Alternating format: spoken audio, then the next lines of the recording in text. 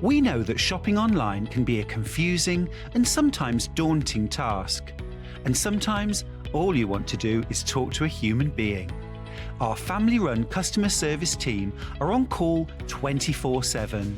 Full of friendly, warm-hearted individuals, all trained to make your shopping experience as easy and enjoyable as possible. Not only will they take your order, they'll also help and guide you on your shopping journey, so you never miss out. If you'd like to get in touch with us during our live show and send in any messages or any questions, then you can do it on studio@sewingstreet.com. Alternatively, you can message us on our official Facebook page. Stuck for ideas for the perfect gift? Why not get them a gift card? You can buy Sewing Street and Yarn Lane gift cards loaded up with anything from £10 to £500. Shop our gift cards online at www.sewingstreet.com or www.yarnlane.com, or purchase them via our UK call centre on 0800 001 44 33. Have you heard about all of the different ways you can shop with Sewing Street and Yarn Lane? You can either shop on our websites, sewingstreet.com and yarnlane.com. You can also order by phone by calling our friendly UK customer service team. For Sewing Street, call 0800 001 4433, and for Yarn Lane, call 0800 4700 600. And don't forget about the Sewing Street app. Here you can shop all of the Sewing Street products as well as watch the live shows from anywhere. You can download the app onto your smartphone or your tablet by simply searching Sewing Street in your app store.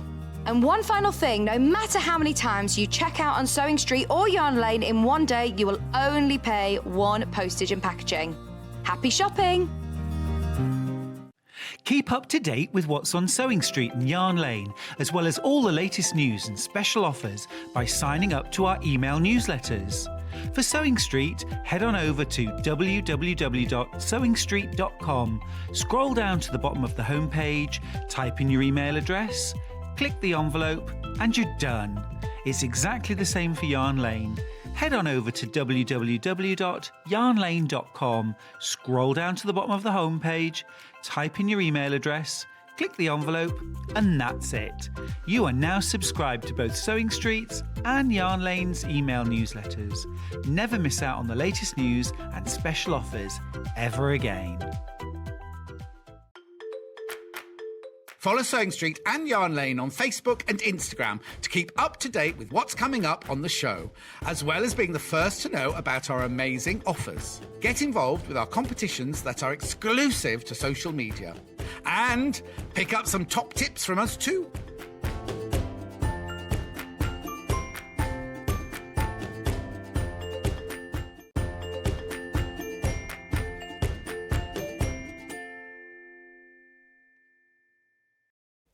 Good morning, everybody. Welcome to Sewing Street. I'm Stuart Hillard. It's wonderful to have your company here. It's Friday. The weekend is almost upon us. Do you have great plans? Does it involve staying with us here at Sewing Street? I do hope so. I'm here all weekend, presenting today and tomorrow and guesting on Sunday with loads of lovely new fabrics and projects to share with you. We've got a bumper day ahead of us with one of my favourite people in the industry. You already know it's Jane Greenoff, who I'm going to be spending some time with later. We've already been having such a laugh. I've still got tears in my eyes. But we have got a packed day here at Sewing Street to share with you. So I hope you are sitting comfortably and have maybe some snacks, a drink or two, in a flask, of course. I will give you breaks.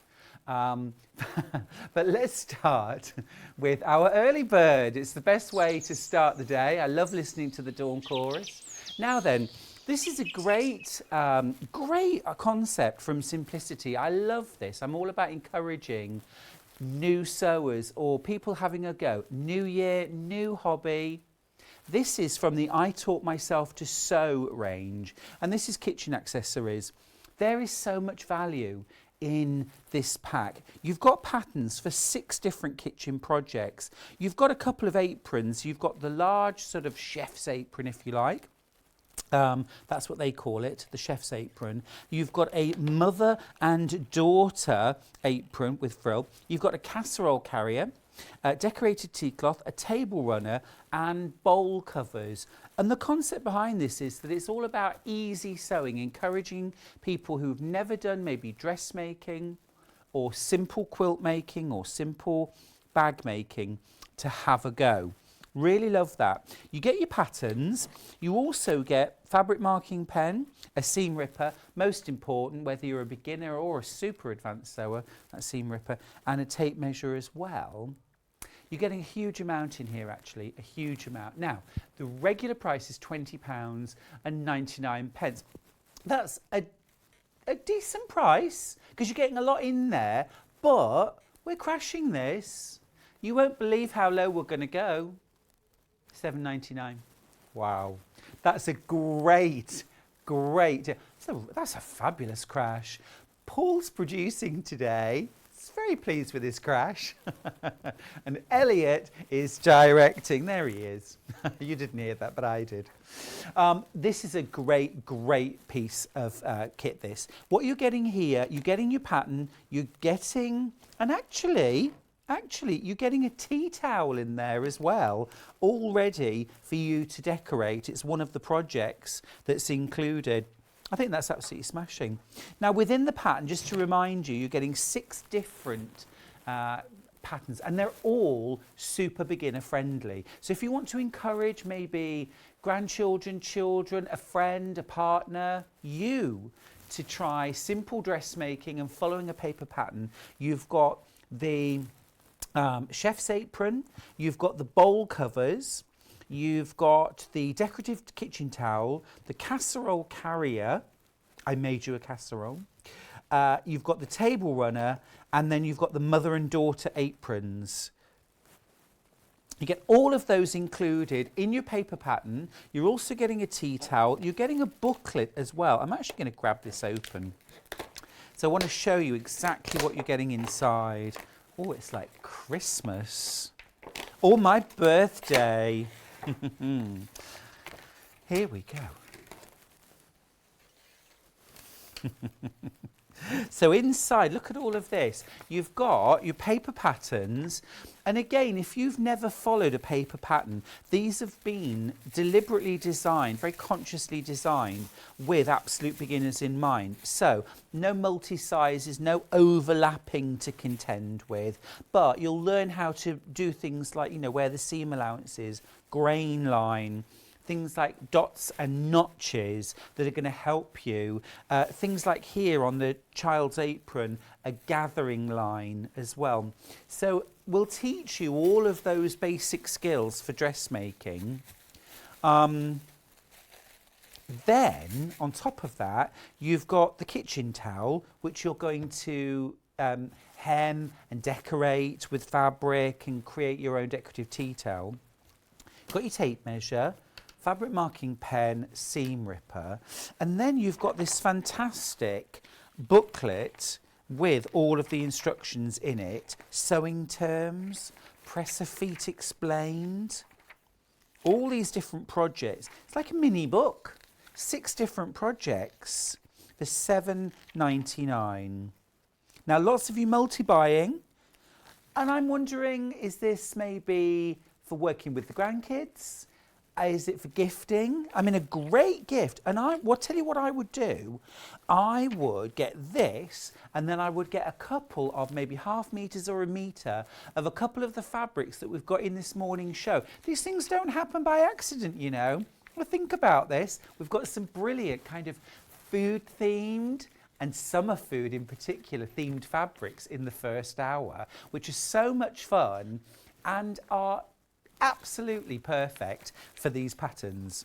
Absolutely love it. Now, I want to say a few good mornings. I want to say good morning to Fiona, who's in Barnoldswick. Fiona, good morning to you. Fiona's been to a few of my workshops and classes. Always lovely to hear from you. Susan, good morning, Stuart and everyone. It is freezing here in Derbyshire. Oh my goodness, I can relate. I tried to de-ice my car this morning. Forget it. Took me 2 attempts. Really cold today, really cold. Good day for staying in with us here on Sewing Street. Can't believe the value in this. Normally £20.99. Lovely to hear from you, by the way. Do send in your messages. We're getting lots and lots of new customers today as well, which is fantastic. Welcome to you. Welcome to Sewing Street. We love it here. We've always got something fabulous and new. You pay one lot of postage and packing here at Sewing Street. It's £3.95 postage and packing per day. And that doesn't matter whether you're buying a couple of half meters of gorgeous fabric, or our early bird, or a sewing machine, or all of those things. And you don't just have to check out once. You can check out multiple times throughout the day. You'll only pay £3.95 for the whole day. 16 of you just popped this in the basket while I was talking. Well done to all of you who managed to get our early bird today. It's absolutely fantastic starter for brand new sewers or brand new dressmakers. Learn lots of skills there. Now let's have a look at the menu and see what's coming up in today's show. Now 8 a.m. it's new fabric collection. We've got some fabulous fabrics. Dan Morris, we've got some beautiful fabrics from Stoff, and it's all about gorgeous, summery, foodie themes. I love it. I'm getting hungry already. Now at 9 a.m. it's the legend that is Jane Greenoff. I've been fanboying all over her all morning. There's more of that to come. Look at that gorgeous biscornu. Herbs and spices. Love it. Beautiful, beautiful products, beautiful projects from Jane. There's a reason why Jane's a world leader in cross stitch and counted embroidery. We've got some hardanger. How beautiful is that? Now that terrifies me, but Jane is going to demystify it live on air. At 10 a.m, sewing tools and fabrics. All the essentials. We've got the 572 from Elna, which we'll be having a little bit of a tour of. So if you're thinking about new sewing machine or new tools, I tell you my top tip for that. I've got a massive square up ruler. I've never seen one so big. You'll want it. I know you will. So that's at 10. At 11 o'clock, Jane is back with more Cross Stitch Guild. Look at these. Look at these. Our producer Paul is a favourite. I'm all over that. I absolutely love it. Sewn on linen. How beautiful is that? The stamps. I love that whole travel theme. It's absolutely beautiful. I want to travel in a galleon from now on. It's the only way I'm going to travel. And then inside it's actually a pouch for taking your sewing kit with you. But what a thing of beauty. So, so clever. That's coming up at 11. All these beautiful things. And then at 12 o'clock, we've got cushion kits you'll love. So we've got some only just launched from Delphine. We've got some other absolute favourite cushion kits. So lots of lovely projects, and great if you want to get started with things like quilting, patchwork, a plique maybe, a small foundation paper piece project. There, a cushion's a great place to start. So that's coming up at 12. So really, really packed morning. Do get your messages in, won't you? Email us, message us. Now, email easy, studio@sewingstreet.com, and you can send us in things like pictures there, photographs of you and your pets. You know, I love seeing your crafting pets. You can also message us on Facebook if you prefer, Sewing Street TV. Now then, brand new fabric, and what a corker it is. So much fun, so much fun. I love it. Now Dan Morris, I love his designs. He always manages to create really detailed, almost photographic images on fabric, which are so detailed, beautiful colour, and often a lovely sense of fun with his fabrics.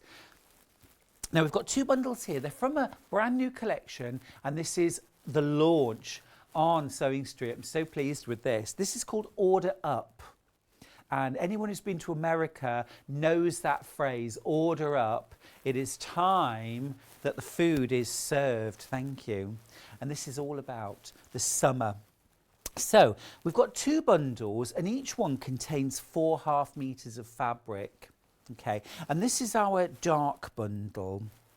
Now, as soon as I saw this fabric, I instantly thought, okay, I need to make things like a chef's apron for the summer for barbecuing.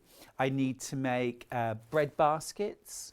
I need to make maybe something like a placemats, table runner, some fun napkins as well, maybe a chef's hat. It's great fun, isn't it? What about things like an apron with pockets for those barbecue tools? Yeah, or for like just you can wipe your hands on as well. Trimmed tea towel. I mean, it works so well with our early bird special as well. Casserole cover, chef's apron, mini chef's apron. They have to have a hat as well, of course. And what better than a hat with burgers on? I mean, come on. Isn't this fun? Lots of you joining us this morning. It's wonderful to have your company here at Sewing Street. Love these. Now, this whole fabric collection is £27.95. You get 4.5 meters of fabric, so 2 meters in total. And yeah, it's a really fun themed fabric, this one. You've obviously got like a sort of burger and barbecue theme to it, especially this one right here. I think this would be absolutely brilliant for using for an apron with, you know, your ketchup and mustard, your tools, that kind of thing. And then you've also got this, which is rather more of a kind of bistro feel with a lovely bottle of wine. I remember actually, I worked in a restaurant when I was about 15, 16, 17, and we used to have bottles, was it Chianti?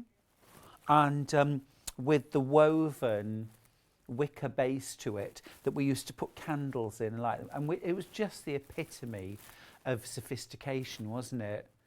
A Chianti bottle with a red candle with all wax dripping down. There was always a lot of wax dripping down. Oh, happy memories, happy memories. A little bit of ravioli there, mozzarella. I mean, it really has got it all.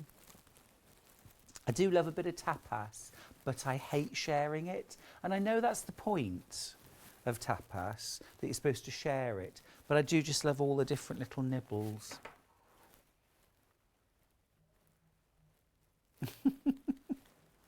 Yeah, we're just, yeah. Let's have a look at these.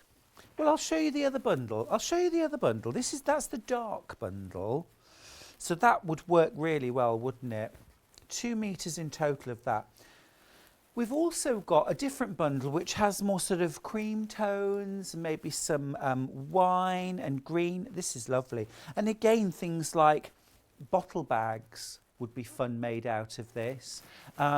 We've got 4 fabrics in this. So we've got our cream, 2 cream fabrics, which has kind of tossed ingredients, peppers, garlic. Again, this would be lovely for sort of making some kitchen accessories out of. You could make really fun food mixer cover or toaster cover.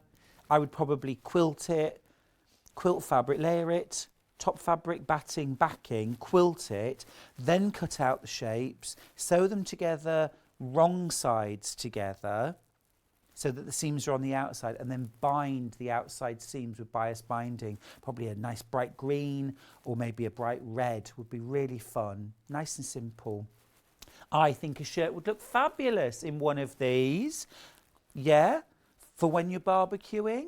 I can imagine this kind of style of shirt, but with burgers on it.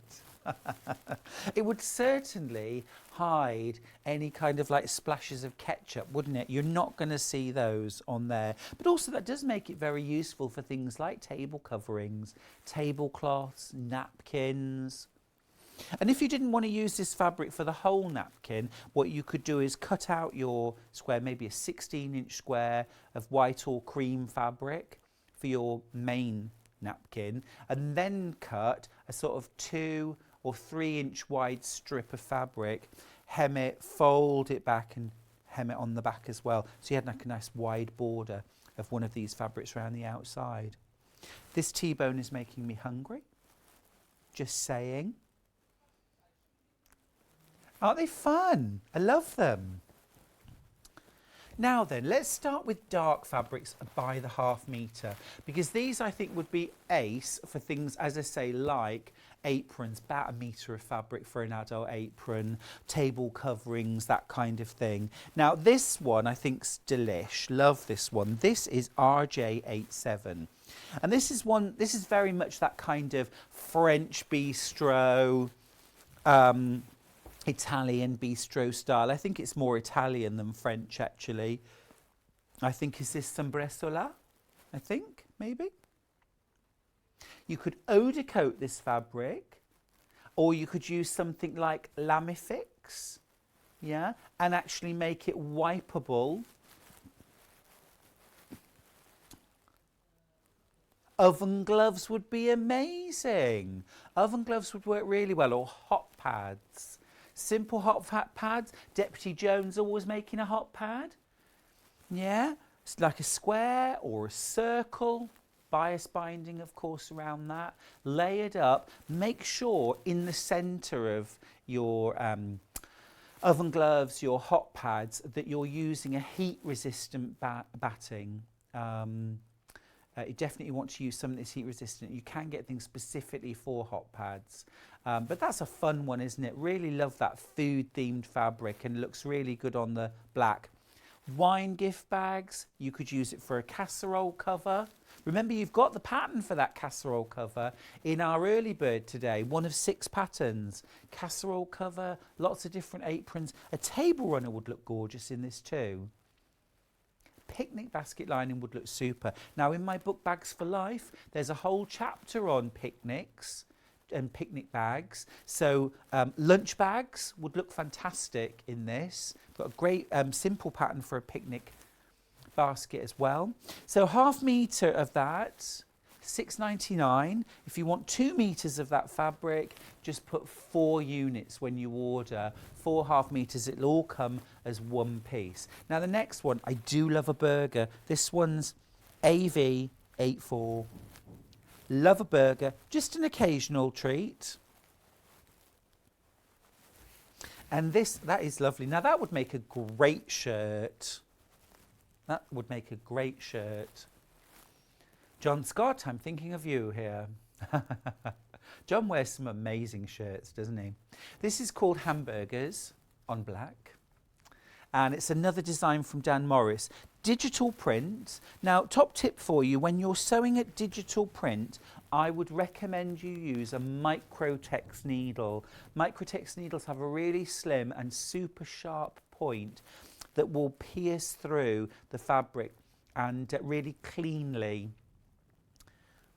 If you use something like a universal or a rounded tipped needle, when it goes through digital print fabric, you can end up with almost like little white lines where it's where the backing's showing. You need a nice sharp pointed needle to go through fabrics like this. So use a Microtex. A tote bag would be fun using this. And for a tote bag, I would probably use something like a black solid as well. And I would have maybe a strip across the bottom and maybe a strip across the top. And then this through the centre, maybe a 12-inch wide section in the centre. Black at the top and bottom, black handles maybe, something like that. Just popping out for some hamburgers. Love it. Aren't they fun? This is terrible, isn't it? If your New Year resolution was to eat less junk food, I'm so sorry. All I can do is apologise. But I can guarantee that as long as you don't try and eat this fabric, it is calorie free. Now this one does end 30. This I think might possibly be my favourite fabric. Do love a kebab. This one looks delicious. Oh my goodness. This has got prawns, some steak, sausage, cheese, vegetables. Amazing. And I do love a gherkin. I've got to say I love a gherkin. Hot wings. Thank you very much. Hot dogs. Beautiful. And again, wouldn't that make a fab apron? Now I must just, while we're here, I must just show you, this is a little bit of a tease for Sunday when I'm guesting. This is a different range of fabric. But look, I just want to show you, look, little apron, you see. I'm just going to tie them down. This is coming up on Sunday. How cool is this? Man cave, my tools, my rules, my tools. Yeah? And man cave, tools allowed. How much fun. But look, this basic idea of just this little kind of lined apron round the waist with a tie would work so well using. So for example, I mean, just imagine, yeah, there you go. It works really well with the shirt, doesn't it? But again, I would mix this maybe with some black solid or bright red, something like that. Make a bit of a waistband, interface the waistband, medium weight fusible interfacing, and I would also back this, and again, maybe use something like a red or a black, but back it as well, so you've got that bit of extra protection, okay? And then a waist tie, add a pocket on the front, easy sewing, easy quick sewing. Okay, should I leave the apron on? It's a bit like a superhero sort of power pack, isn't it? Not power pack, what do they have, like a utility belt? Batman's utility belt. I've never felt more of a superhero than I do right now. Now, this is fun. I like this. This is called WX92. Well, it's not called that. It's called Order Up. That's a tote bag, isn't it? It's a casserole cover too. So the idea of casserole covers or casserole warmers, you know, you can pop your casserole inside, almost like a bag, and it folds around and it's got handles. So for example, if you're going to a potluck supper or you're going round to friends or neighbours for supper and you're taking a casserole, I do it all the time. This one features all those gorgeous ingredients that I love, those Mediterranean ingredients, olives, garlic, chilies, peppers, tomatoes, mushrooms, absolutely beautiful and rendered in so much detail. Love it. Susan's messaged in, yes, the weather gremlins are at work again. A few of you having issues watching on the TV. Do we know about that? We'll have a little look into that. Susan also says, I love your ideas for the use of the lovely fabrics. They are really fun, aren't they? Really fun. Judith's message, watching you on my phone and the test match on the TV. You cheer up the morning, Stuart. Thank you. Loving the chef's apron and hat idea. Thank you. Yeah, I just think it would be great fun. And a little mini chef's hat for a child. I always think it goes back to when I was teaching in nursery. Give a child an apron and suddenly whatever job you want them to do is like fun. I've got the apron on, I'm ready. And a hat as well, absolutely perfect. Tidying up, you know, helping with the cooking, helping with the hoovering. Now, if you're watching on Sky, weather can affect your viewing pleasure. So if you have the option, maybe go onto the computer or the laptop for now. Just, yeah, we think it's the weather. How annoying. How annoying. Let's go cream. This is MJ63. Now, this is, oh, I'm not wearing it anymore, am I? This is the same one that I made my little apron out of, but in cream. Now that light background's fab, isn't it? Oh, it's a tricky one. It's a tricky one. Which do you prefer? The dark background, black background, or the cream? Work really well together, actually. Ah, neck and neck, neck and neck. But this is a fun fabric. I like that very much. Again, you've got those same motifs, the hot wings, the little pig barbecue sauce. Love it. The jalapenos, the sausages with the griddle marks. Yummy. I do hope somebody is sending out for takeaway because I am getting hungry. Is there a baster on there? Where's the baster? Now, if you like things like making I Spy quilts for kids, well, I can't spot the baster. Guide my hands, top right. Down, down, down. Oh, I see a brush. Oh, Paul was saying baster, a baster, and I was thinking, where's the, you know, like the turkey baster with the bulb that you... That's what I was looking for, you see. A brush, a brush. Jill, good morning, you're in Tewkesbury, my old hometown. Lovely to have your company today. Susan, my son had a fab imagination when he was little. His market stall was a bank, a post office and a shop. Now that is a brilliant idea actually, Susan. You know, these fabrics would be so cool for making some like play outfits for children as well, for encouraging that sort of creative play. So things like, you know, the uniform, the apron, the hat for actually role playing. Now this is hamburgers on green. That's fun. What about backing a waistcoat?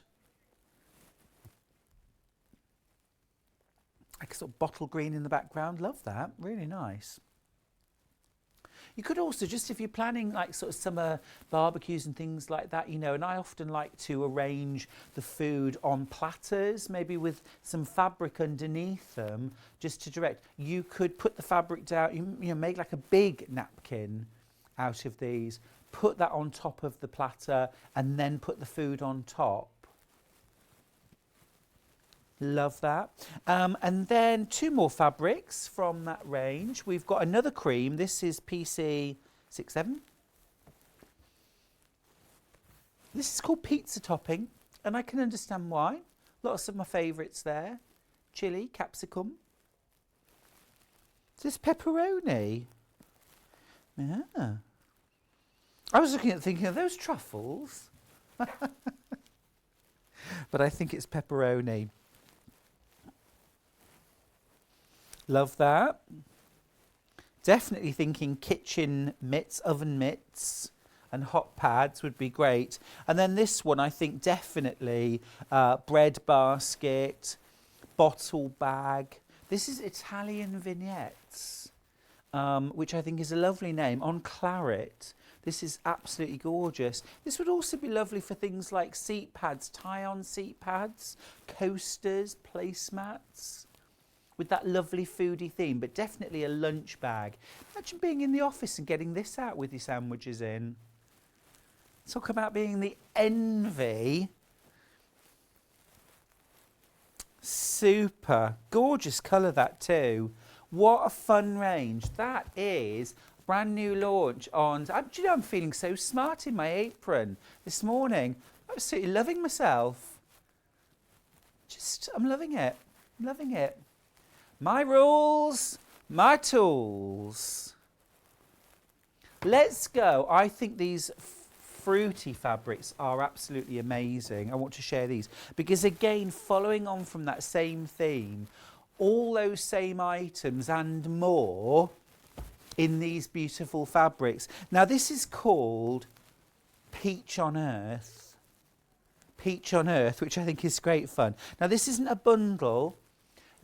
All these fabrics are available by the half metre. So I'm going to run through them quite quickly but they're just so vibrant and luscious, aren't they? All those summery projects, but also these would be absolutely brilliant quilt making, I think. You could make a really fun quilt, vibrant picnic blanket or throw quilt, something for the beach. Let's start with watermelon. This is Ivy 79. This is absolutely fresh and juicy. Isn't that beautiful? The price on these is fantastic, £5.99 for a half metre. Now I'm thinking summer dressmaking actually with some of these fabrics. I think a shirt, a short sleeve shirt, I'm thinking of Mark Francis. I'm thinking about his Brighton shirt made in this short sleeved version. Absolutely beautiful. It's got that wonderful kind of pinky red. It's really zingy. Yeah, what about a jumpsuit? What about a jumpsuit with an elasticated waist? That would be cool. Very nice. Love that one. Lemon. This is YS75, the lemons. Now this is gorgeously zingy and bright. If it's miserable and dull where you are right now, just gaze into your TV screen and just get a blast of sunshine. I think little market bags. So again, bags for life. My market bags, produce bags. Little strip of fabric at the top for your channel. Little strip at the bottom for your base, and then something like cheesecloth in the middle. Drawstring at the top. Take them along to the supermarket for buying things like your fruit and your veg. Aren't these gorgeous? But also, let's not forget things like Kay Facet's oranges fabric, yeah, which is fab. I mean, these would work really, really well in your quilt making, especially if you love those bright, vibrant graphic prints. I think that is fabulous. Summer dress. All of this fabric, by the way, absolutely brand new. This is its TV launch. We love having those exciting launches and having all that lovely fresh fabric that's absolutely new to market. Now this next one are pomegranates. These are definitely pomegranates. YC54. Now someone's called that passion fruit, but they're not passion fruit, are they? Those are definitely pomegranates. Which was, interesting fact for you, the pomegranate was the personal symbol of Queen Catherine of Aragon, Henry VIII's first wife. There you go. Oh, I'm good for a pub quiz, me. This is absolutely beautiful. Now this again, I think dressmaking, this would be fab. Can you imagine a lovely collared blouse made out of this? That would be beautiful, absolutely beautiful. Or a shirt, nice sort of crisp shirt, maybe with some pin tuck detail through the front. Love that one. And you could also as well just use little bits of this combined with other fabric, you know, just to bring that fun look. Now this next one I absolutely adore. This is Lemons and Limes, XA49. And again, it's that vibrancy of colour.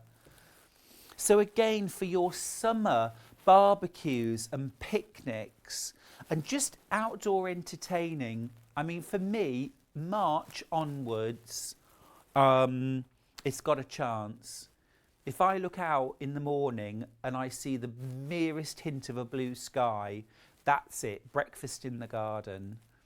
And it's placemats and napkins, and it just makes me feel summery and bright. That is so much fun. I love it. Yeah. Oh, and homemade lemonade. Yummy.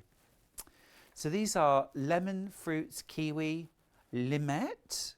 Limette? Limette? That's a new word on me. I don't want a full lime. I just want a limette. Just means lime, apparently. There we go. This is our brand new range, by the way, from Stuart. It's called Peach on Earth, which is the most adorable title. Now, this next one, these are apricots, I think. Apricots, aren't they? They make me think of apricots. Maybe they're peaches. Anyway, you say potato and I say potato. Aren't they cute? and a little bit, I'm going to say it, a little bit cheeky. Aren't they lovely? The colours are gorgeous. Absolutely gorgeous. Do you know, Jane Greenoff has put me in such a giddy mood today. Jane's so much fun. I can't wait to do an hour with her. 9 o'clock, there's not too long to wait. And 11, she's fabulous. Again, I think that's lovely. And really lovely warm tones. Be great for a bag, wouldn't it? Team it with a little bit of this lovely fresh green, I think would be lovely to pick out. Just a little bit of this green, or even a little bit of this warm chestnutty brown. What about a purse? Yeah, a little purse, little metal framed purse. I like that because it's a little bit quirky, isn't it? It's a little bit different. You know, you could be going out for a sort of posh night and, you know, in quite glitzy clothes, but then have just a little purse that's all peaches. Yeah, made this. Bit cheeky. That's just who I am. Bit peachy. Little peach. That's my nickname in prison. I'm kidding. I'm kidding. I'm kidding. Right. Ah. I used to have a badge that I'd bought at Yarndale that said I learned to knit in prison, and I just used to love wearing it for the crack, really, because people would look at the badge and smile and then read the badge and then look rather worried. But anyway, I didn't learn to knit in prison. Now this is all about the banana, which I love. Lovely bananas. On the most vibrant, bright sort of lime green background, and then these vibrant bananas. Again, produce bags, market bags, shopping totes, lunch bags. Absolutely fab. You could even make yourself a little banana ripening bag, couldn't you? I think it's the ethylene, isn't it, that bananas give off that ripens them. And if you put them in something like a bag, a paper bag or something, it sort of traps the gas and makes them ripen quicker, I think. Lovely. Oranges. Oranges. That's gorgeous, isn't it? Oh, oh, bless me. Sorry about that. Allergies. I'm allergic to oranges. Oh, how weird is that? I'm not allergic to oranges, I'm kidding. Elliot, our director, was dusting in the studio earlier on, and I think he's disturbed a moat. This is lovely though, isn't it? Now again, something like a table centre or placemats. Breakfast set would be really nice, wouldn't it? Something zingy for the morning. Or mix and match this, maybe with the limette and, and the limon. Gorgeous. Love these. Love them. They're so much fun. What a nice bit of brightness to start the day with. And they are brand new. Now the last one is pears. Now these are gorgeous.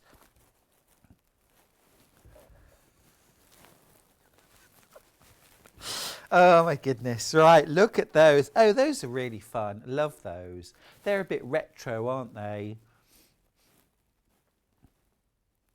Now I'd be inclined to admit I made a couple of placemats last year which were shaped like fruit, and I did an apple and a pear, and they were pieced, but this would be really fun to make a placemat that was the shape of a pear, wouldn't it, with a three-dimensional stalk on the top of it, maybe with like the centre of the pear, you know, applique. Just follow one of these pictures really and put the little seeds on. That would be so much fun for a little placemat. Love it. Yeah, I mean, I must admit, I keep looking at these thinking, where's the face? Where are the little legs? They look almost like that, don't they? Really lovely. £5.99 per half metre. What about a backpack for school for the kids? That would be lovely. Lunch bag. Yeah, that'd be really nice. Really nice. Great, great. I think that's a fun range. That's peach on earth. And who doesn't want a bit of that? More new fabrics. Now, this one is called Garden Passion. And the reason why it's called Garden Passion is because there's a sort of main print which features the passiflora or passion flower. Now, we had a passion flower growing round the kitchen door when I was very small, and I was fascinated by it. And my dad loved to tell me all about the passion flower and all the sort of meaning behind all the different parts of the flower. Absolutely super. Now this one, there's a whole load more fabrics in this. These are all available by the half metre. Absolutely luscious colours. Now I'm going to leave the passion flowers for a second. I'm going to jump straight to the poppy heads, because these would be my top pick right now, right this moment in time. I think these are absolutely beautiful. Let's start with SQ54. How gorgeous are these? I'm just going to open these. I'll show you the three colourways. How beautiful are these? We're going to start with this one.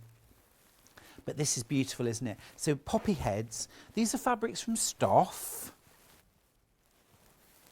Isn't that beautiful? That is stunning, isn't it? I love the way that the poppy head, the seed head, has been taken and turned into the flower, if you like. Again, an amazing price, $5.99. Now, you could use this for any of your normal quilt making, so piecing, borders, bindings, but also, wouldn't that make a gorgeous backing for a quilt? Anything that had got kind of pinks or reds or plum colours or golds in it, that would make a gorgeous backing. And at $5.99 for a half metre, what an affordable way of buying those sort of larger pieces of fabric we need. Very pretty, that. Nice for dressmaking too.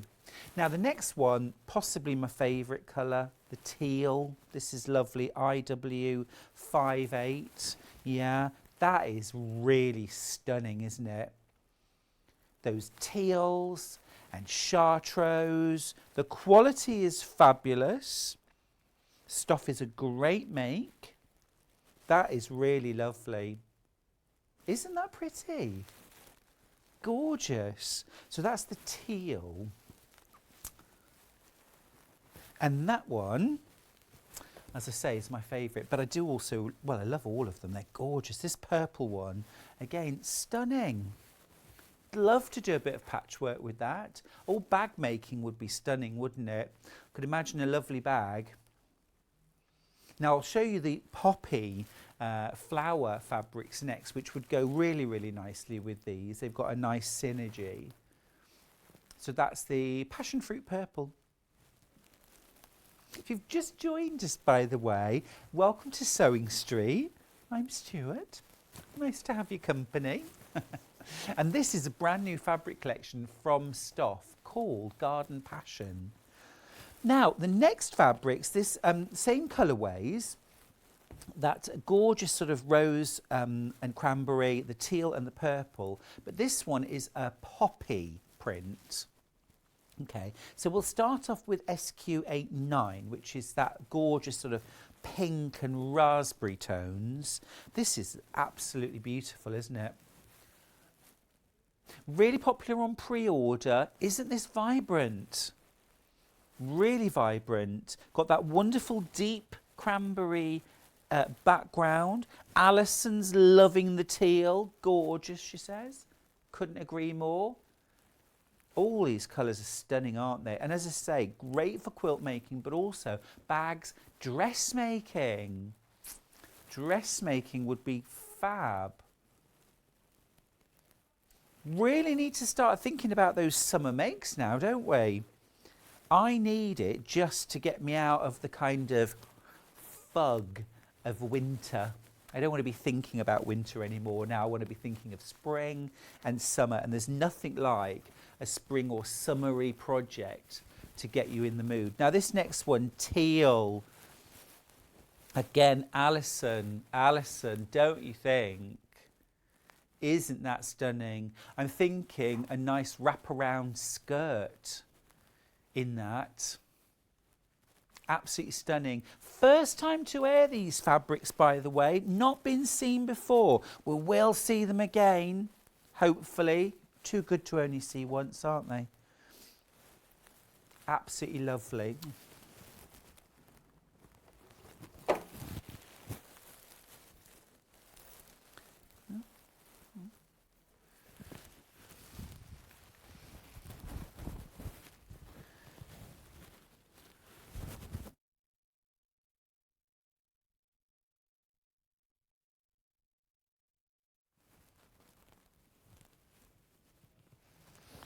Oh, lovely. What different? Me? Well, I've had my hair cut. Just showing off another little apron. Now this one is, admittedly, it's really for a child. It's a little bit short. Pocket, ooh, pockets, lovely. But this is also from the Man Cave range. Tell you what, the testosterone in this studio right now is positively cloying. But yeah, so I'll show you this on Sunday. I couldn't help but just get it out.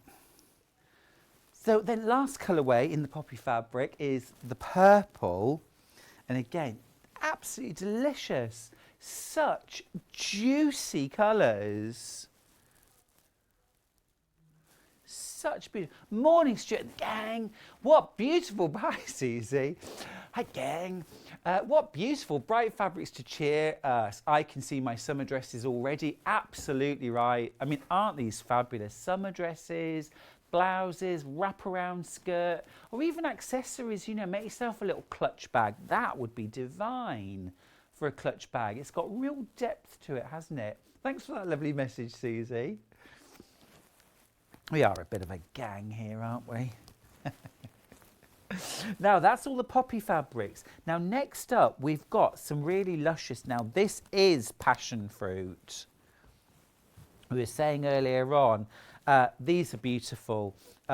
This now introduces a few other colours into the mix. So we've got that gorgeous, vibrant pink. We've got some green now mixed with the fabulous purple, and then this vibrant turquoise. Let me break that down for you. So again, I'm thinking summer accessories, garden furniture. Yeah, so what about things like some new seat covers, seat pads for the loungers? Can you imagine a lounger cushion? Now, at its simplest, it's a big rectangular cushion, but often made up of different sections. Easy enough. What about a maxi dress in that? Tiered maxi dress, that would be amazing. It is beautiful. I love the pink background. It's really vibrant, juicy, fresh, and never seen before on Sewing Street. Loving that, loving it. What about the lovely turquoise? This instantly transports me to being on holiday, being on the beach, cocktail in hand. Maureen, totally with you. Roll on spring, lovely, jolly, colourful fabrics. They really are, really are. They're so vibrant. And again, if you want to, you could just mix a little bit maybe of a solid or a batik or something like that in with these. Doesn't it look amazingly different depending on the colour? Really does change the look. So that's the turquoise or blue, and then the green.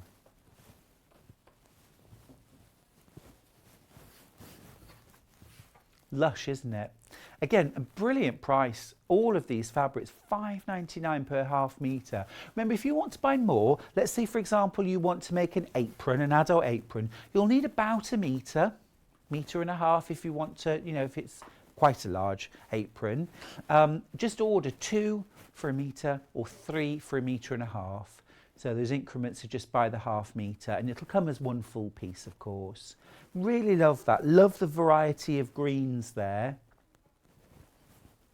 Beach bag. Yes, please. Swim bag. Few more of these fabrics left. Oh, got the same fabric twice. I should put that to one side. So the last fabric in this collection, the Garden Passion, is the Passion Flower. Get turquoise, purple and this golden yellow. I'm going to save that till last. I think that might be my favourite. But this turquoise, again, I'm thinking, you know, kind of Hawaiian style shirt, KY40. Yeah, a Hawaiian shirt would be awesome, wouldn't it? Or a pair of really vibrant shorts or trousers. Some nice palazzo pants in this. And then pick one of the colours for a plain vest top or a little tee. Would look great with those. Drawstring waist, nice wide leg palazzo. It's all I wore in the 80s. Morning to every one of you, by the way, and thank you for joining us here on Sewing Street. Trying to bring a little sunshine on this very cold, very cold day. And foggy.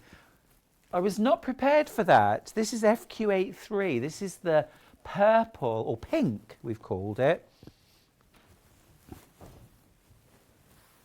There we go. Better. Isn't that luscious?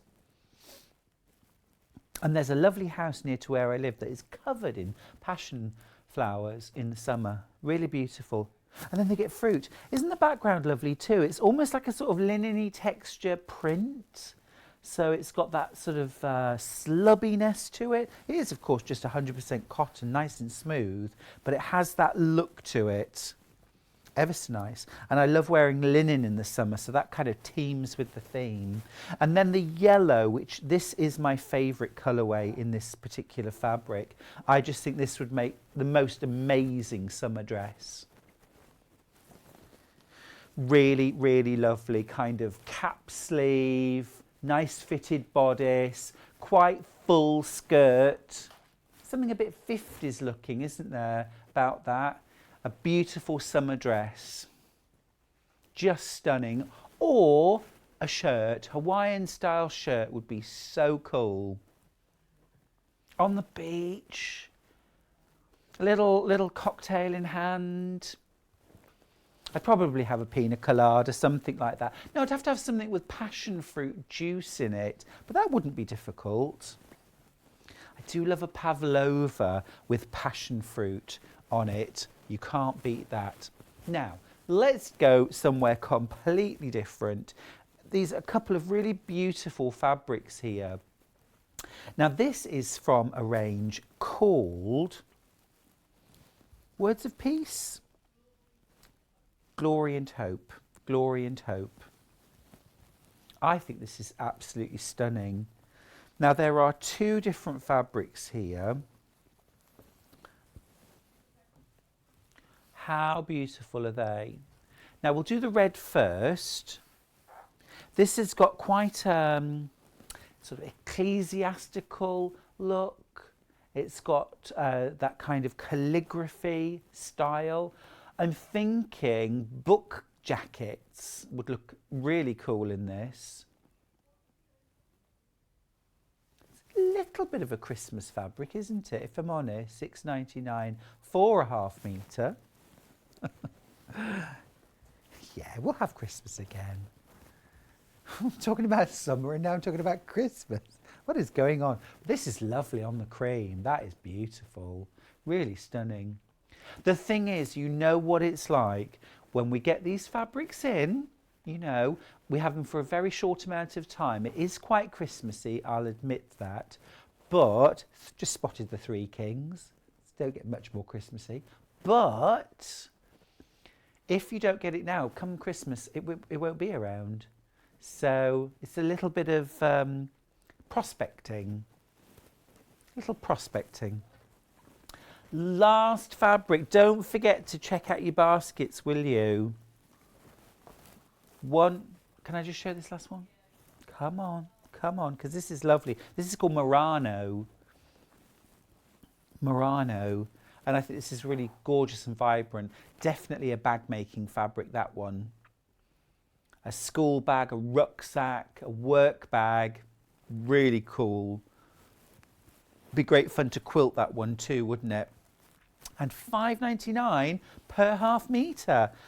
Don't forget our early bird special, that wonderful Learn to Sew set, down from $20.99 to just $7.99. Still got a few of those. Don't forget to check out your baskets. We're going to take a little short break now, but when we come back, we will have Cross Stitch Supremo and all-round good egg, Jane Greenoff. Don't go anywhere.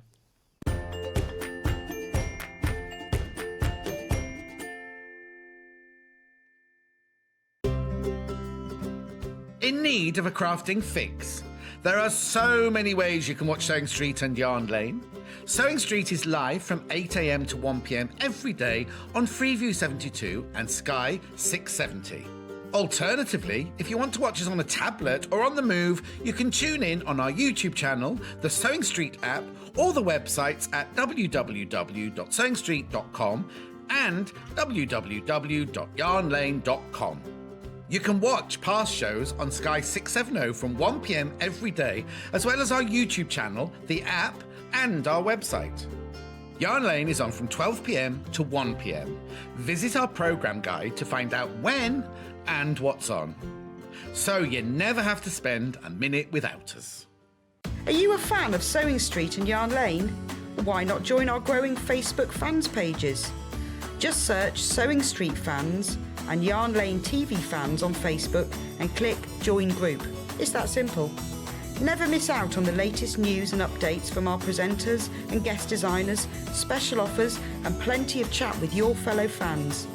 Share photos of your makes, ask for advice, interact with your favourite guests and presenters and be a part of the ever-growing sewing and yarn community. See you there!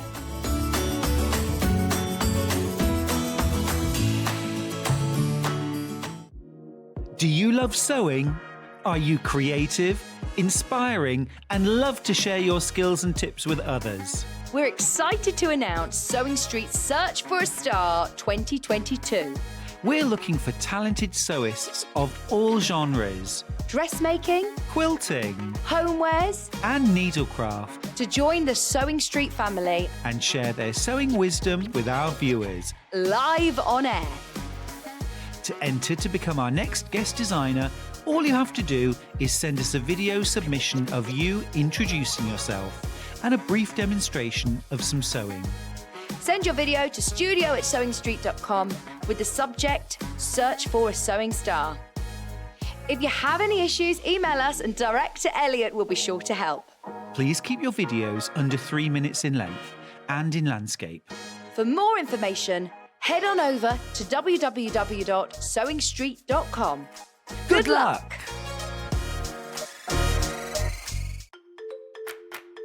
Follow Sewing Street and Yarn Lane on Facebook and Instagram to keep up to date with what's coming up on the show, as well as being the first to know about our amazing offers. Get involved with our competitions that are exclusive to social media. And pick up some top tips from us too.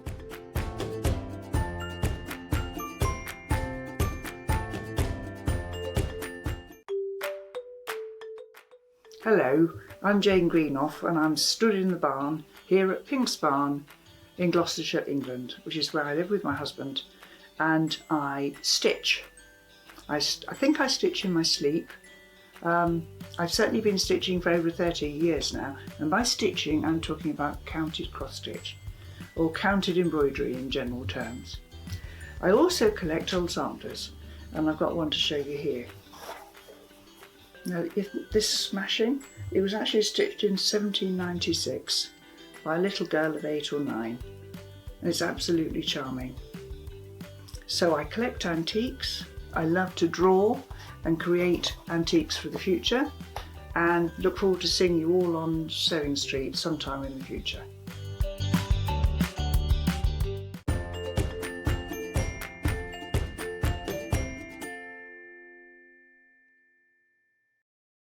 Hi friends, welcome back to Sewing Street. It's wonderful to have your company today on this very cold, foggy, dark day.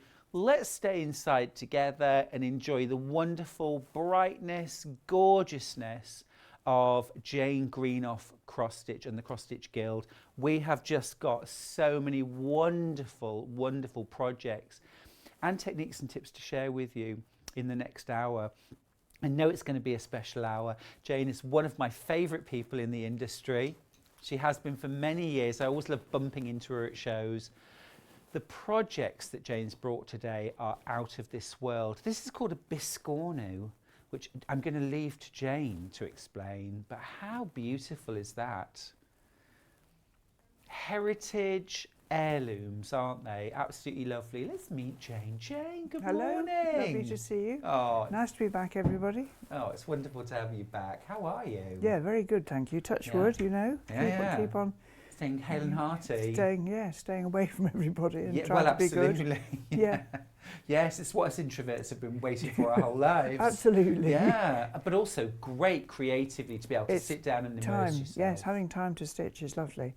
I've tackled a bit of garden, but not much. Most of it's been inventing new stuff, so it's been good. Oh, really? It's been good, yeah, very Good good. stuff, good stuff. And we've got some brand new projects Yeah, from we you have. today, haven't Yeah. we? Which is super exciting. But first, something which Jane, a book which Jane wrote a while ago, but which is now in its 4th edition. And there's a reason why books get reprinted and there are future editions, and that's because they are must-have Bibles almost of stitch, and that's exactly what we've got here. It's the Stitch Book by Jane Greenoff, 4th edition, spiral bound, which I love in a workbook. Of course. This means it's serious stuff, doesn't it? This is the kind of open, on your lap, never leaves your desk. No, I've got one on my desk, scribbles on. I scribble all over it. Do you approve of that? You must do if you do it. Yeah, I do, yes. In this book, I certainly do. Yeah, I left some spaces so you've got room for notes. And these stitches are designed for us by the wonderful Ethan Danielson, who's been the graphics chap for the Cross Stitch Guild for 27 years They now. are amazing. They are amazing. So clear. Clear. You can actually see the fabric. You can see where the needle goes. Every single fibre. Yeah, yes, absolutely. So he's a very talented, and as I said, we've used him within the guild for a long, long time. Oh, good illustrator, worth their weight in gold, aren't Absolutely, they? absolutely.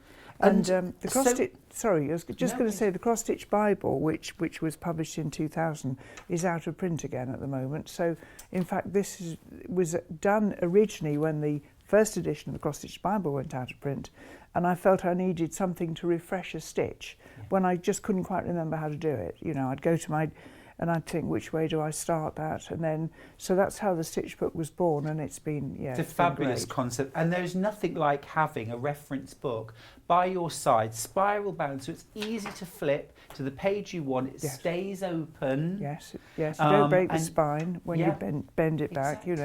Exactly. And also, as well, I noticed that there's a hard hanger section too. Yes, we included, we really asked the members of the guild what they needed and wanted, and particularly with the 4th edition, because obviously I'd thought of some more stitches to include and wanted to make sure we gave what people wanted. And members came back saying they wanted a little diagram of how to put a watt bow and a bit biscornu I together. noticed those and we, in the back. we did include those. And also things like how to mount your work, how to stretch it, so that you get that really professional finish to your final embroideries. Absolutely. And you know, when you've got pieces that you want to frame, if you have to take it to the framer loose, unframed or unmounted, you know, you're paying a lot of money for them to do it for you. If you can mount your own things and just take the finished item to be framed, then obviously it's going to save you cash. It really does. The other secret, of course, is that these days, I'm not going to mention any names, but there are some large department stores, that have frames for sale. And often, if I find a pretty frame, I'll buy it, even though I don't know what it's for yet. And they're perhaps designed to fit it, you know. For your stash. Well, that's right, for my frame stash, exactly, because Nothing framing wrong is with that. costly. Nothing wrong with that. So many fabulous reviews across the bottom of the screen then. Did you see them all? Absolutely glowing. Lovely message from Suja, who's in County Durham. Hello, best reference book. Suja, Thank you, thank you, Suja. That's very kind, dear. Yeah. Thank you. Best reference book. And Very it is kind. absolutely wonderful to have all those different stitches which we can do As counted embroidery? Yes, everything I do is counted or nicked from the embroiderers and turned into counted. Good, sometimes. I love that. Yes, so things that you can count onto fabric. So our What fabric have you is nicked? French Give me knots. example. French French knots are yes. surface embroiderers, really. Satin stitch is commonly used in You stole service. that? Well, sort of. Borrowed. Shame. Borrowed, perhaps. Are you Borrowed. intending to give it back? No. I didn't think so. Jane, you are wonderful. That is a great book. Absolutely worth any level of stitcher having that in their reference guide, something that you'll use again and again. And I haven't even mentioned the most exciting part, which of course is that it is signed. They are all signed, by yes. Jane Greenoff. Yeah, I haven't touched it. Nothing to do with me. I'm going to leave that to one side. Don't forget to check out your baskets, will you?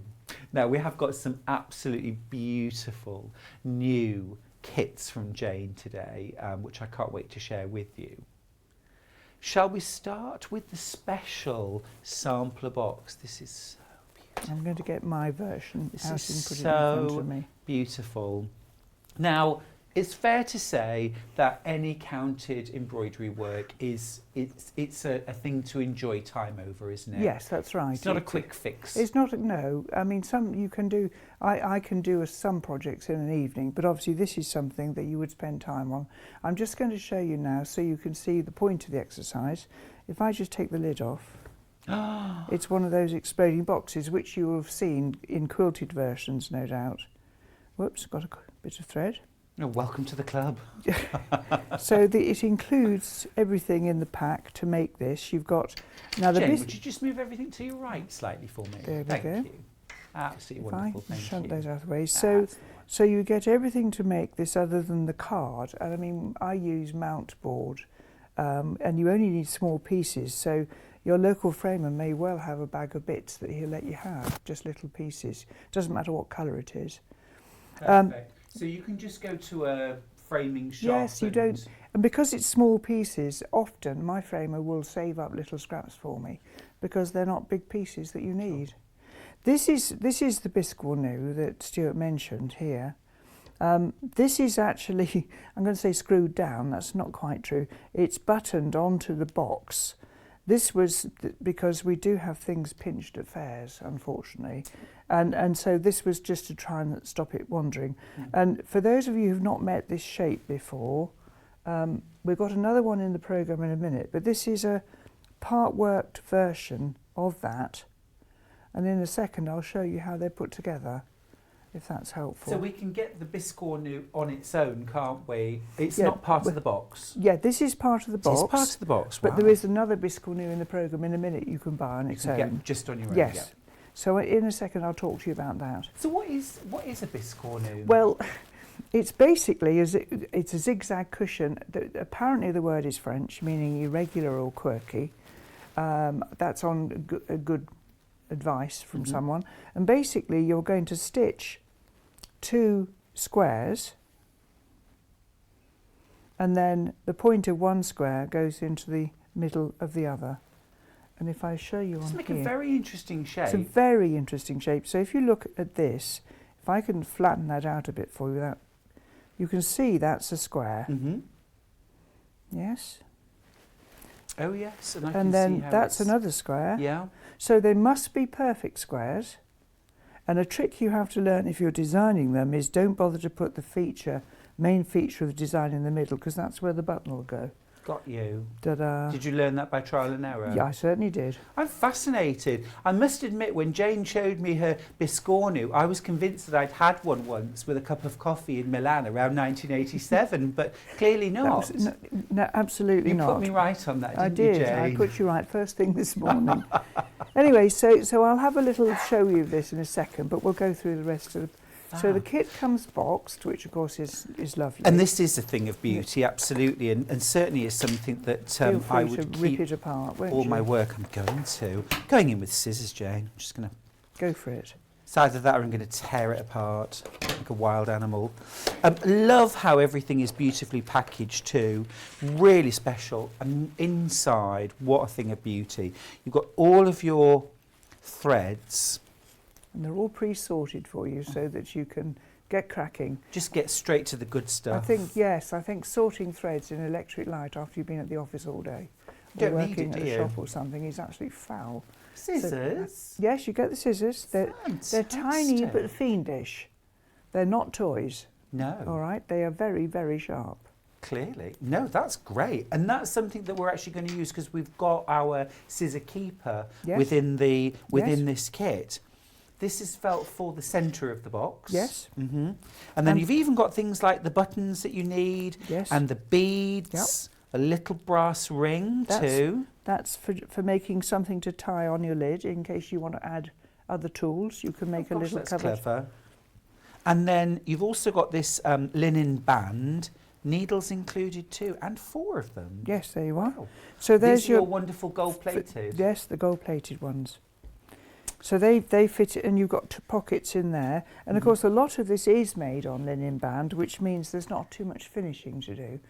They're ready hemmed, you know, makes Great. it nice and So straightforward. the linen band goes inside the box, does Yes, it? And then for the the- linen for the on the little pockets. outside. Yes, Is this a 28 count? yes, it is. It's really beautiful. Isn't that a beautiful colour too? So this is raw linen. It's from Zweigart & Dewitzky in Germany, who make the best fabrics in the world. Absolutely. That is a thing of beauty, isn't it? Absolutely beautiful. And wonderful actually that you can work on different areas. So Yes, yes. although there's lots to it, you're working on a small area chunks. at a time. Yes, small chunks. If in fact I remember to come back, when I come back at 11, I'll bring you some pieces of the second version of that just to show you. There's a little bit on the top that's an option to you. This is worked over 1 fabric thread, this little bit. I don't know in a moment, we'll see that detail. Yeah. The little house. Look at that. So that's worked over 1 thread. So that's very fine. It's not. It's. If you can see to do these stitches, you can see to do these stitches. Remember that. Don't kid yourself. But if you wanted to do something else in there, just put your initial. Obviously, because it's not printed on, you can do what you like with it when you get it. Yeah. And it's aren't the wonderful charts thing. lovely? I mean, The I think charts are amazing. I just want to show you these at home. The charts are absolutely incredible, in full colour. I mean, nice and big too, so easy to see, and just all this extensive sort of literature that goes with, so that even if you've only recently started or have only done small bits of counted embroidery in the past, you'll be very, very well supported in an absolutely beautiful kit. I've got to tell you though, folks at home, we've a handful, literally a handful of these left. The colours are so beautiful, antique-y. Now, we mentioned that within the special sampler box, you've got a biscornu, but if you'd like to have a go at making one of those on its own, we have got 2 options for you of the biscornu. Now, the only choice you need to make is, do you want to work on Ada or do you want to work on linen? Jane, can I just ask, while we're having a look at the different options, benefits, pros, cons? Well, if you've never stitched before, then I think the Ada version is simpler for you. This is a perfect opportunity to start counted cross stitch, because you've got, and the Ada fabric is, it's a particularly nice Ada fabric, and I'll tell you for why. Ada's generally made of cotton, which is great, very washable, and you can press it and you can beat it about a bit and it's good. This particular Ada is made of linen, so you've got a very lovely antique feel to the project. It really does. Do you see, if you work it, because the linen is a washed, unbleached fabric, and this gives you the same sort of colour effect that you've got with the linen, so it's an ideal opportunity for you to have a go. Yes, you get the same sort of look. Sort of feel, but but you can see the squares. it's easier and to I do, mean, isn't it? in a minute, we'll compare the fabrics for you. I'll Yeah. get across and nick a bit of Stuart's Ada. And this is a 14 count Ada, isn't it? It is. So you get exactly the same sized project. Yes, it's not going to look clunky and No. chunky. It's going to be the same as the one I've got in front of me. Really cleverly put together, and I love the fact that it's this unbleached linen. It has that gorgeous antique look to it. It does, as it well. does. Beautiful threads, all beautiful threads. A needle. You get your little pearl buttons as well, mother of pearl buttons, and then of course your chart. You can get a little card ready for you to sort your threads onto. I mean, everything's been thought of, and the price is amazing. £9.99 to make your beautiful biscornu. I do think it should come with a recipe though. For biscotti. That is lovely. So that is, isn't that a thing of beauty? Absolutely lovely. I've never seen them before, Jane. I think they're gorgeous. Nice. I'd like to think I invented them, but I didn't. I can remember. So it would normally be made as a cushion? Yes, cushions, or we've done some small ones as scissor keepers, but it's a lovely, simple shape. Really cool. And Love yet it looks, as I said, so when I come back... I'm going to nick that now. You're I'll do gonna a patchwork version. of it. So when I come back at 11, hopefully I'll have this one actually finished to show you. For sure, that'd be great. Now we've also got the same biscornu, and it's called Fritillary, which is gorgeous, in a linen version, exactly the same price. And here you can see, if I just compare the two, you're getting exactly the same look. It's the same colour, it's got that same, well, it's linen of course, both, but this is that even weave linen. 28 thread count, so your finished biscornu will be exactly the same size because you're working over 2 threads. That's right, in the linen you're working over 2 threads, and if you're not used to this, it's a very good way of learning how to do it. I don't count anymore, I just see it in squares. Okay. Because, I've just been sitting working on some linen next door, and I just see it automatically, so you do get used to that. I've never sewn on linen, Jane, I'll be honest with you. I've only ever done counted cross-stitch on Ada. Well, it's not harder. I learnt on linen in error. I mean, I was given a piece of linen and told that's what you needed. So I started 30 years ago, and it was on linen, so I didn't know any different. This one has a little loop on it. That's actually so we can hang it at fairs. You don't get the loop, all right? That's just a separate issue. It's a great, and you would use it as a pin cushion? As a pin cushion, yes. It's a pin cushion. We've got a little biscornu in a minute to show you, which you can hang on your scissors. Fabulous, fabulous. What a great idea. And £9.99, if you've never tried counted embroidery before or counted cross stitch, you've got 2 options to choose from. Jane learned to sew on linen, so certainly something that could be tackled by a complete beginner. Yes. But if you want something that's a little bit more perhaps straightforward because the squares are easier to see, yes, absolutely, you could go for the Ada, which when I was a teenager proudly used to go in and ask for a piece of Aida. Yes, yes. Well, of course, originally it was named after the opera. Was but it? Of course, yes, it was originally named, but no one calls it that. Everyone calls it Ada. Why was it called after the opera, Jane? I don't know. I don't know why. I suppose they were thinking of another name. Who knows? Who knows? Love it. Well, I want to know the answer next time I see you. Make one up if you need.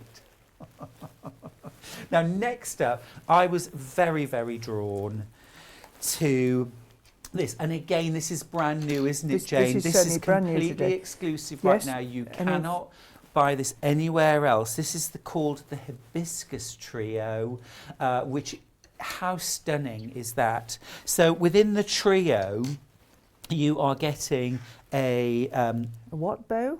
A what bow? This is that goes on the scissors. That goes on the scissors. You're getting the mini biscornu. There you are. And then you're also getting your needle book. This was inspired by a trip to Madeira where hibiscus and the bird of paradise flowers were all round our hotel. And so it came upon me. Madeira is very floral, isn't it? Very floral, yes, absolutely. You must just go completely wild when you're there. It was very, very, very attractive stuff. Lovely. Yes. When you're designing something, Jane, can I ask you, what's the process? When you're sort of out and about, is it a sketchbook? Is it a camera? How do you... It's a camera and it's scribbles. I can't draw on plain paper. It isn't something that's in my psyche. So I do carry squared paper, which is a bit pathetic, but it is the way for me. So I can, on an aircraft, for instance, I would sit with squared paper and pencil and crayon and doodle. Yeah. And sometimes they come out really well and sometimes they don't, you know. But certainly things like the bird of paradise, I had photographs to look at to get a feel. Also to believe the colours, because in some cases these colours are so bright You have to have a picture to They look believe made what up, you're doing. don't they? Exactly. Yes. I think I said when we saw the flowers, if you painted them, nobody would believe you. It's true, yes. If you'd never seen them before for real, you'd think they Think didn't yes, actually exist. That's right. So within the set there, you're getting, it's a full kit. And again, I have to cut the top open because you use, is it actually elephant spit? Yeah. This is actually historical from the days when our kits were sold in retail shops and people would steal the scissors out of the bags. So actually, these days, they're stuck down. Love it. A lovely message coming across the bottom of the screen, by the way, Jane. Hi, Jane and Stuart. Hi. Me and my 14-year-old daughter Oh. love Jane. She enjoys doing her London cross-stitch of Jane's. She got her book for Christmas from Kerry in Cumbria. Hello, Kerry. Well done. That's Yes. fab, isn't Yeah, it? absolutely. It's really cross-stitch, counted cross-stitch has never, has never fallen by the wayside, has it? It's perennial. It's a funny thing because I know a shopkeeper that I used to do business with many years ago came up with a very sad face and said, "How are you coping? Must be awful with cross-stitch, not being..." And I said, "I've never been busier. No. I've never..." Yeah. The buying styles have changed, Mm-hmm. and of course a lot of needlework shops have gone, but for the Cross-Stitch Guild and for me, Yeah. nothing's changed. And it's one of those crafts that is so appealing for even young children Yes. and teens, but also remains popular, remains a loved craft That's for right. the rest of our lives, doesn't it? Absolutely. Another little message. Hello, Jane. I love your kits. I've stitched lots of your biscorni and Watbow patterns. They are stunning. I'm a linen fan too. Good That's girl. Susie. Well done. Just out of interest for all of you, we've got a picture up there on the wall. Oh, yes. The boys hung for me earlier. This was a child, and this was stitched by a little girl of 12 Good Lord. in 1848, I think it says. There you are. Isn't Martha that Darby. beautiful? So kids stitch, don't ever kid yourselves, they don't. And they're amazing. When my son was at junior school, I used to go in to start with to help with reading, and then we had a craft club. I had mostly boys, working initials and racing cars. Oh, yeah. And sometimes on quite big fabric, but I always counting. used to teach cross-stitch at school when I was a school teacher, and it was always the boys that I would have to prise out of their seats to send home at the end of the day. They'd have carried on till 7 o'clock. Yes, loved doing it, so Yeah. yes. Beautiful. Well, of Good. course, children have got the eyesight, haven't they? Of course they have. I remember working a big, really complicated pattern from linen and lace. Yes, Remember yes, that? yes.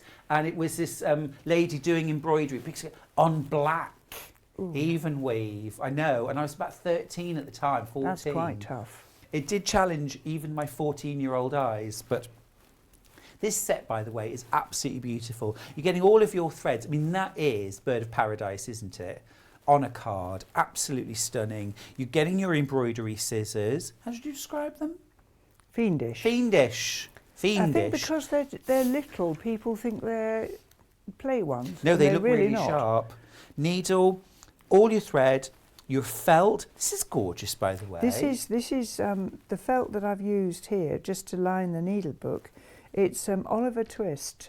Yes. They make wonderful space dye threads. And she hand dyes this wool for us, and it's beautiful colours. Because, of course, it could just be a piece of cheap, plain felt, but that wouldn't be Jane at all. Well, it would be a shame, wouldn't it? It would, because it's such a thing of Yes, it's beauty. shame And if it's even not. down to the felt is beautifully hand-dyed. That is so special. You've got your even weave linen there again in the undyed.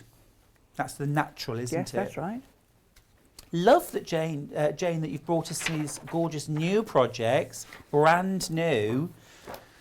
And then, of course, all your full instructions, your chart, your how-to. If you've never done cross-stitch or counted thread work before, I would really, really recommend when you're shopping that you get yourself the stitch book by Jane Greenoff. It is signed, and it will be your guide forever. Hopefully, Forever. yes, hopefully. Because it explains everything so well. £24.99. I think another thing about cross-stitch and counted embroidery, as well as being very accessible, I think it's very accessible from a price point of view. Yes, as I well. think you're right. I think Even you're right. things that are absolutely exquisite You're Yes. never talking hundreds of pounds not to silly, make, not are really. you? No, I mean some things are. I mean obviously the boxes are considered purchase because there's a lot in it. But yes, I think it's. And actually, you know, we all collect all sorts of clutter and bits and pieces for our hobby. But actually, what you need is needle, scissors, and your piece of fabric and thread. Yes. You don't need anything else. I always say, what has need got to do with anything? But Well, that's you true. can manage. And with these little trios, for instance, that one, you've got threads to make the twisted cord. You don't need anything You else. don't need anything else, do you? No. And you could even use the scissors that are included while you're working. You've got Yes, your absolutely, needle. absolutely. Good lighting. Good lighting. Yeah. Your reading glasses. That's about The right it. glasses. I The always say right to people, we took a party of ladies to Cyprus in November to look at embroidery there, and I put on the bottom of the letter, please bring your correct glasses, because the times that people don't. Yes, quite. You're trying to get into a box. Well done. Now, talking of good needles, Jane's are the best. So, now, we're limited stock. I've got to start with that message. Oh, this isn't the needle set. This is the needle set. So that's we call that No. Oh, I'm so sorry. I'm so sorry. needles and scissors. There Needles you are. and scissors. That was an introduction to gold-plated needles. We thought it would be nice for people who are just starting to have a pair of scissors, and this is intended for cross stitches, Yep. so the needle sizes are right for cross stitch. Cool. And a pair of Jane, nice can scissors. I ask you why gold-plated? What's the deal Well, with I discovered it in America in 1985 or 6, where I was introduced to one in a shop where I thought it was frankly a bit over the top and rather American. that? And actually I stripped the gold off it within 40 minutes. And they said, well, try one of these. And this was a properly done one, and I was amazed. And I was doing lots of French knots and other counted stitches, and they just slipped off the needle. So the coefficient of friction is less with gold than nickel. That's a fact. A number of people do find nickel irritating, and I certainly turn nickel needles black Yes, very, very quickly. So there's two reasons. They're beautiful, they are beautiful. and I work with more than one needle often. If I'm doing a board around something, I might have 3 or 4 needles on the go, and they never mark your fabric, so you can leave them in. And I haven't used a nickel needle now for 25 years. All gold. All gold, all gold. And Not Jane Greenoff. It's got to be gold. Just saying. I think, yes. I have to also add that the best business decision I ever made was when the man said, oh, all right then, we'll gold plate you 1,000 needles, because nobody had them in the UK. Right. I had to find somebody on a phone long before the internet, and he said, how much gold do you want? And I said, I don't know, what does it come in? I mean, I'd never... Sure. And he said, well, British Nuclear Fuels and the MOD have 2 microns of gold on their things. I said, well, I'll have that on mine then. And it was on... I'll match the MOD. Yes, the detonators on grenades have gold plating on I them. love it. But it's I love interesting, it. you know, because some years later, just after Needlecraft magazine was first published, somebody commented on their needles had stripped the gold off. Right. And the editor wrote straight back and said they weren't Jane Greenoffs then because the gold doesn't come off hers. And that was interesting because they were gold plated to that I extent. think you should have that on a T-shirt. Yes, I should. Jane Greenoff's gold don't come off. Now, half the stock of these are sitting in baskets. You must check out, please. Otherwise, there's a real danger that you will miss out. This is a very, very, very popular item from Jane, her gorgeous gold needles. Now, we've got more gold-plated needles.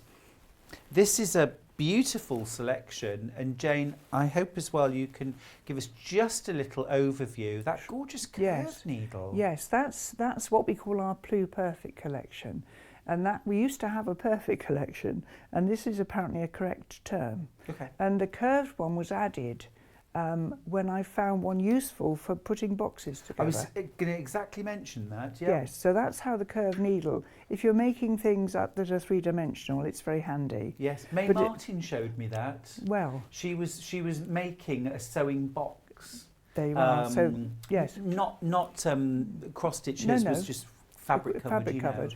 But and she whipped out this curved needle, and I was sort of staring at what she was doing, and she said, "If you're ever trying to sew something three-dimensional, It just curved make needle, it is easier. looks so It is easy." easier. So that box Beautiful. includes everything you should need. Really, you've got a. And how long do they last? I know that's a bit of a Well, you see, that's a tough difficult one, question. isn't it? Sue Hawkins, who is an extremely talented embroiderist and works on canvas, says that she hasn't succeeded in stripping one yet. So I have some that are 2 or 3 years old I'm still using. In that box there is a size 28, which is the higher the number, the finer the size, just to keep you, so you know. So that's a really fine it's one. a really fine one. It's right at the front of the box. Yep. Now that one is, the eye on those does break if you put too many threads in. Got you. The So eye. that might be something we'd use for that Outlining. single thread work. Yeah, single thread on the top work, of the box. exactly, or use it for your outlining with one strand. You've got 24s and 26s in there. You've got 28s, as I mentioned. You've got the curved one. You've got a size 22. Now we'll come to that in a minute, where you might need that. That's for hard hanger embroidery. And then you've And a got lovely message there across the bottom too, from Da, da, da. Alida. Wonderful needles and scissors. Had mine over a year and use them every day. Well done. Thank you, Alida. Elda? That's a great Elda. endorsement, Sorry, isn't Elda. it? Yes, I mean, I believe in them. You know, I've used them for many, many years and have never changed my mind. In addition to what I was mentioning, there is one sharp needle. Yep. Because all the needles we use for cross stitch are That one blunt. Yeah. Because you're splitting you don't want to split the threads, you want to part them when you're embroidering. And there is a beading needle in there. So you've got a very good, well, everything I could possibly use in my office is in there. Perfect. I mean, that's not bad, is it? Where do you keep your toolkit? There, in that. That's it, basically. Yeah. Yes, or that absolutely. one with scissors.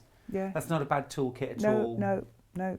Yeah, because I come with a truck Yeah. for mine.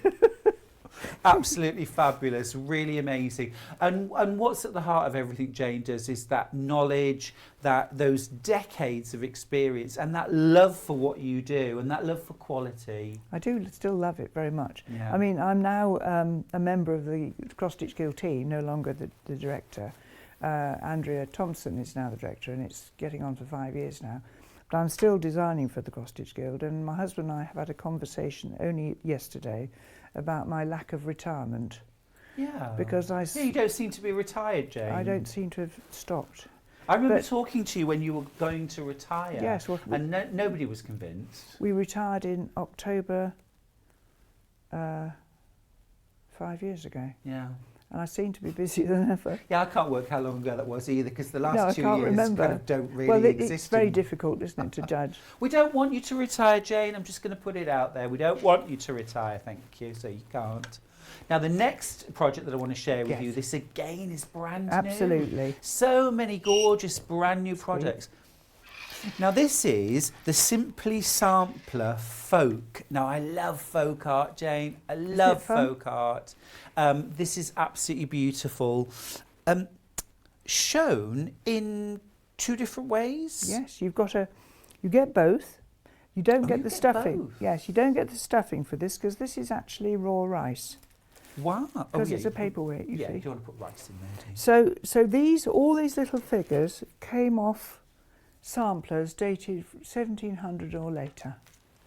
A few of them are Dutch Yeah. because I have a Dutch sampler, Mm-hmm. and I just love them. They make me smile. The first piece of counted embroidery I ever saw had the little figure on it, this little figure here. And I can remember then thinking, gosh, you know, I need to stitch him. Yeah, Aren't they fun? they really are. I think they're wonderful.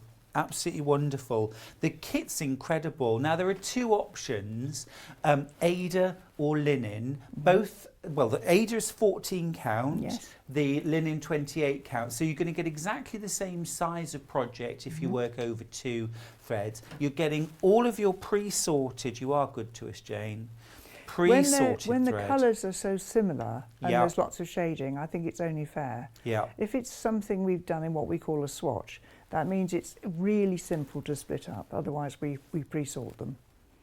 Otherwise, it's just too hard, frankly. And as Jane mentioned, you get your 2 pieces of Ada because you've got one for your sampler that you're perhaps going to frame and have on the wall. And then the other piece of Ada is to create your pin cushion that you're going to fill with rice, which is such a beautiful thing, or a paperweight. Yes, have it as a paperweight, you see. Yes. They are lovely, they just sit. Yeah. If you put a tape on that and hang your scissors on, they won't be on the floor. You're absolutely right. You're absolutely right. And you just use raw... Yes, we did have a rice. phone call from somebody because I used to call it dry rice. Right. And bless her, the lady asked me how you dried rice. Well, of course, she obviously had only ever bought rice for microwaving. Yes. So I buy pouch. rice in 5 kilo bags because we eat it, and I'm always stuffing things with it. Yes. But it's lovely because you fill it up.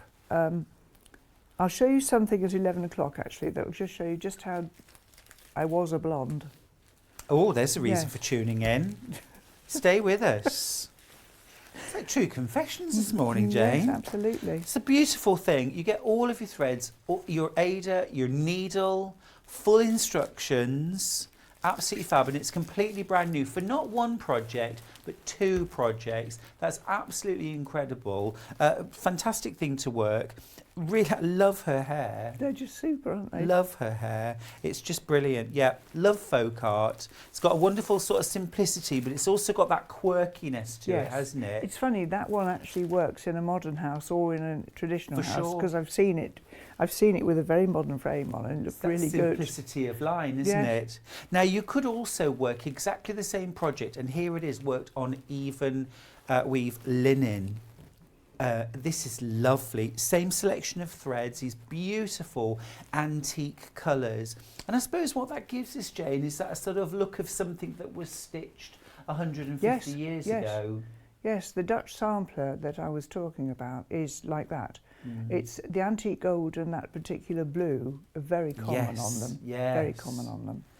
It's interesting, isn't it? And a lot of the colours that we see now have kind of aged and faded over time, haven't Yes. they? I remember seeing some, they had never been finished. Yes. And they were tapestries, Yes. but they'd never been finished. So they'd been in a workbox.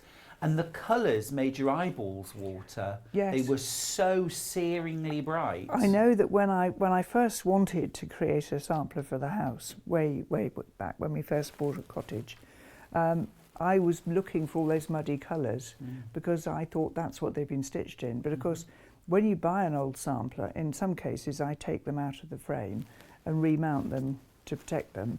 And then you see on the back just what colour they were in the first place, and it's very surprising.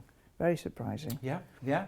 Because of course as well, like a lot of those kind of the new dyes, the Of new course. chemical dyes were coming in, and they were so bright, weren't they? Like Yes. kind of acid greens. Yes, and the purples, of course, which they didn't have before. yeah. Yeah. It's fascinating stuff. The Cross Stitch Guild Simple Sampler Folk on linen, very popular, absolutely beautiful. Remember, you're getting 2 projects. 2 projects there, not just one. Amazing value.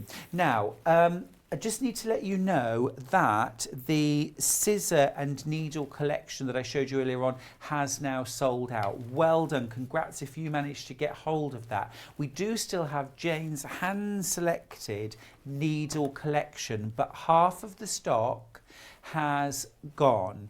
Now remember how that went only about 10 minutes ago when half of the scissors and needle had gone, and now 10 minutes later it's completely sold out. So if you want the needle selection, and that is literally Jane Greenoff's office in a box, all the needles that you might ever really need to use, including beading, sewing together your yeah, special sampler yes. box, or indeed any sewing box, and your sharp as well. Absolutely fab. Now then, so that's that. We have got one more beautiful piece to share with you.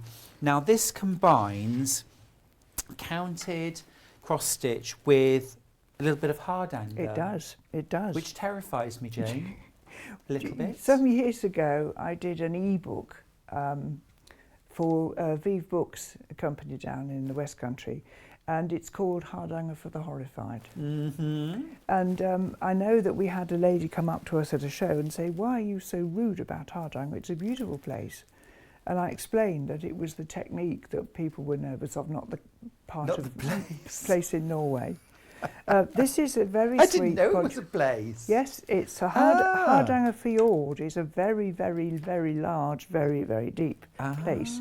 They've built a bridge there in the last, I suppose I should say 10 years, might yet be 15. Yeah.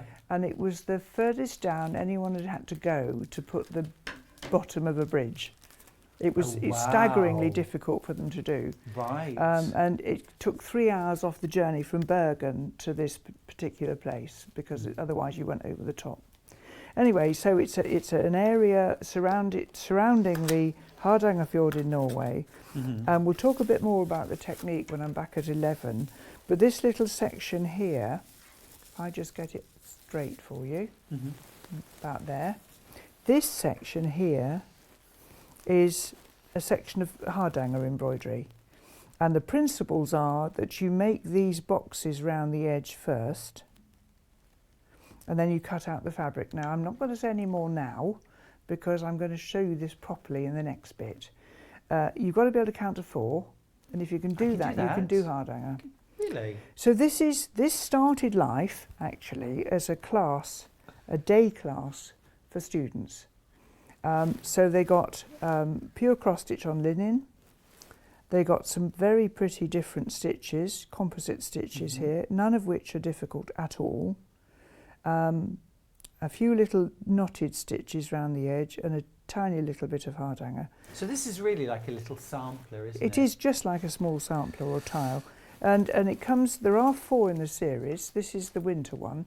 So once you've cracked it, you can collect. And create the 4. That's another some thing I love about counted embroidery. You do get some lovely sort of collections, don't you? Yes. Throughout the seasons yes, and that seasons sort of thing. And different flower the colours are so amazing. This is Oliver Twist, Oliver isn't it? Twist. Yes, it's Oliver Twist. Jean Oliver Gorgeous dyes these hand-dyed. threads, especially. It's so special for $11.99. It's just amazing that you can get such beautiful quality things and make something which is such an heirloom. Yes, it's every single piece is an heirloom, it's pretty. isn't it? It is very pretty. You've got your even weave linen there. You've got your chart, your instructions, and the chart is really explains exactly what each part, which stitches worked. Again, you have got really detailed instructions for how to work those stitches, but I think Jane's stitch book is also essential. Yes, it's very helpful. You should be able to do everything I've shown you today without it. But you'll get hooked. But once you're, yes, I think counted embroidery should come as with a health warning actually. Yeah. Because it is absorbing. Yeah. Well, it totally is. And we're all about mindful activities, yes. aren't we now? Things that keep us in one spot for long enough to really properly calm down. Absolutely. And this time of year, I think long stitching's wonderful. Yeah. You know, you can settle down and produce something so pretty and feel so good about it. Yeah. It's so effective framed as well. It is a piece of art, isn't it? Absolutely gorgeous. And that one you do get lovely gold needles in the packet, so that's a real treat. No one noticed that. That's absolutely fantastic. Yeah. You need a different size needle for doing this Hardanger bit. So as I said, do you get both? Yes, I'll explain a bit more about that at 11. Pre-sorted threads. Remember this one hand-dyed by Oliver Twists. See them at all the shows. These are the winter version. Remember there are 3 other ones that you could collect. Will you bring those to us next time, one of them next time? Yes, I'm sure we will. That'd be lovely. Sure we will. I mean, it's just brilliant. $11.99 and a real opportunity. Perhaps you've done some counted cross stitch and you'd like to learn a few more stitches, a few different stitches, and have a go at a little bit of Hardanger. Remember, Jane's going to demystify cutting through your fabric. Yes. And sometimes it really is just about seeing it done, isn't it? Oh, absolutely. I mean, I went on a steeking workshop about a month, 5 weeks ago, which is where you cut Fair Isle knitting. And of course, everyone was terrified about cutting. But once you understand the principle, it became it's not sensible. scary at all. It's quite a party trick. I tried doing Hardanger many, many years ago. And like all cross stitchers, I'm mean and don't want to waste all that thread. Quite. And of course it fell apart, so I didn't do it for many, many years after that. I felt such a fool. And then I was shown in a shop in South Carolina by somebody who did me a one-to-one. And once I understood the principles, it was straightforward. Get about, don't you, Jane? Yes, I do, if I can. I know, well, absolutely, yes. I I've think heard we- about your trip to Las Vegas. Yes, we've had 6 trips cancelled Oh. since lockdown. We weren't going on 6. I'm just making the point there that we were going on one and Absolutely. it was cancelled and we booked another. And 5 more times. That's right. Did you quilting cruises and things No, like that? no, I don't. The only cruise I've done is one with blues Oh. and rock and roll. It was Oh, nice. wonderful. That sounds like fun. Now, the last thing I want to show you is It's just gorgeous. personally, it really appeals because I love a bear. I love a bear. This is a magnetic teddy bear. Park your needles on. Yes. Has to be done. It does have to be done, and why not do it with something that is absolutely cute Isn't he and pretty? gorgeous? Really. He's so pretty. He's even got a badge with JG on it, look. Oh, look at He's the sweetest that. little thing. He has. Can you see? He's got a little badge that says JG, Jane Greenoff. And he's made in England, and he is made from resin, and he is dyed to look like mahogany, and he has an absolutely fearsome magnet inside his bottom. Oh, I say. Well, don't we all? I'm just going to grab a needle, actually, to just He's show so you. So will the needle sort of stick Well, anywhere? see where he sticks. It varies. Oh, yes. There we go. I mean, that is Fierce. ferocious. Yes, it is. Look, Really, absolutely. and I'm really awful because strong. I've probably got 7 or 8 of these on my work table, you know, with different sizes on. I just think they're lovely.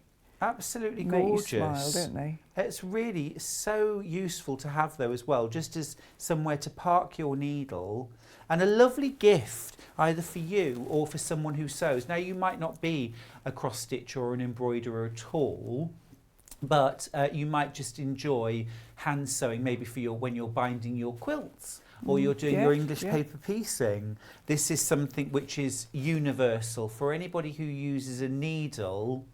Or a paper clip. Or a My paper husband's clip. got one on his desk with. He's got a hippo, Ah. the hippo with a paper clip on his backside. Oh, a hippo sounds like fun. But I do love bears, so I'd have to go for the bear. It's absolutely gorgeous. JG, your very own Jane Greenoff bear. Oh, you should do a Jane Greenoff bear. He's lovely. Gorgeous. Absolutely gorgeous. So cute. Lots and lots of you going for that. I'm going to wrap JG back up in bubble wrap. And I'm going to put my protect. glasses on so I can see what I'm doing Yes, please. and just show you this. Biscornu. Let me just. So I've got the 2 buttons I'm going to need in a minute, but obviously that he requires finishing and stuffing. Mhm. So I'll just put that all there to remember in a minute. So as I said when we talked earlier, you're going to piece together. You've got 2 completed pieces. In this case, I've got beads on this section. There are beads on the top of the box here. If I Mhm. get that out again. There you are. Just a few beads, which are optional, obviously. Now you'll notice this is, I would describe as well stuffed. Mm-hmm. I like my biscornu nice and chunky. I mean, everyone varies, and some people don't even put the buttons in. I mean, it's really much a matter of personal choice. So I've got a sharp needle as opposed to a blunt one. And the trick is to make sure that when you're putting it together, you're going to line up that point with the middle of that side. So sometimes you have to ease it a little bit as you progress. So I've just finger creased there. Tiny little bit of. So if you just like folded in a seam allowance. Yes, just fold it in. So when you finish the stitching, you sort of trim it to within a centimetre, say. You don't need much. And there's a sharp needle, matching thread. I'm just going to catch in like so. So you can see that was the straight side. Yeah. And then that's just going to line up. It's genius the way it's 2 squares. It is. I mean, as I said, I'd love to have thought of it, but I didn't, unfortunately. Oh, I can imagine if you'd remember been the able to moment. copyright it. I think Sue Hawkins and I were taking ladies on a trip. I think we might well have been in Holland. I'm not certain, because the Guild used to do holidays in the days when it was easier, I have to be honest. And we saw this shape, and both of us went, ooh. Oh, hello.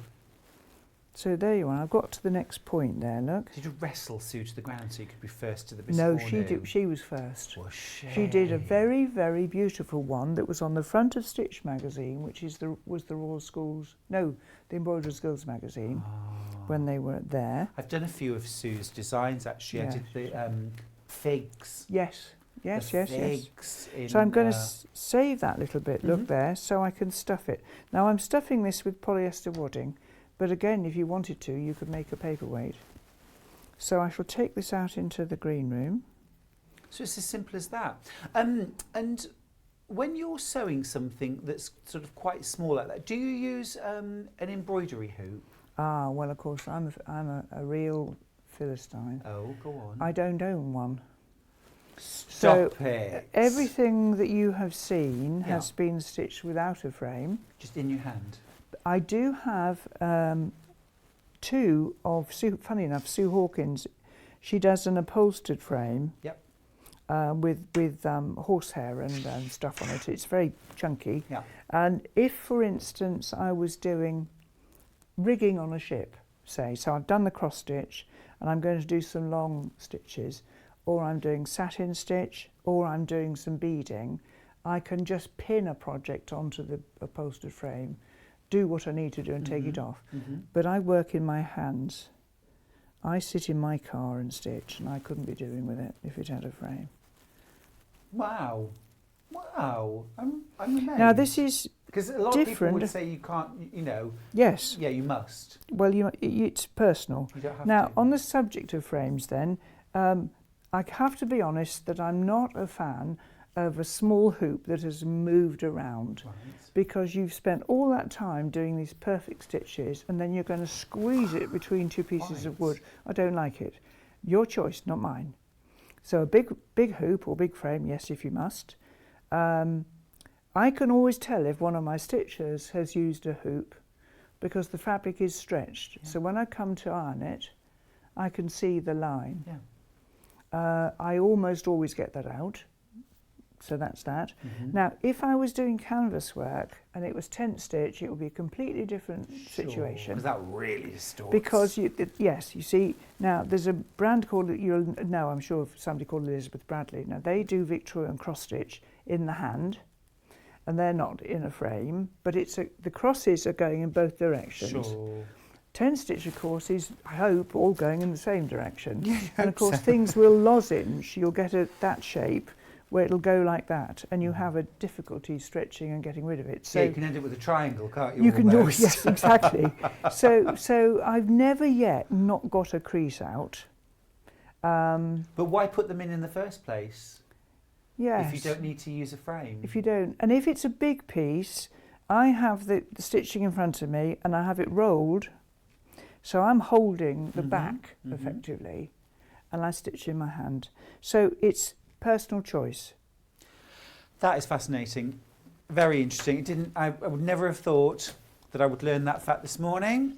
Now, I just want to mention Jane's absolutely essential book for every embroiderer, counted, thread work Person. embroiderer. Yes. Didn't quite know where I was going with that, but it is a marvellous book. You've got over 120 counted stitches and techniques, including a fully revised hardanger chapter. Now, we mentioned hardanger because, and we will see some more hardanger later, Yes. but there is a little bit of hardanger in the winter shades tile, and I can well imagine that once you've seen the technique, done the technique on one thing, you will be hooked. There are then loads of other stitches that you could then start to include and work into your pieces. all these techniques explained. The detail in the diagrams is absolutely, well, I think foolproof, because you can see every thread, every single thread, and every single thread that you take, every stitch you take is numbered, the direction is shown, just beautifully put together. Spiral bound. Jane, I heard a rumour this will be the last edition because... Well, the spiral that you buy when the printer's doing it for you, they come in various sizes. The next size up would mean 10 more pieces of paper, so 20 stitches, and it would be much chunkier. And the point of this, when it was first designed, when I think it was probably, could have been 5 pages smaller originally. So I'm not doing a 5th edition. There are some more stitches that have cropped up, and people are asking for different techniques, so I'm keeping a record. What I think will happen is the 4th edition will continue. We'll have to reprint again soon, because it has, as I said, been... I mean, when you think it was a stopgap, in quotes, when I first produced it, and this really was because I was at my desk. I was about to do something called a cut hem. Right, now this is a cut hem. There's a technique you'd learn here. If I can just put that where Paulie can see what's just going on. Just to the left a bit? Yeah. A bit more? That's it, a bit more. Bit more. That's perfect. How about perfect, that? Thank you. If you look here... Yes? So, this is on the needle book for the Hibiscus Trio. This is a cut hem. So it's a piece of linen that obviously frays like the devil. This is what's called 4-sided stitch around here, which is a stitch where there is a saying that cross stitchers can't pull. It's not true. You have to pull this stitch very firmly to make the holes. That's deliberate. And it's used as an edge or as a divider, and in this case the spine of the book. But this stitch on the end is what we call a cut hem. So it's a stitch that you make with three parts to it, and then you actually cut right up to the stitching, and it doesn't fray. It's really useful. Now, having said that, on this particular day, I was about to do a cut hem, and I sat there moving my fabric round and going, okay, now hang on a minute. I know, start with an away, and I go, and I couldn't. Had to go and get a cross stitches Bible out, an old copy, because it was out of print. And I thought, right, I'm going to do a stitch book. Yeah. I talked to my publisher who said, no, it's a niche market. No, go away. So I went away and did it myself. And We're so glad you did, Jane.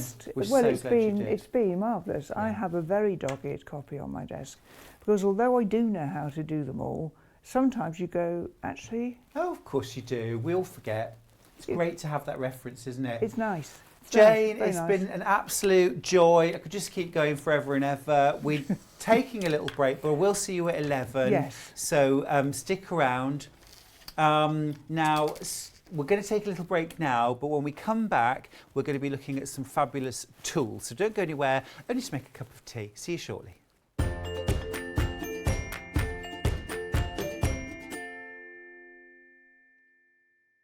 Sewing Street have our very own app. You can now watch and shop from anywhere. Simply download the app from your app store onto your smartphone or tablet, then log in or create an account, and you're done. You can watch us live from anywhere, browse all our recently played items and pre-orders so you never miss out on any show deals, and message the studio to say hello at any time. And remember, you can check out as many times as you want and only pay 1 P&P all day.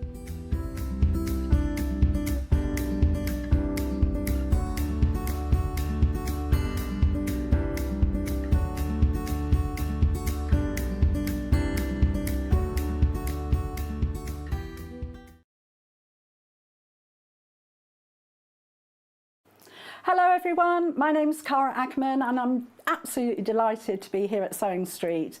I actually originated from Hertfordshire then went down to Hampshire, and then it ended up in the East Midlands. I've been in the East Midlands for about 40 years now, which seems crazy, but 36 of those I actually worked with DMC Creative World, which was wonderful. I really, really enjoyed that. And then I decided to go freelance, and that's how I got introduced to Sewing Street. I love doing anything to do with textiles, so embroidery, cross stitch, patchwork, done a bit of quilting, bag making, toy making. Oh goodness, there's loads and loads of things. What I love doing is just trying something new, and I think one of the tips is don't be frightened of trying something new.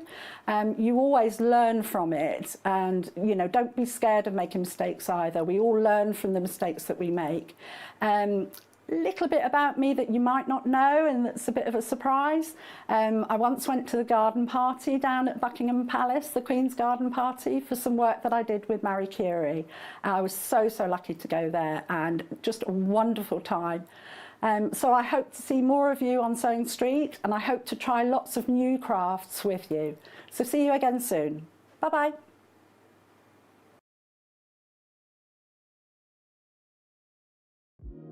Do you love sewing? Are you creative, inspiring, and love to share your skills and tips with others? We're excited to announce Sewing Street's Search for a Star 2022.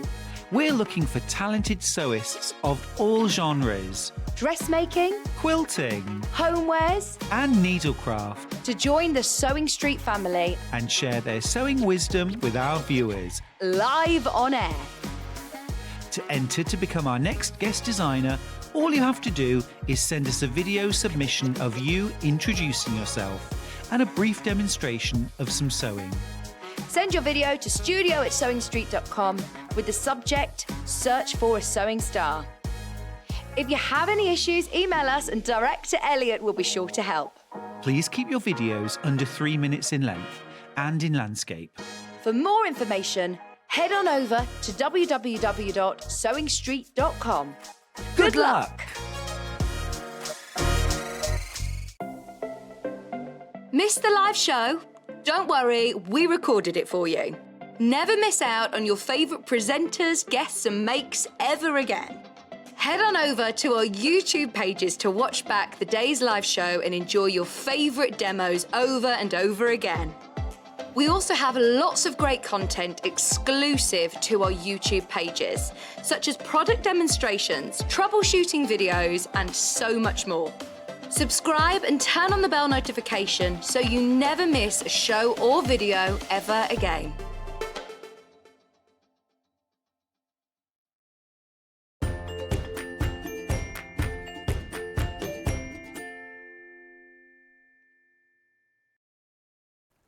Hi, welcome back to Sewing Street. It's lovely to have your company today. I'm Stuart Hillard, and it is grey and cold and miserable outside, and inside it is the complete opposite. We are bright, we are full of life and joy, and this hour is full of tools that will make your sewing more successful, easier, more fun. That's what it's all about, emphasising the fun and the enjoyment that we can get rather than having to struggle. Finding the right tools and the techniques is where it's all at.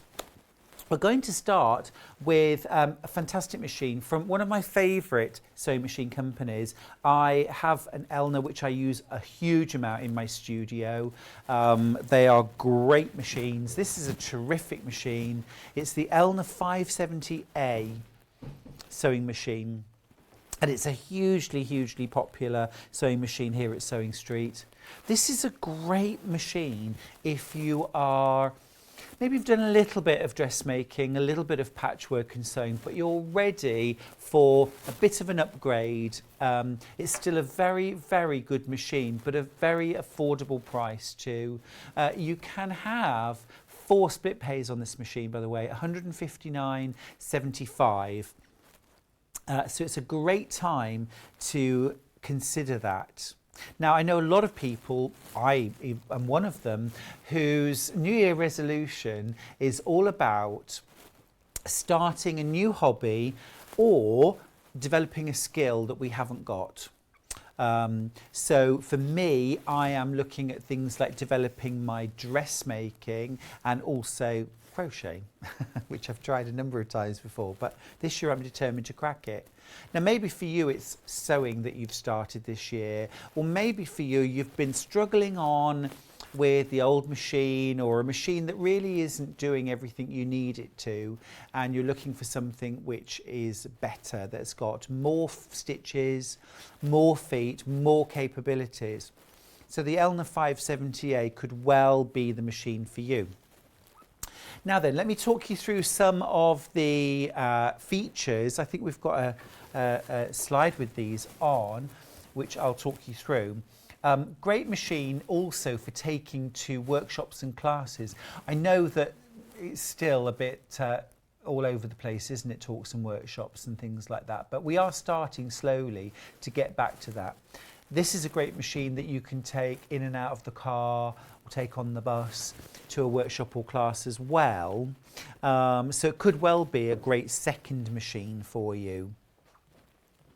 Or if you're a machine embroiderer and you have your super duper machine embroidery machine going, but you want to be able to do some other sewing at the same time, obviously you will need a second sewing machine. The Elna 578, great for that too. Okay, so let's have a little look at some of the features then. Let me pull these out. Now here we go. This is everything you get with the machine. So you've got that fantastic computerized sewing machine to start with. Computerized is where it's at, believe me. This makes life so much easier. LCD display, immediate sort of width and length adjustment on all of your stitches, easy stitch selection as well. There's your LCD screen right there, and you can see you've got the stitch number, easy to change with just kind of up and down for the tens and units. Next to it you've got your stitch width and your stitch length adjustment, and again it's just plus and minus, so easy. And then underneath it you've got these buttons. Now these are your kind of everyday utility stitches that you're going to use so often, so they're there right on the front of the machine. Now over here you've got speed control. You can use this machine with or without a foot pedal, so if you've got any maybe mobility issues that would make using a foot pedal more difficult, you can use the start-stop button down here, and combined with the speed adjuster, if you set that on quite a low speed, certainly to start with till you get the hang of things, and then when you're sewing, if you're sewing a really long seam, you could always speed that up while you're sewing. You've got tie off for start and finish seams. It's going to create like a sort of little knot. You've got your needle up, needle down selector button to automatically bring your needle up or down. And you can also set your machine so that it always finishes with the needle in the down position or always in the up. And then you've also got the scissor icon, which is your thread cutter.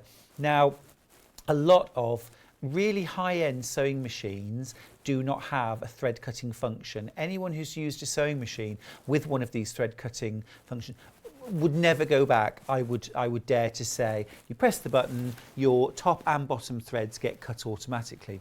Now that's the sort of basic setup of the front of the machine. You'll notice at the side here you've got these little pull-outs. Now these are absolute genius because we've got 200 stitches on our machine.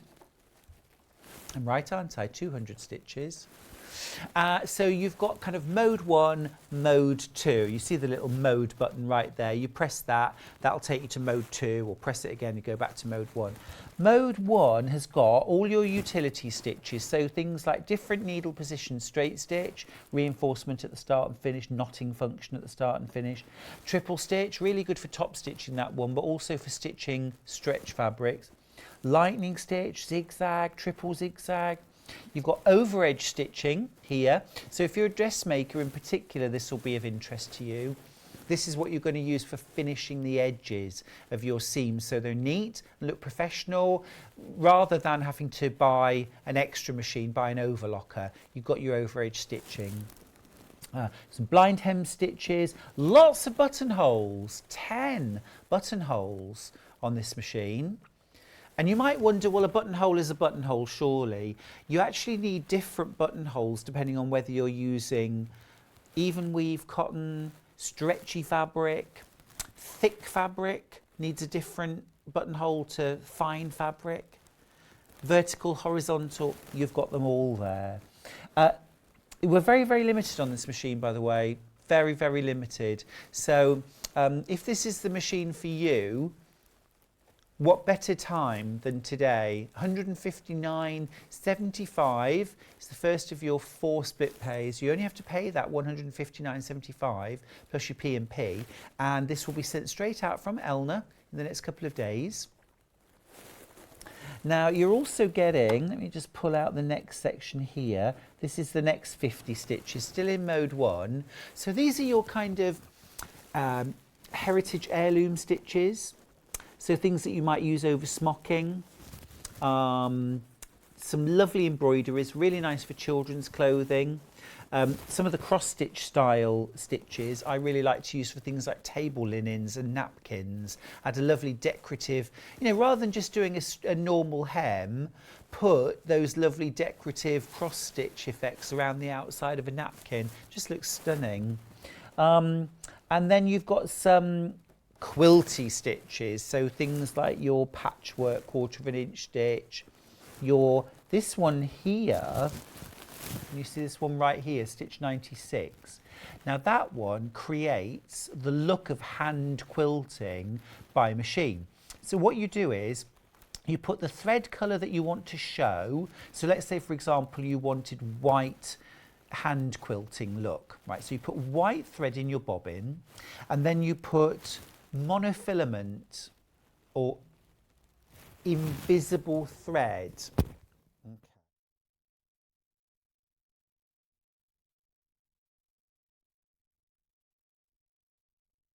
Sorry about that, I just had to adjust my mic. Just needed to adjust myself. Yeah, so regular thread in your bobbin, invisible thread or monofilament in the top, and then sometimes you have to just increase the tension on your machine as well, the top tension. And what that does is it actually pulls the bobbin thread up to the surface. So all you see on the surface is a little, almost like a running stitch. It's really clever. Really clever, and you can use it to create like a hand quilted effect. So that's all mode 1. And then mode 2, loads more decorative stitches. So some gorgeous decorative stitches here, little eyelet stitches and all that kind of thing. Looks great. Feather stitches. And then satin stitches of various kinds. Love these little hearts. And then last but not least, you've got another load of decorative stitches. Absolutely fantastic, including a little pair of scissors. Now then, we were still looking through all of the different functions a moment ago. Can we have a little look at that PowerPoint again? So, free arm, of course, is slide the accessory box off. You've got your free arm for doing things like sleeves, turning up trousers, bag making. Built-in needle threader, automatic needle threader. You've got your nice bright LED lights, easy bobbin threader, top loading bobbin, a built-in thread cutter as well, presser foot adjustment, an extra high presser foot position if you're sewing really thick things like coats or curtains. An extension table is included as well. We haven't got that out on the set, but you get an extension table as well. Which is very, very useful. You've got your start-stop button, your automatic reverse, your knotting function, automatic needle up and down, automatic thread cutter. You've got a memory key, so you can actually program your machine to cut the thread at the end of your seams. Your memory key. All of this packaged in a fabulous machine that's under £640, £639 for a really terrific machine. You also get your alphabet as well. You've got, so it's actually 380 stitches in total. They're your alphabets. So that's amazing, isn't it? Absolutely amazing. You've got 200 stitches plus your alphabets. So you've got capital, lowercase, punctuation, symbols, and that's so important nowadays, isn't it? If you want to be able to put a website address. And then you've also got all those sort of European letters that you might need. So if you have a Frida in your family, if you need an umlaut, you got it. It's all there. Message coming in. Thanks for getting in touch. From Collector in Merseyside. I love my 570A, always messaging about it, saves so much thread with the thread cutter. Oh yes, I totally agree with you. Love the start stop and the fab extension table. Thanks for that, Collector. It's true. You get so much in this machine, and it's those little things like the extension table, like the thread cutter. I have that on my Elna, and when I'm doing any kind of piecing, or if I'm doing foundation paper piecing or quilting and I need to just trim my threads as I go, it saves so much time and thread. Wouldn't be without one now. Let's see a review. A joy and very easy to use. Music to my ears, that. Instruction manual, very clear. Not too heavy to lift up and down if you do not, like me, have a sewing room. Diane in Warwickshire. Thanks for that, Diane. It's true. I mean, it's a good weight. Don't get me wrong. It's a good weight. It's a good weight. I'm in the worst position, aren't I, for picking up there, really? But it is a good weight. Can we just find out what the weight is, please? But what's great about that is you want enough weight to hold it sturdy and safe on your table. Beautiful machine. I've been using it every day. Jackie in Somerset. That's fab. But also you want it to be portable. Say, for example, you don't have that sewing room. You have to bring the sewing machine from the spare room into the kitchen, or from upstairs to downstairs, or from the house out into your garden room or your shed that you sew in. Yeah? Or maybe you take it along to a club or a group that you visit, and you want something that's going to be portable. So this has enough weight to hold it steady on the table while you're sewing, but is also light enough that, and I would always use both my hands, one on top, one underneath, when I'm lifting my sewing machine and carrying it. I would say it's probably going to be about 7 kilograms, something like that. But you know, if you are in the market for a sewing machine, one of the best tips I can give is to bob onto the website of the manufacturer and download the manual. You can download the entire manual onto your computer or your Kindle, your laptop. You do get a printed version, of course, when you buy your sewing machine. But before you buy, before it arrives, print out or download the manual and familiarise yourself with where the different buttons are, what they do, what your machine's capable of. And although manuals don't always look like the most riveting read, it is really time well spent, because they're like a how-to manual. They explain when and where and how to use the different buttonholes, for example, or when, where and how to use those heirloom stitches to really get the best out of your sewing machine. Most of us just scratch the surface with a sewing machine. We use the straight stitch, maybe the zigzag, the start-stop, the thread cutter. And that's fine, and that's fine. I mean, I've done very nicely doing straight stitch and needle up, needle down. But it's lovely to know exactly what your machine's capable of. And the 570A is capable of so much. Another lovely message. Do love getting the messages, by the way. I bought this machine for my 5-year-old granddaughter, Christine. What a beautiful, beautiful gift you gave your granddaughter. It's not just the machine, is it? It's a lifetime of sewing. We both love this machine. It's a workhorse, and I never get a chance to use it when she's staying. I love that. Christine, you did buy it for her. That's great though, isn't it? Oh, excuse me.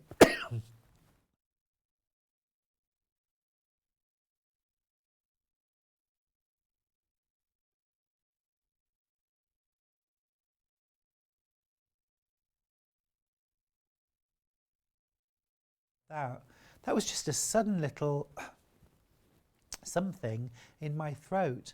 I'm going to drink my tea. Oh, that's better. Do you know what? That was my body crying out for tea. That was my body crying out for tea. Great machine this. Available on 4 interest-free split pays of £159.75. Grab yours while you can. We've only got 3 available now. We've just got 3 available.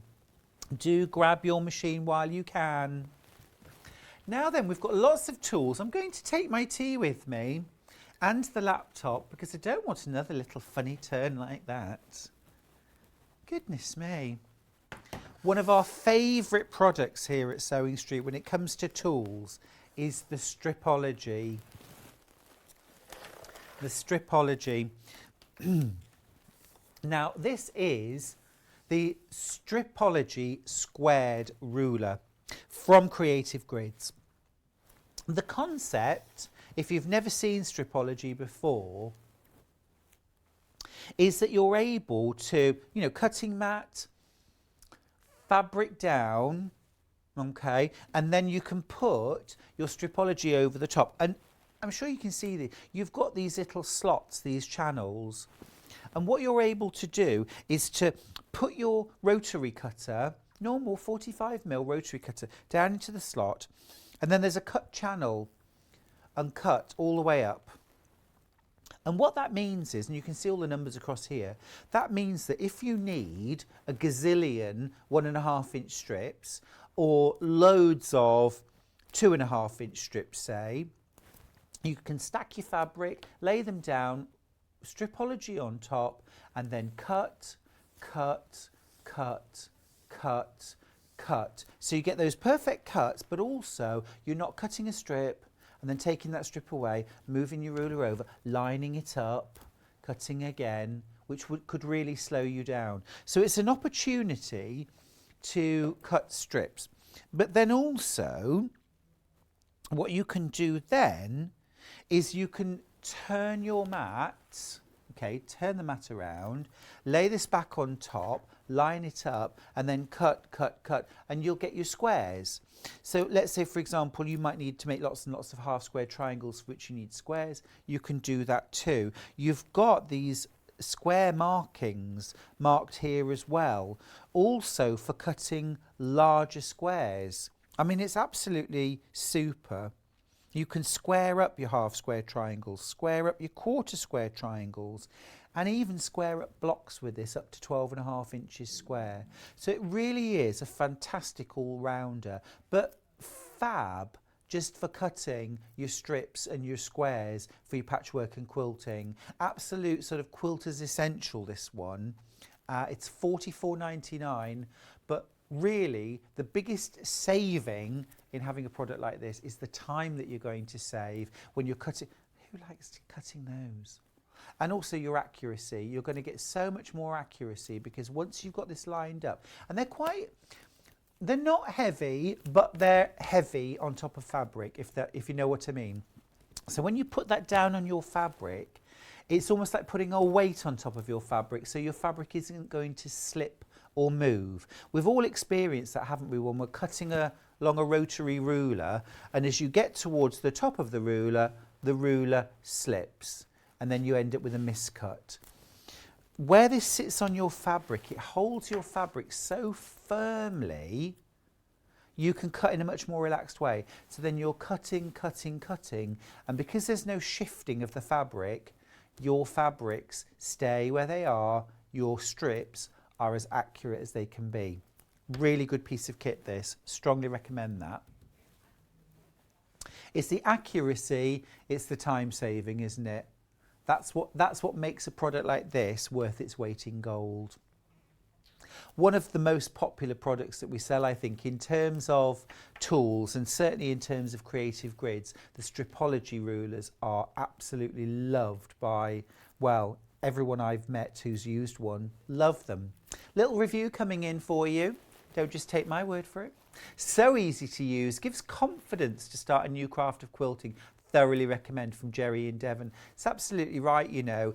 Finding the right tools, get a better result. Leslie's also done a review on FIFO. Wish I'd bought this long before. Now, it makes cutting and squaring so much easier and right. And that's what it's about, isn't it? That getting that accuracy so that your strips fit together, your blocks fit together, and your finished quilt is just nice and flat, nice and square, just as you want it to be. That's our stripology. Now, creative grids are so popular. We've a few other things. Yeah, shall we do the curve, the ovals? The ovals always. Oh, this is cool. Liking this. Liking this. Now, this has been very popular on pre-order. This is called ovals always. So what you've got here, I'm just going to flip it. Oh, no, you can't see it that way any better. It's in the way. What you've got here is the same kind of channel principle, but this is for cutting out ovals. I'd say that ovals and circles, very difficult, either of them, but using a ruler like this, very easy to use. And what you're able to do with this is create full oval, half oval, either sideways or the other way, long ways, and quarters. That's really cool. Interesting take on your kind of traditional drunkard's path, but done in ovals. Like it. Really safe to use as well, because remember your rotary blade is going to be in a channel. So it's held on both sides, whereas when you're cutting on the edge of a ruler, you just got that one edge. But of course, when you put the rotary cutter into the channel, it's kind of held in place on both sides by the acrylic. So the only way you can go is round the channel. Really super. What a great idea. Yeah, really good for anyone with dexterity issues. Now, Jane's messaged in saying, good morning, Stuart. Could you demonstrate the ruler with some fabric, please? I think that was perhaps talking about the stripology ruler. We've got a stripology, haven't we? I've got a little stripology here. Yeah, that's fine. Yes, we will do. We will do. Yes, we'll grab some fabric as well. We'll grab some fabric. I need everything. Now, we have a couple of other different stripologies, not stripologies, creative grids rulers as well to share with you, which I'll just show you while we get the other bits and pieces ready. We've got the creative grids triangle ruler. Okay, so this is the non-slip 60-degree triangle. Ever so useful, something like this. Really useful. Multi-size, allowing you to cut 60-degree equilateral triangles that finish to 8 inches. And you can create, of course, if you combine 6 of those triangles together, you can create a hexagon. You can also cut 30-degree triangles to complete a border. So, for example, if you just need the last rectangle that would go... triangle rather that would go here, you can cut those using your triangle ruler as well. It's £20.99. And then finally in the creative grids, well, we have got one other that I'll show you in a sec. We've got the roundup tool. So this one can be used to cut circles, drunkard's path, orange peel shapes for applique. And you could also use this for rounding off the edges of a quilt as well. But you can see there you've got different sizes of circle, different sizes of petal shapes. Love that. Creative grids keep coming up with these amazing things that we can do. Different rulers, different tools that just help to inspire. Made by quilters, for quilters. Now, the last ruler that I want to show you from Creative Grids, this would be my absolute top pick. Now, I have a square up ruler in my studio, but it is not on this magnitude. And I'm looking now at this thinking, I really need this. Really need this. Amazing for things like bag making, for cutting out really large pieces of fabric without having to move the ruler. This is 20.5 inches square. Now my square ruler that I've got at the moment is 15.5 inches square, and I'm always thinking I could do with that extra inch or two. Now this is 20.5 inches square, which is absolutely superb. Got your diagonal as well, your 45-degree line. Squaring up quilts, cutting your background blocks for appliques, as well as cutting things like, you know, your large squares for your patchwork as well. Absolutely super useful, this. Really super useful. So that is £49.99. Well worth getting that one. Now, shall I show you how to use the Stripology ruler? Come this way. Come this way. Let me show you. Okay. That's fine. Right. So I've got some fabric. And I've got my Stripology. Got my cutting board as well. Just going to flip that over.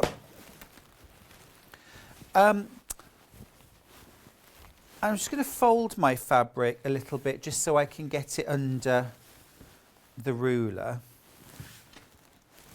Now, let me just show you. At the moment, you see my fabric, my ruler not fitting. So I'm going to need to fold my fabric again. If you were using something smaller than this, it wouldn't have to do this.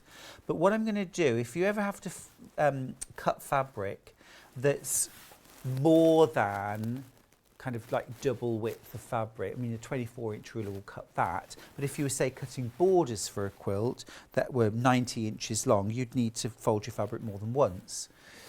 So what you want to do is the fold on the fabric I'm putting on a line on the board. And I'm just going to pop my Stripology ruler on top just to hold that fabric in place.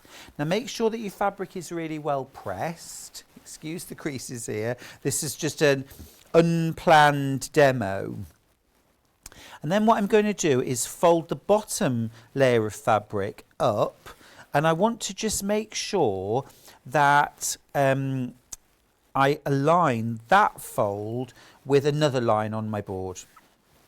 Okay, just to make sure that that is also straight, because what I want to make sure is that when I undo my strips that they are perfectly straight top to bottom. Okay, now hopefully I've folded that. Oops, wrong way round. There we go, super. Right then, so you can see now that the little channels, I'll have to move the sewing machine along a little bit, move everything along. Yeah, is that okay like that?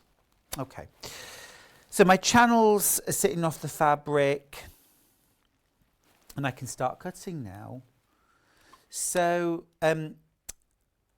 where normally I might have to start over here and then start turning the board around, I can do my clean-up cut just here.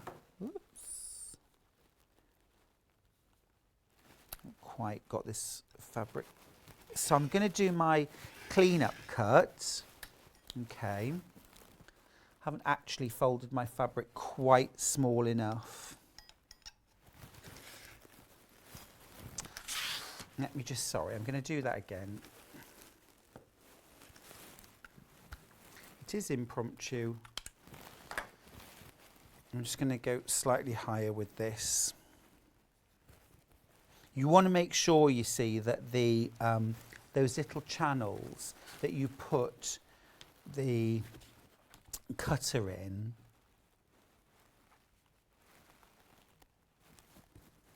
there we go. That's better. Okay, right then, so let's do our little clean-up cut. And then basically what you're going to do is pick your increments, however far apart you want your increments. Put your cutter inside the channel. So you might cut every other one. I mean, there are measurements on it. So that hasn't moved at all. And what I want to show you then is that what we've cut are lots of strips, all the same size. They're all nice and straight, and we've cut every single one in one action. So setting up with a large piece of fabric does take a minute or two, because you want to make sure that you've got everything lined up top and bottom. If you're only having to fold the fabric once, say like a fat quarter, it's quicker and easier than doing that. And if, as I say, if you wanted to cut squares out, what you would do then is you would cut your strips, turn your board, lay your stripology back on top and cut again, and you'll end up with all your individual squares. So whether you're doing 1.5 inch squares for a postage stamp quilt, or 2.5 inch squares for your jelly roll quilt, or something like that, it's going to make the whole process much quicker and much more accurate. So they really are very, very well worth having in your toolkit. Lots of the guests who come on Sewing Street use the stripology. It's one of the things that is most asked for from guests, actually. Lots of people come in and say, oh, can I have a stripology?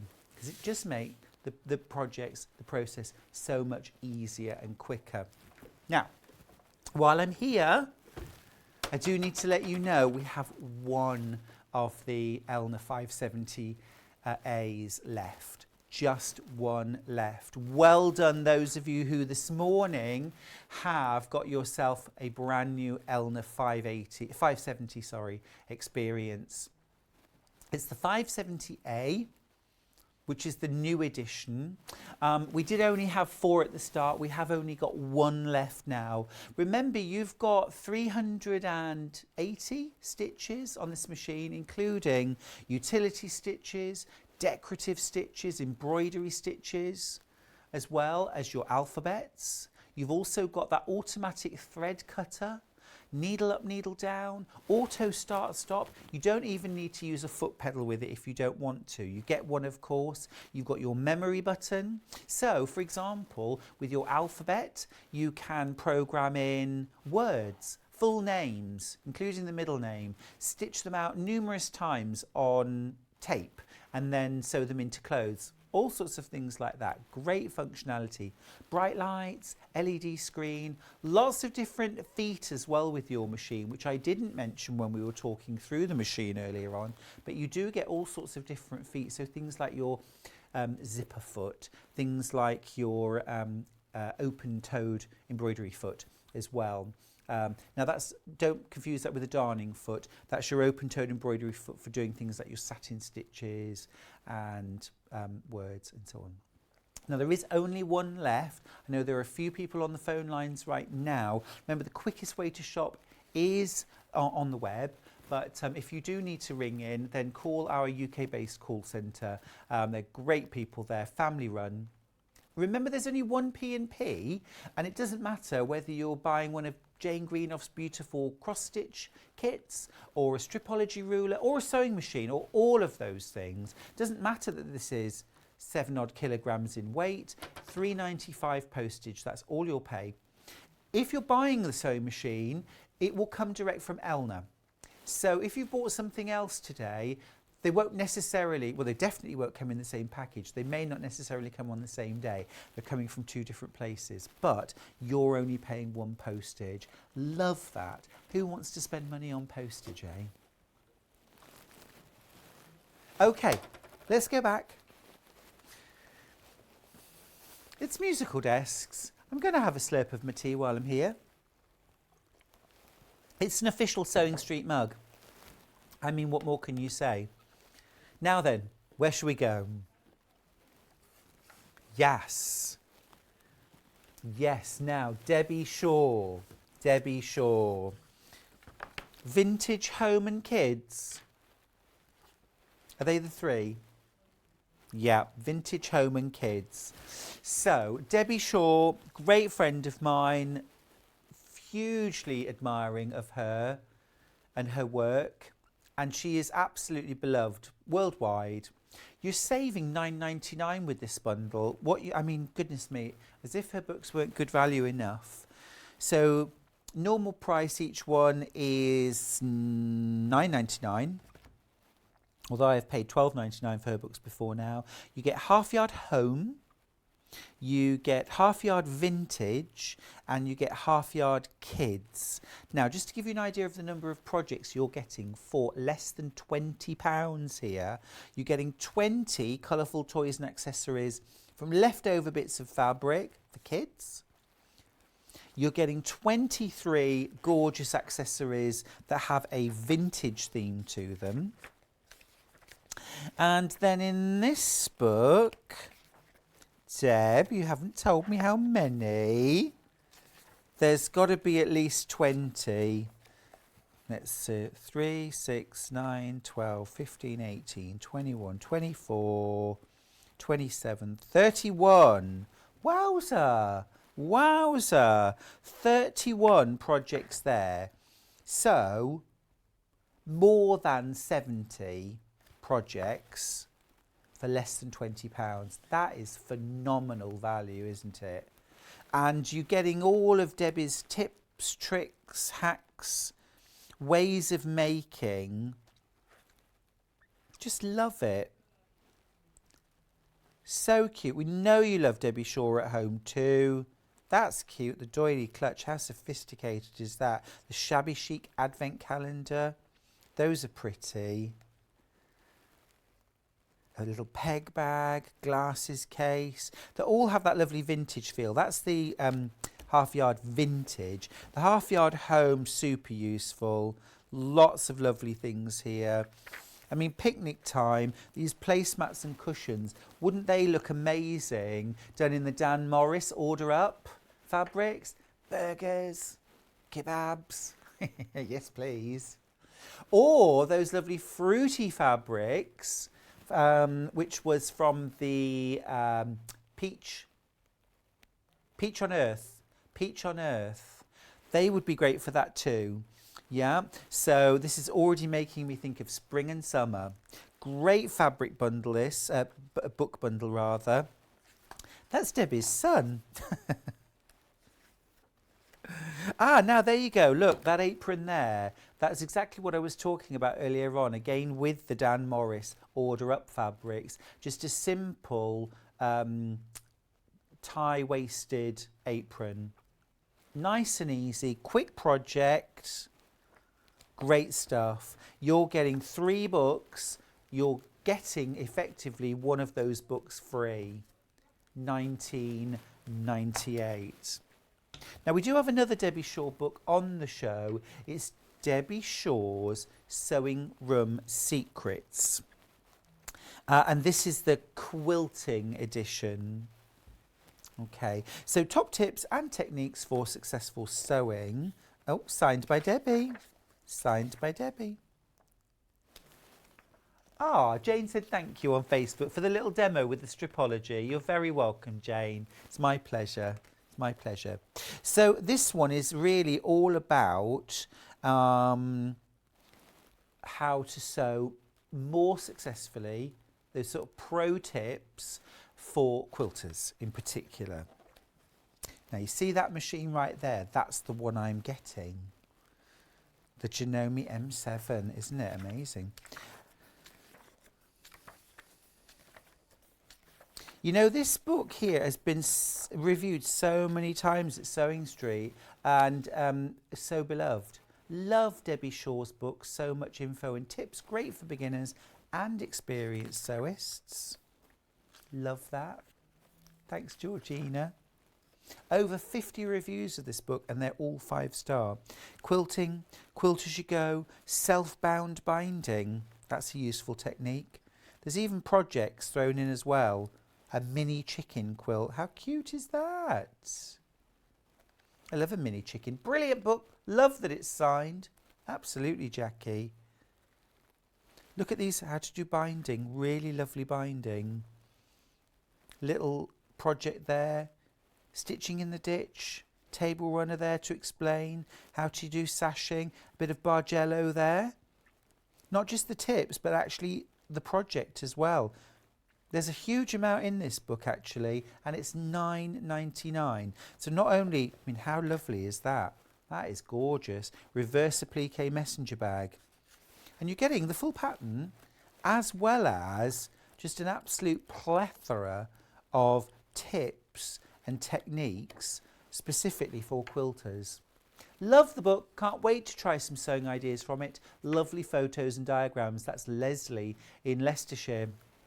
So many of you love Debbie's books, and the comments that often come up are how clear, how concise, great photographs and diagrams, and just how useful her books are, because there's something for everyone in every single one of her books. Love her.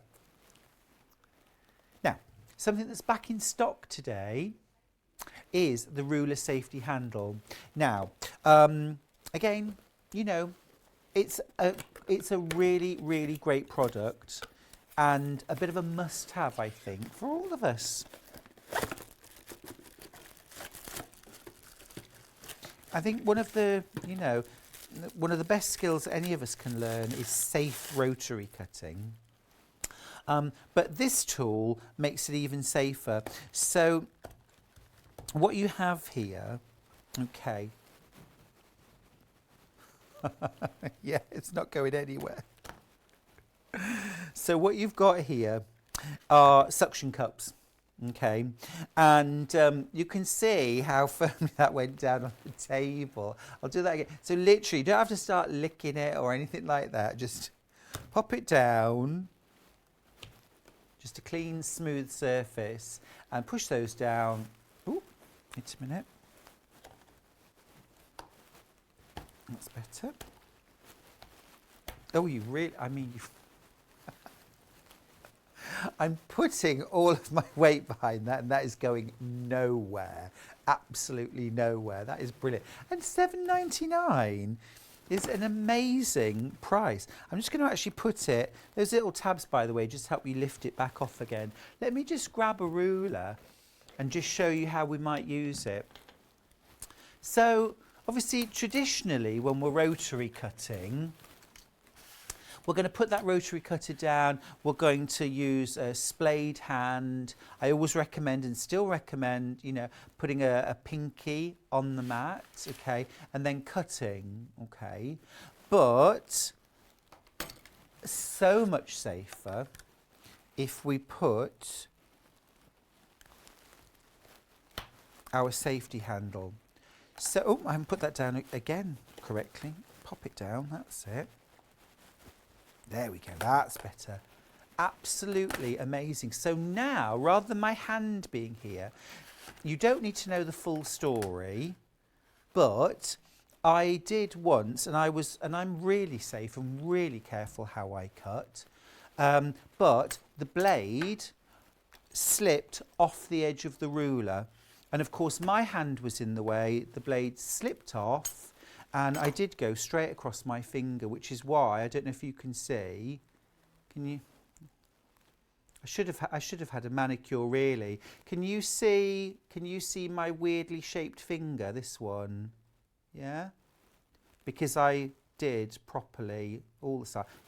And that was because it went off the edge of a ruler. Here, my hand is up here out the way. That's where my hand is. And I'm cutting.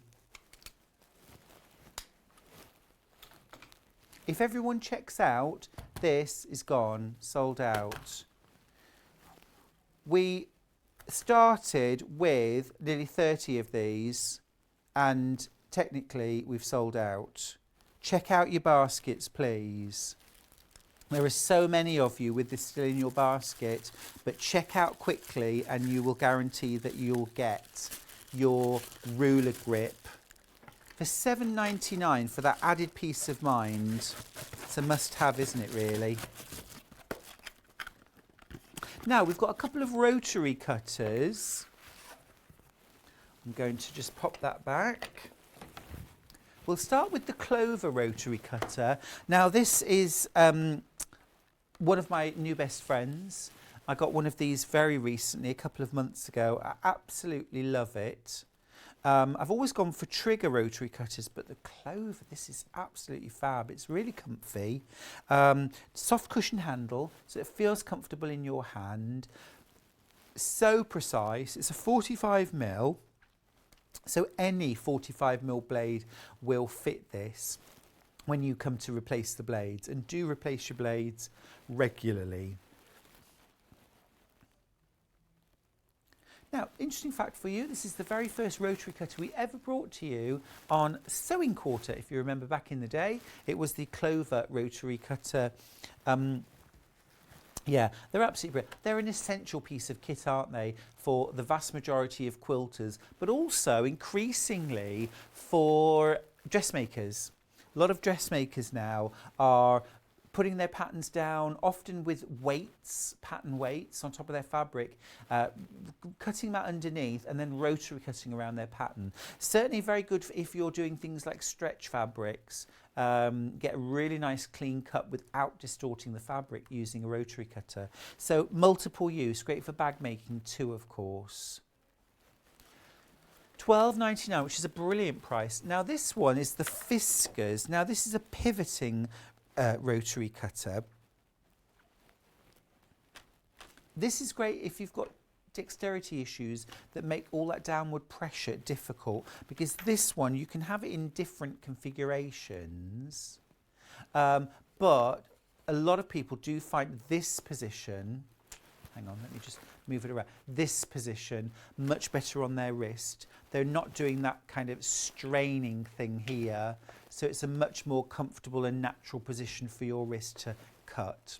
Okay, but it does have various different configurations for £21.99. This is made by Fiskars, who are synonymous with cutting, aren't they? Particularly scissors, but Fiskars do some fantastic rotary cutters too. It's also easy blade change. I believe it's just a button you push to change. It's this one here, isn't it? Yeah. Yeah, that changes the position of that, doesn't it, of the handle. Can you see? So you can change the position of your handle. But to actually take the blade out, I don't know if you can see, but there's like a little that lifts up and pulls out to change the blade. So the blade changing is really, really easy with that too. Now that ruler safety handle has sold out. Well done if you got it. That's terrific. One last book to share with you. It's from Laura Coyer. So very easy quilt favourites. Now, beautiful, beautiful quilts in this book. I will show you what's inside. But this is a skill builder. So again, we're thinking new year, new craft. Maybe you've never done patchwork before and you want some nice, fun, easy projects. Beards and beer. That fabric. Yeah, suddenly the boys are interested in quilting. Who knew? Beards and beer. Well, I'm there. Two of my favourite things. Chevron chic. That is gorgeous. You might be looking at that as a reasonably experienced quilter thinking, I wouldn't know where to start. How would you start making something like that? Well, it's all in the book. Stripology would work really well for that. Love the colours. Irish pansy. This one's made with denim. Some great ideas. Love that. Jelly roll race made modern. Very, very smart. 9-patch square dance. So if you want a good basic skill building quilt book, I think this is great. It's £16.99. Flowers on a half log cabin. Like that idea. Oh, that's clever. So you've got a log cabin in one half, but then the other half of the log cabin is a plain triangle. So really good for things like feature fabrics. Think about what your Anna Maria Horner or Kay Facet fabrics would look like. Basket weave using a partial seam construction. Very clever. Well, I haven't seen this book since last April, so it's been a while. Escher's Buzzsaw, like that, bit of tessellation going on there. That's very clever. And again, just something a little bit different. You're going to learn some new skills. Let me count the ways. Very, very smart. Simple Simon. Again, really cool. And then you've got some good basic hints and tips in the back as well, all for $16.99. That's the So Very Easy quilt favourites. Love it. Now, we've got some quilting tape, 2 different kinds, both from So Easy. Now, one of them is wash away quilter's tape, and then the other one is a regular quilter's tape. So, very limited on this. Now, this is the wash away adhesive tape. And so, in particular, things like hemming, binding, holding on trims, appliques, it won't gum up your needle. So you can stitch through it either by hand or by machine. It's not going to gum up the needle. So think about putting zips in dressmaking. What about putting on your binding when you're sewing your binding? So machine it to the front, run this tape around the back of your quilt, okay, right where the binding is going to be. Fold the binding over and stick it down onto the tape, and then machine it. When you wash your quilt, the tape's going to wash away, it's going to disappear. Really useful. The other one that we've got is regular quilter's tape. This is single-faced tape with a light adhesive. $1.99 for that. So this is like almost like a masking tape. So use it for things like quilting or for alterations. Really useful, $1.99.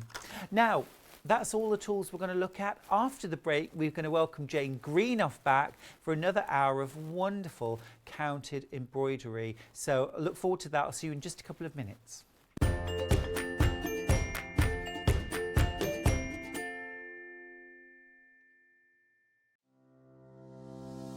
Hello, I'm Emma Bradford from the Swift Quilting Company.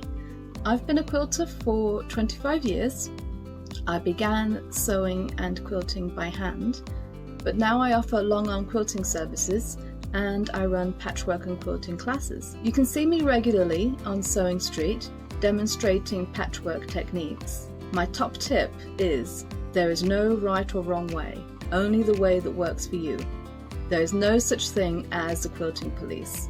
Outside of quilting, I am a qualified botanist and I enjoy riding my motorbike around the country. I hope to see you soon on Sewing Street.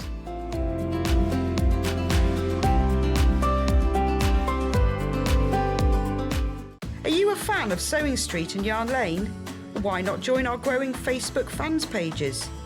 Just search Sewing Street fans and Yarn Lane TV fans on Facebook and click Join Group. It's that simple. Never miss out on the latest news and updates from our presenters and guest designers, special offers and plenty of chat with your fellow fans. Share photos of your makes, ask for advice, interact with your favourite guests and presenters and be a part of the ever-growing sewing and yarn community. See you there!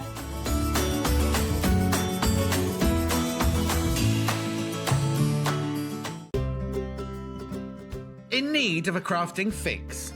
There are so many ways you can watch Sewing Street and Yarn Lane.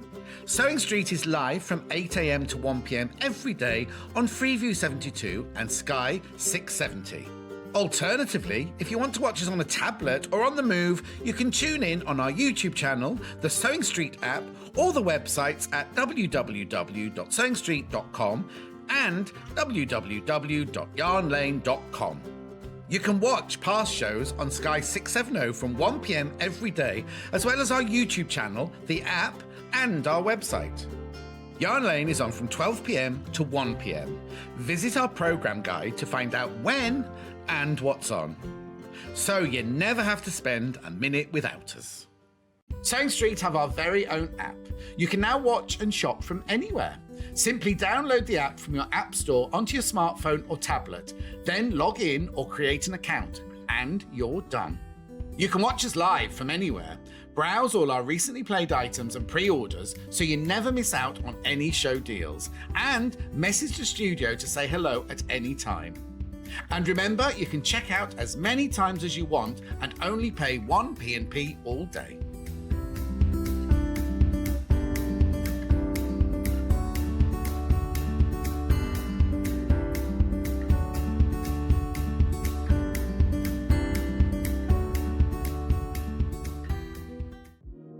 Do you love sewing? Are you creative, inspiring, and love to share your skills and tips with others? We're excited to announce Sewing Street's Search for a Star 2022. We're looking for talented sewists of all genres, Dressmaking, quilting, homewares, and needlecraft, to join the Sewing Street family and share their sewing wisdom with our viewers. live on air. To enter to become our next guest designer, all you have to do is send us a video submission of you introducing yourself and a brief demonstration of some sewing. Send your video to studio@sewingstreet.com with the subject Search for a Sewing Star. If you have any issues, email us and Director Elliot will be sure to help. Please keep your videos under 3 minutes in length and in landscape. For more information, head on over to www.sewingstreet.com. Good luck!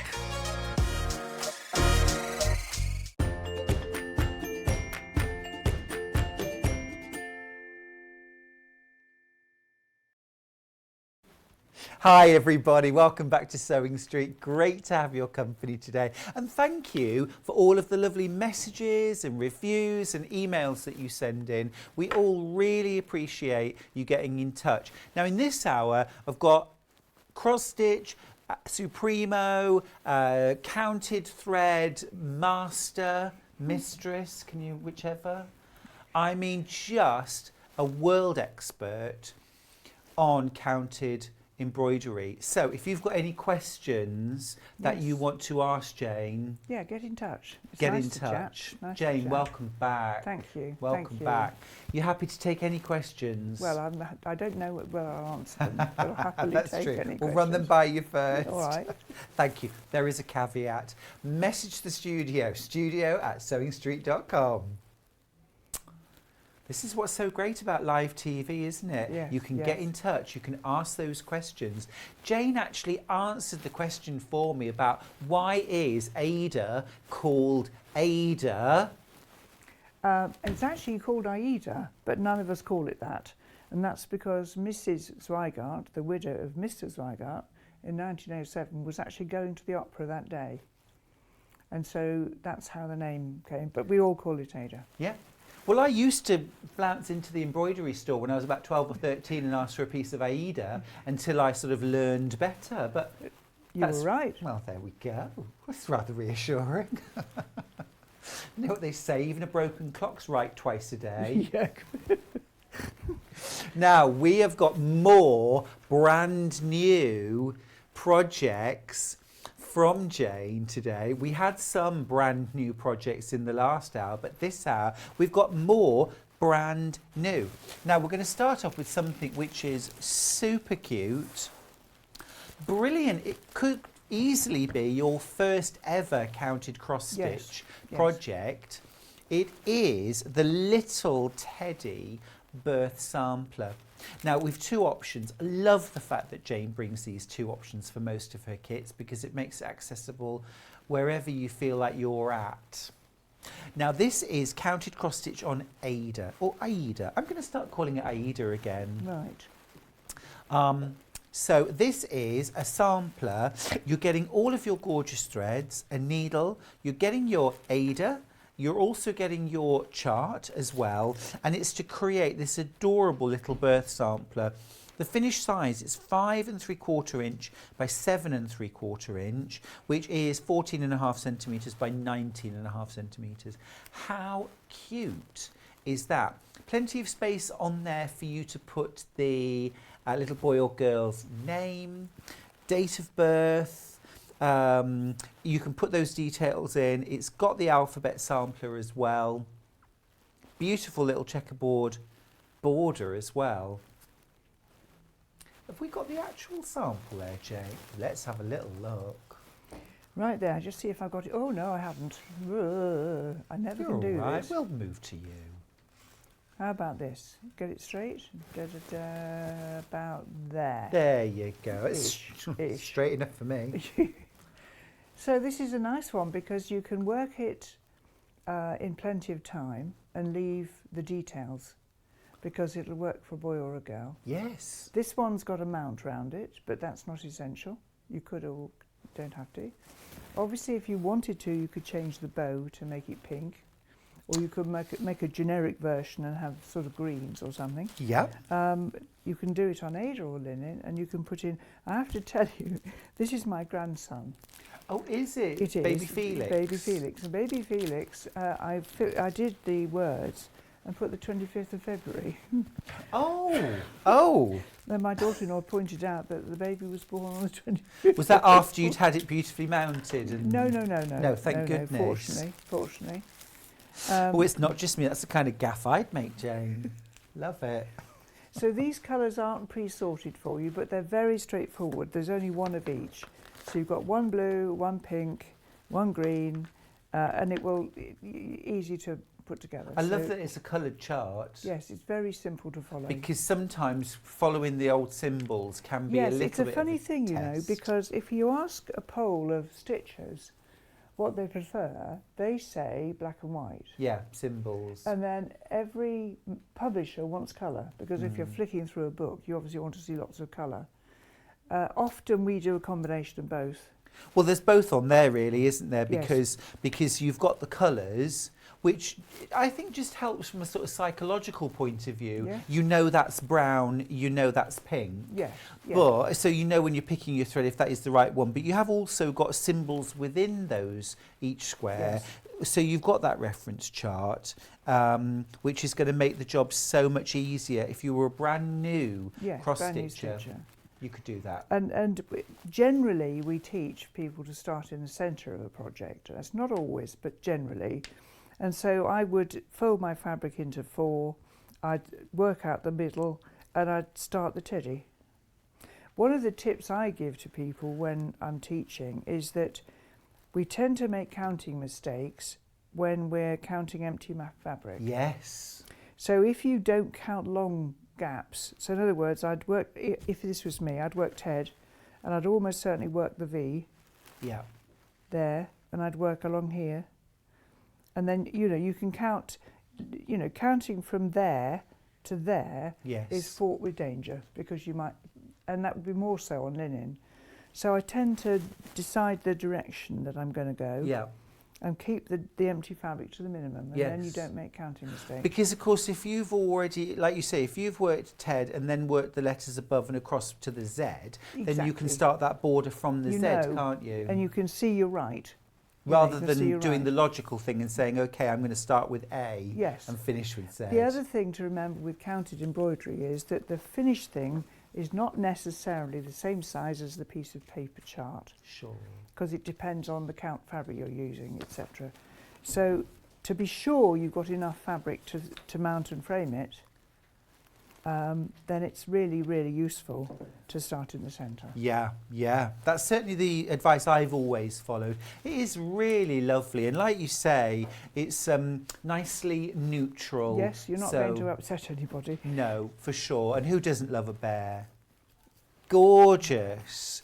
And £10.99 for weeks of pleasure. Yes, and something that they'll keep. It's a funny thing because when you investigate how people got involved in counted cross stitch, it's often doing a birth sampler for a friend's work or a wedding sampler. Yeah. That's often the entry point for folk, because they think, well, I could just do that. I've got time. Yes. You know? And if you're a bit stretched for time, whether you're a quick stitcher or not, working on the Ada version is quicker than working on the linen version, but it just depends. And as I said, the fact you can finish the sampler and then add the details as and when is helpful with a birth sampler. Absolutely. Can we leave the bow off until the baby's born? And then yes, absolutely. We could do the bow too. Yes, absolutely. And it would be easy to substitute the pink, put it wouldn't in. Yes, easy to change it. Easy to change it. Absolutely gorgeous. It's so pretty. It's a really good size as well. Yes. For $10.99. Now that's the version on Ada. There's that little teddy bear. Is that your teddy bear in the background? Little vintage teddy. Yes. Gorgeous. He's called Tea Leaf. Oh, why? I don't know. I want to know everything about your world and your life, Jane. Now, we've also got the same design on linen. And as with the other, where there's a linen and an Ada version, 14 count Ada, 28 count linen, worked over 2 stitches, will give you exactly the same size finished project. Yes. Same threads, same chart, but just working over 2 threads. When you're doing something like this, Jane, if you've never stitched on linen before, top tips? Top tips. How do you see that? How do you count the threads? If you think about it, when you're working on Ada fabric, you've got a square because the fabric is woven with pairs of threads woven together, like this sort of effect. And this makes a definite square. So when you look at your linen, if you think of a noughts and crosses board, when you're playing that, you're using the corner holes and you're leaving an empty hole in the middle. Now I tend to see it in squares, as I said, because I've been doing it for so long. The other thing about working on linen is that there's 2 main things really. One is, of course, that you can, if there are fractional stitches, the triangular stitches, which I don't use much, but they are out there, you've got a hole to put the needle in. Yes, that's because with better. Ada you have to pierce the middle, which... And I was never very happy with those on Ada. No. They always looked a bit clumsy. Yeah, they don't quite work as well. And the other thing is that with Ada, as proved on here, so this is just the lid for the box earlier, because it's on linen, you can work over 1 as well as 2. And that's really fine, isn't which it? gives Amazing. it gives you a different perspective. I mentioned, do you remember mentioning earlier you did some lavender and lace? Yeah. Now we had a lady come and see us at a show, very upset that she'd worked one of these lavender and lace.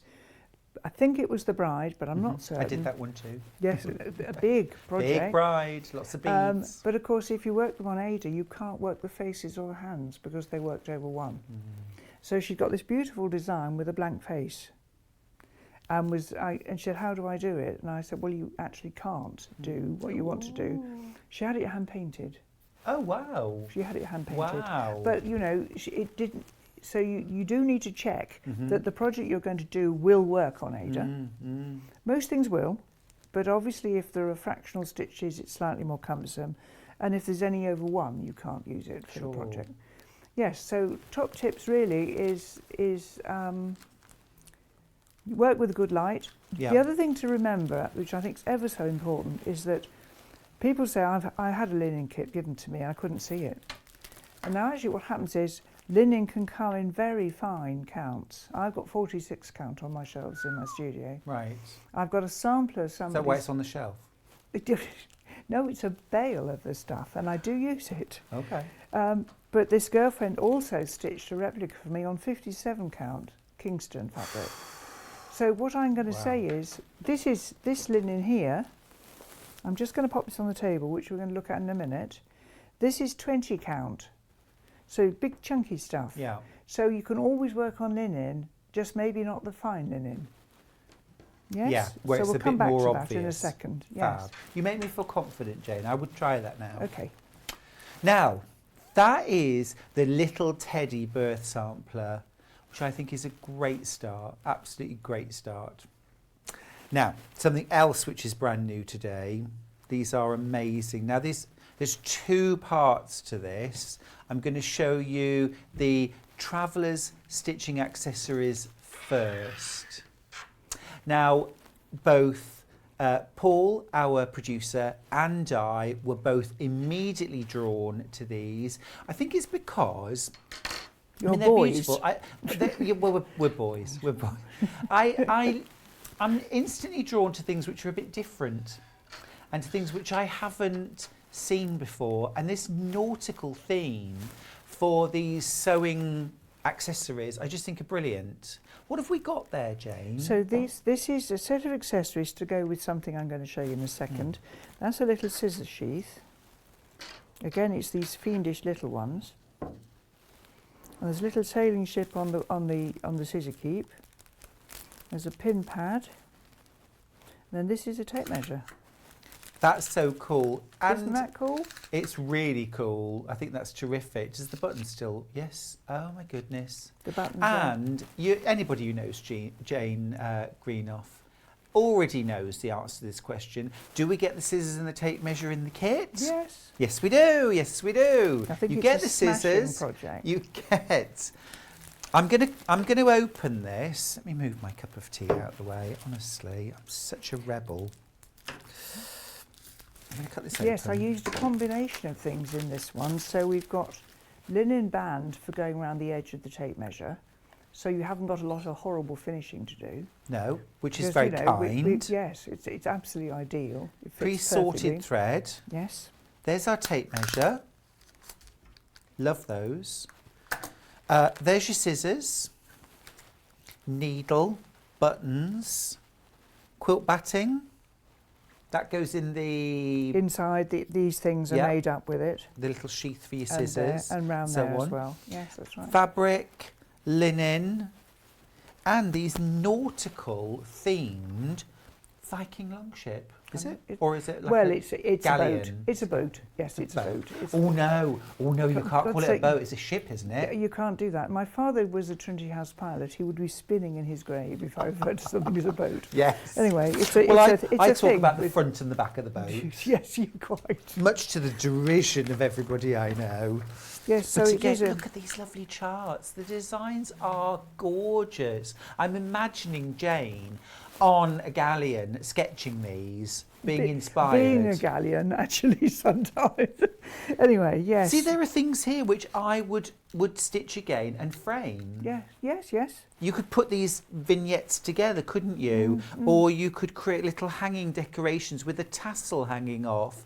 They're just brilliant. I love the designs. And again, black and white and colour. Pick your poison. Yes, and it means that if you want to, you can colour... I know some of you like to colour in your charts as you're stitching with a pencil or magic marker. So the black and white one could be used for that. Yep, absolutely brilliant. It's such a beautifully put together kit, isn't it? To make, I mean, really, I think we say it's 4 things, isn't it? It's 4 different things because you've got your scissor sheath, you've got your scissor keeper Little keeper, yes. on the end. With a You've button in the also got your beautiful compass pin cushion. That's a thing of beauty. And you've got your tape measure cover, which is superb. I love it. I love it. Now that's one of our brand new, $24.99, a gorgeous little Now set then. on its own. That's all stitched on linen. There isn't an Ada version. no. All stitched on linen. Now then, Now that segues rather beautifully into another brand new. Now then, I wonder if we can see the actual, finished? Because this is so beautiful. Look at that. It's 2-sided. I'm going to open it. Jane, show When us, we're ready. show us your wares. Right, let me get it in the right place for you. There we are. So this is a traveller's stitching bag, really. So it started off, it's got a sailing ship inside. There are some stamps, a steamship, sorry. And then you've got a sailing ship on there. And then you've got a biplane or similar on there. Yeah. So it takes all your things that we've just discussed. Will you show us inside as well, Jane? Yes. Isn't it It's beautiful? lined in silk, look. It's so beautiful. And then they all pop in, look. And there are buttons. It's exquisite, isn't it? Our director just said that is wicked. Now, I can be honest here, Elliot doesn't comment very often. That's true praise. So that goes in your suitcase when you're on your cruise Beautiful. or on the aircraft. Obviously, those little scissors are air safe, unless it's Australia where they throw them away. I'm not saying any more than that, but British Airways regard those as air safe. And obviously, you could put one of those little cutters in, especially for travelling. Yes, but isn't it nice? Didn't it work well? It's absolutely beautiful. There's so much detail on, and on the ends as well. You know, you've got the little sailing ships there as well. It's just superb, and I love the postage stamps and also like the birds in flight above. It's just terrific, isn't it? It's good fun. It's $29.99. I mean, our producer Paul's just asked that question. I'm going to pass it on to you with a roll of the eyes. How long would that take to stitch? 6 weeks. For you? For anybody? Probably 6 weeks. Yeah, it's cross stitch. It's very straightforward cross stitch. Yeah. The back stitch round the stamps is probably the thing that takes the longest, actually. Okay. But yes. But the point of making these is to take pleasure in every stitch, it's long stitching, isn't it? It's winter stitching to take away on your summer holidays. It's not about, how quickly can I make this. It's how many months of pleasure do I get out of this? I still find there are things now. Some of you I know have bought our twin globes, which is sort of so big, and it's taken from a map from the 15th century. Now, I remember when I was stitching that, I was disappointed when I finished it. Yes. It was one of those where I was going, Like a really good book. Yes, exactly. You slow down, don't you, as you get to the last chapter? Yes. I'm like 1 page a day, that's all I'm reading. Yes, so yes, it's been a popular thing. It makes a change, doesn't it? Yeah, and it's really it is beautiful and something that different. appeals to boys as well. It is, and it's just something different too. It's like a sort of, the history of sailing, isn't it? It's just beautiful, and especially with the traveller's stitching accessories included inside. And obviously they're 2 separate kits. Let's have a little look at the options for the traveller's stitching pocket. We're going to look at Ada first. So the Ada version, $29.99. Again, 14 count Ada. You're getting inside. I'm going to open it up again just to show you everything you get, because it's just fabulous that you get all of the bits and pieces that you need to complete each kit. I'm having to cut these open because they're stuck down with elephant spit, aren't they? Not literally. No elephants were harmed when making this product. No. So inside there we've got all of our beautiful threads, and they're gorgeous sort of muted antique-y colours, aren't they? Stunning colours. Love all those sort of muted blues. You've got the woven band. This is to do things like the closure, isn't it? Yes, that's right. Yes. That's stunning. Little buttons and a needle, of course. I love the fact you don't even have to go out and buy a needle, although Jane does do marvellous needles. Ada. This is the lining. The lining for the bag, yes. Is that a cotton lining? I don't know which one this is, actually. This one, the one on this is silk. I don't actually know. That must be the cotton one. That's very lovely. Yes, it is a nice fabric. And then these charts. And again, Paul mentioned it earlier on about sewing these and making these as little framed pictures as well.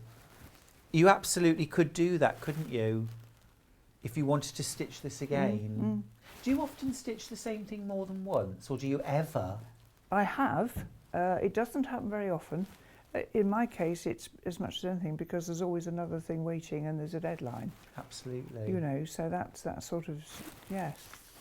But there are some things you just want to do. And I know people do stitch more than one because they send for material packs, having got the charts and everything. Yes. They don't need the whole thing. Yes. And again, full instructions.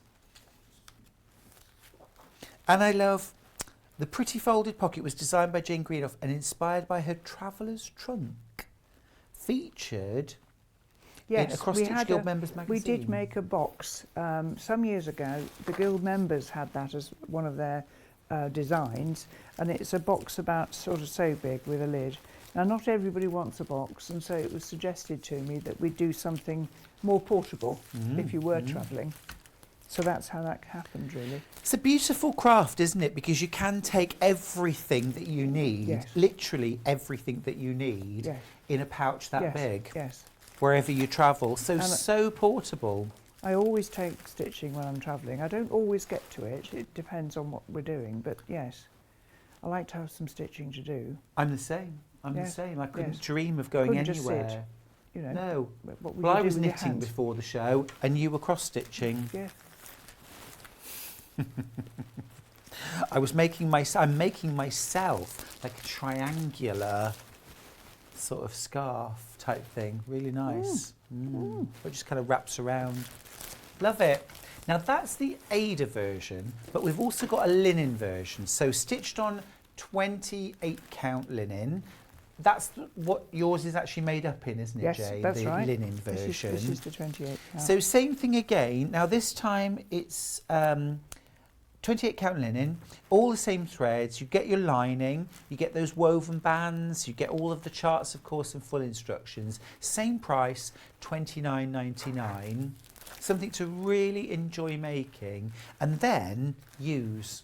Yeah, and then use, absolutely. But, you know, we're all getting, your framing is costly, and we've all got the wall space issues now. Yep. So something that you can use and doesn't actually have to go in a frame is a nice change sometimes. It really is. Julia has messaged in to say, Oh, hi. I've almost finished my wallet. It's taken me months and so enjoyable. Good, I'm glad. It's a positive thing, isn't it, when someone said this Yes. has taken me months? And it doesn't matter. That's the point. It doesn't matter, that's the Yeah. point. It's the point of doing it, to enjoy every stitch. I can remember a young man in a well-known electrical store said, "Oh, but sure you could get someone to do that on a machine." But I mean that defeats the object of this. This is a No. hand embroidered thing. Yeah. Yes. It's about taking pleasure in every stitch. Diana's also messaged in to say, what a wonderful morning with Stuart and Jane. Thank you. I'm working on the strawberry stitch etui and scissor lovely. keeper on linen. Love it so much. Good girl. Well done. Yes, hope you enjoy It's it. fabulous, isn't it? You know, it's just, you are so well loved and your projects are so well loved. Another one that I know you're going to love. Now, this reminds me of some projects I've worked on myself. I love kind of food, flowers, fruits, vegetables, that kind of thing. This is herbs and spices. This is brand new, again, brand new. A first for Sewing Street. We're thrilled.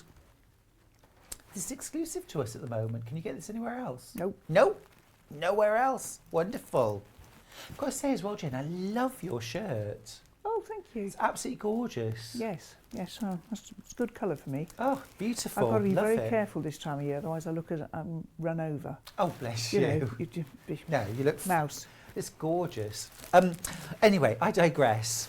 I've been looking at it all morning thinking, oh, the bags and the quilts I could make out of that. I'm always stealing fabric. There's two versions here, an Ada and a linen version. We'll look at the Ada first of all.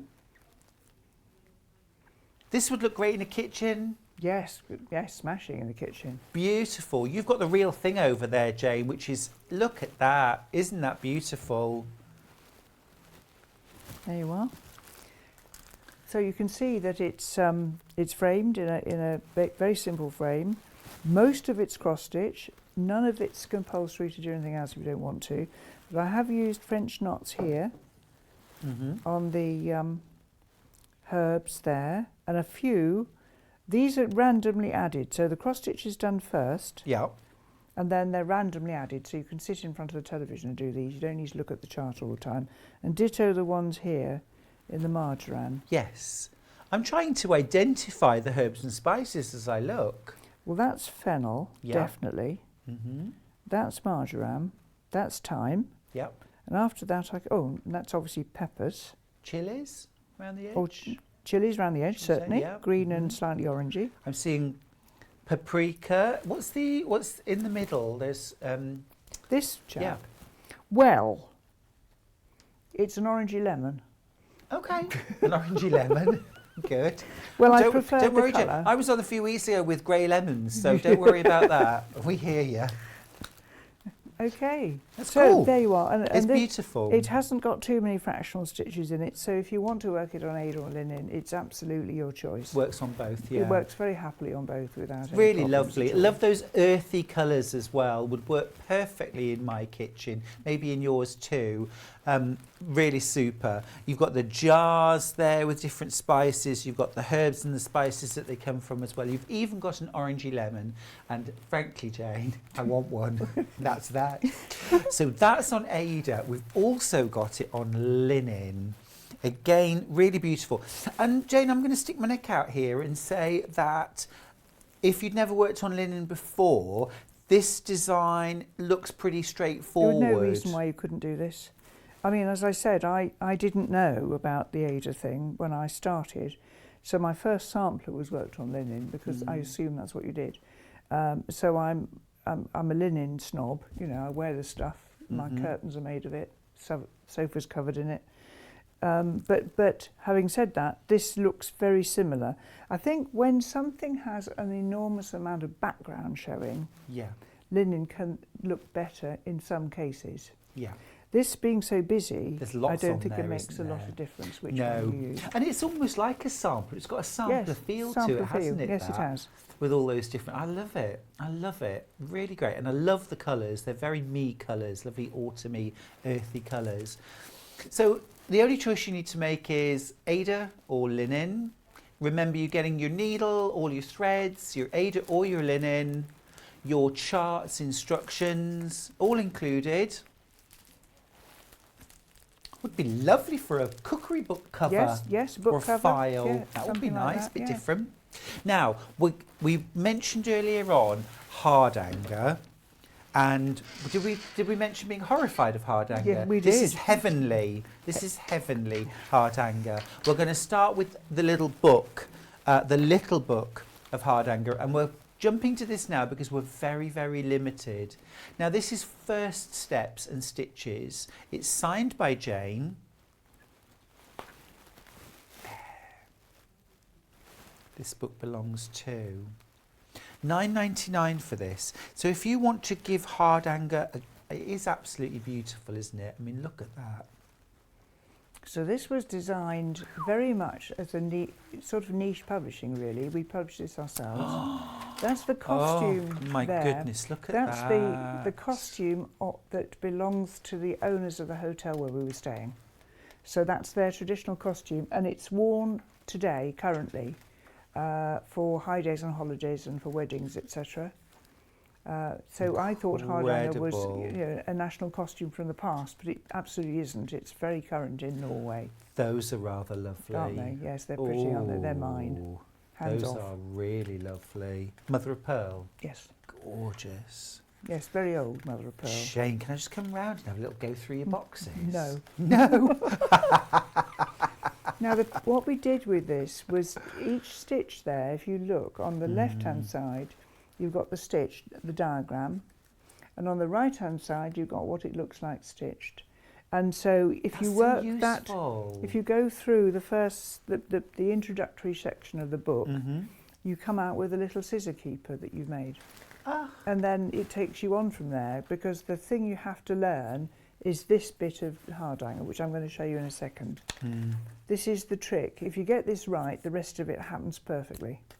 And, you know, as somebody who's often looked at hardanger and been a bit frightened by it, this is absolutely, we talk about step by steps all the time, but this is absolutely put the needle here, pull the thread through here, you know, even the back of the fabric, to totally demystify one snip at a time what to do. You're actually going to do the cutting for us, aren't you, Jane? Yes, exactly. Oh my and then goodness. there's all the And then different some projects you can. That's the little scissor. So if you work the introductory section, that's what you end up with.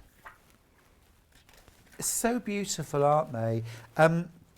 And adding this together with cross stitch or counted embroidery opens up a world of possibilities, doesn't it? It certainly does. It's absolutely lovely. And I never realised, this showed my ignorance now, I never realised that hardanger was a place or that it was based on a national costume. Yes, it's What a very great much part of it. history. And you can buy Lesson your 10. costume. You can go and buy costume from shops. I've been into a couple of shops in Bergen where they sell it. Would I suggest you'd have to sell your house first before you bought it? Certainly my second house, you certainly would. Yes. A man's costume, well, I think a woman's costume can be about £27,000. Yeah. If you had it made for you.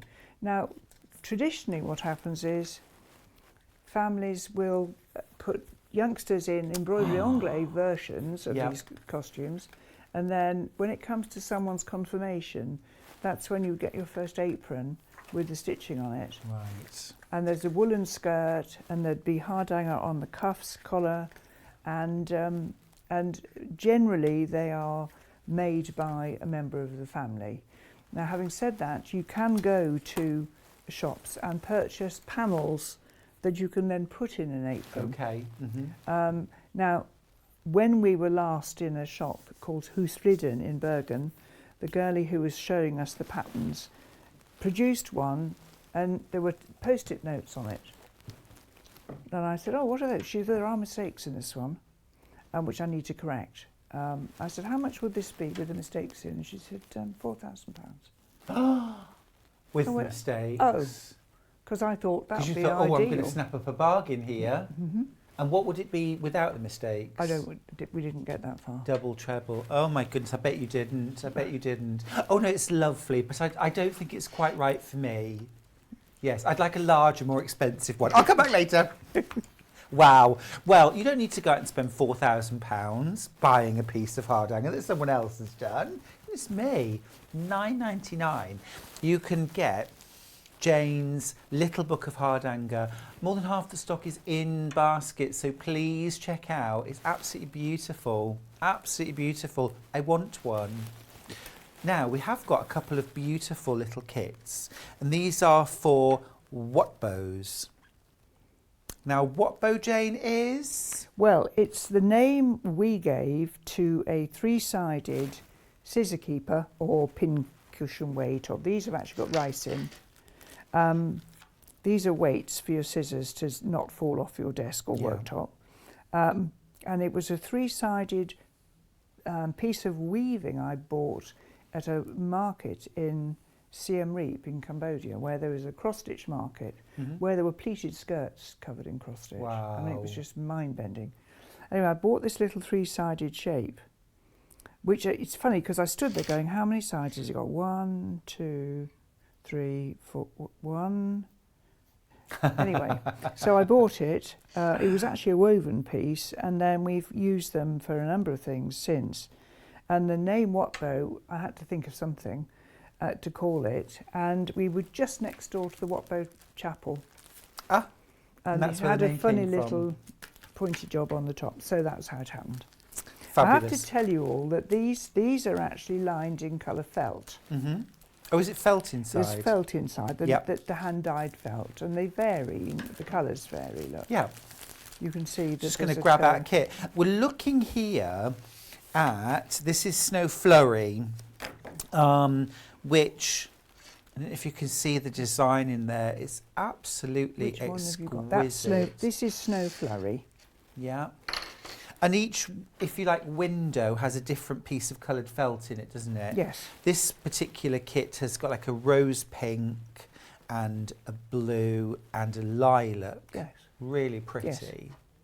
Really pretty. Then you've got your thread that you're going to use for your hardhanger. Is that regular? Would you use embroidery floss? This is perlé thread. Perlé, yeah. And you're going to use the thicker one is going to be for the cluster blocks, which I'll show you in a minute. Oh, I see. There's two different sorts, isn't there? And there's the thinner one will be used for the filling stitches, and then the stranded cotton is used for the cord and for any cross stitch on the Perfect. So we've even got the 3 different threads that you need.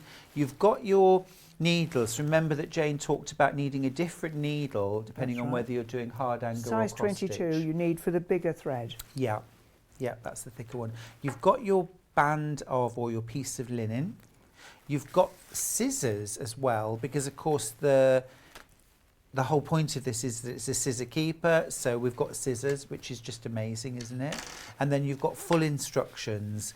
I would definitely get Jane's little book of hardanger with this too, because it's going to start you off, isn't it? It sends you down the rabbit hole.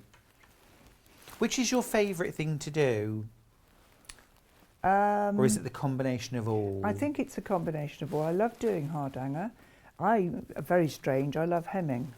I love putting a hem round stitching, so I spend hours doing that. No, I like it all. I'm just waiting to meet somebody who says that they love sewing knitting together, because I've got a basket full of... Somebody could do it for you. Yeah, absolutely. Now, I'm going to just show the snowflake, and then I want to actually see you cut fabric that you've embroidered. So I've got snowflake in front of me Scare everyone. now. This one's called Snowflake. Now, Jane's got Snowflake over there. That is pretty. That is really pretty. So it's another filling stitch. So the principle, the basic shape of the project is going to be the same, and it's just how you fill the space, really. And do you work that as one piece, or is that in different squares sewn together? You're going to work three squares in a row along the width of that material. Yep. And then they're going to be folded, and it's ever so easy to put together. It looks a bit of a beast, but it really isn't. I have to also mention here that sometimes, I said earlier I was actually a blonde. Yes. When I was filling this with rice, at that point I hadn't lined them. Can you imagine the mess I made? Fabulous, I love it. So yes, you do have to put before you put the rice in, you do have to put the felt behind the sewing. Good, you heard it here first. Top tip from Jane Greenoff. Don't make a fool of yourself. Now, she wrote the book. Is that tip in the book? Well, yes, no, but yes, it is, sort of. Jane, show us. Just going to talk about this. Now, I want just to explain a little bit. Now, make sure I'm in the roughly right place. There we are. Okay, so these shapes that I've worked here, I've worked it in a coloured thread. This is a space-dyed Oliver twist, so you can see it more easily, but this is done in white on white. And these boxes are 5 straight stitches over 4 threads, and they're always that. They're either horizontal or vertical. And if you look, you'll see that a horizontal is opposite a horizontal, and a vertical is opposite a vertical. So when you stitch it, with cross stitch, if you miscount slightly in the border, you can always slide an initial or an extra flower in, and no one's going to know. With hardanger, you can't do that. If you find you're not going to match, I'm just going to turn it around for a minute. So as I stitch this, I ran my needle across the material just to check as I went. In fact, when I stitched this last night, I missed, and I had to take some back and start again. So I know that these are opposite each other, and ditto. Yes? Yeah. And also, when I've counted it, it is going to go back in the hole shared there. Yes, and that's a good sign. And if it wasn't going to, I was going to have to unpick it.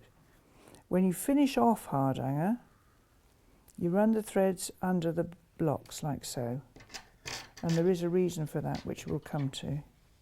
So if I just snip this end off. So that's the away waist knot, so I put the knot over there because it's away and I will cut it off. You work round either clockwise or anti-clockwise, and as I said, these are 5 over 4 threads. Now, I hate it when magazines refer to holes to the inch because it's wrong. Yeah.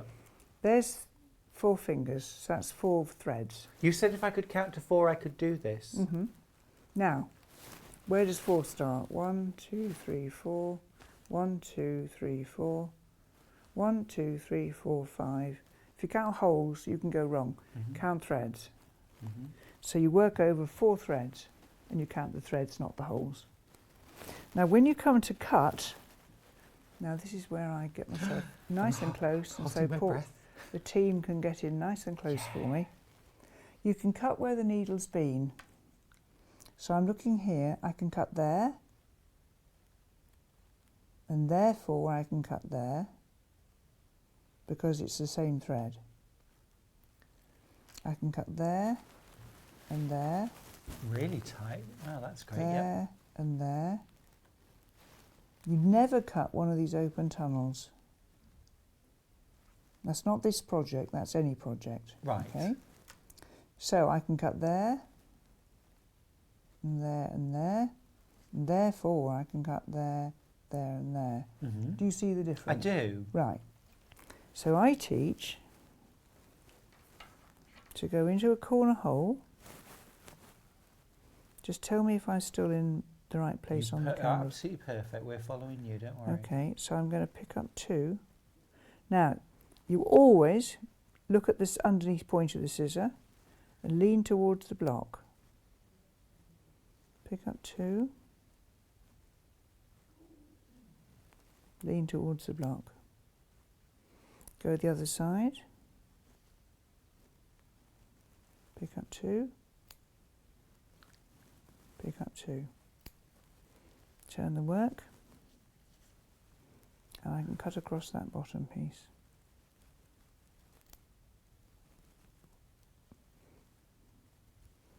Okay. Now because I've done that, I know I can cut here. Corner hole. Mm-hmm. Pick up 2. Corner hole. Pick up 2. The other side. So if you now extend this piece of fabric and stitching to a table runner, Mm-hmm. and you've got hard hanger at each end, Lovely. you're actually going to cut. And then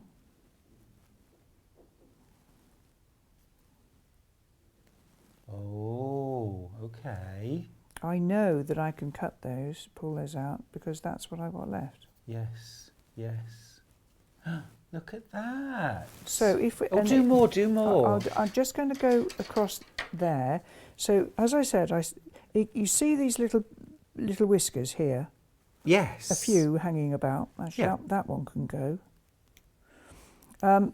I ignore those because actually handling the linen, they'll probably withdraw. Yeah. If they don't, when the work's finished, I'll go round with a good light and a pair of scissors. But Mm-hmm. so I turn the work again. I always teach to start away from you, and if you can, do it from a shared hole, because that will be thread number 1. If I start waving my arms about here somewhere, Yeah. you could actually cut something you want to keep.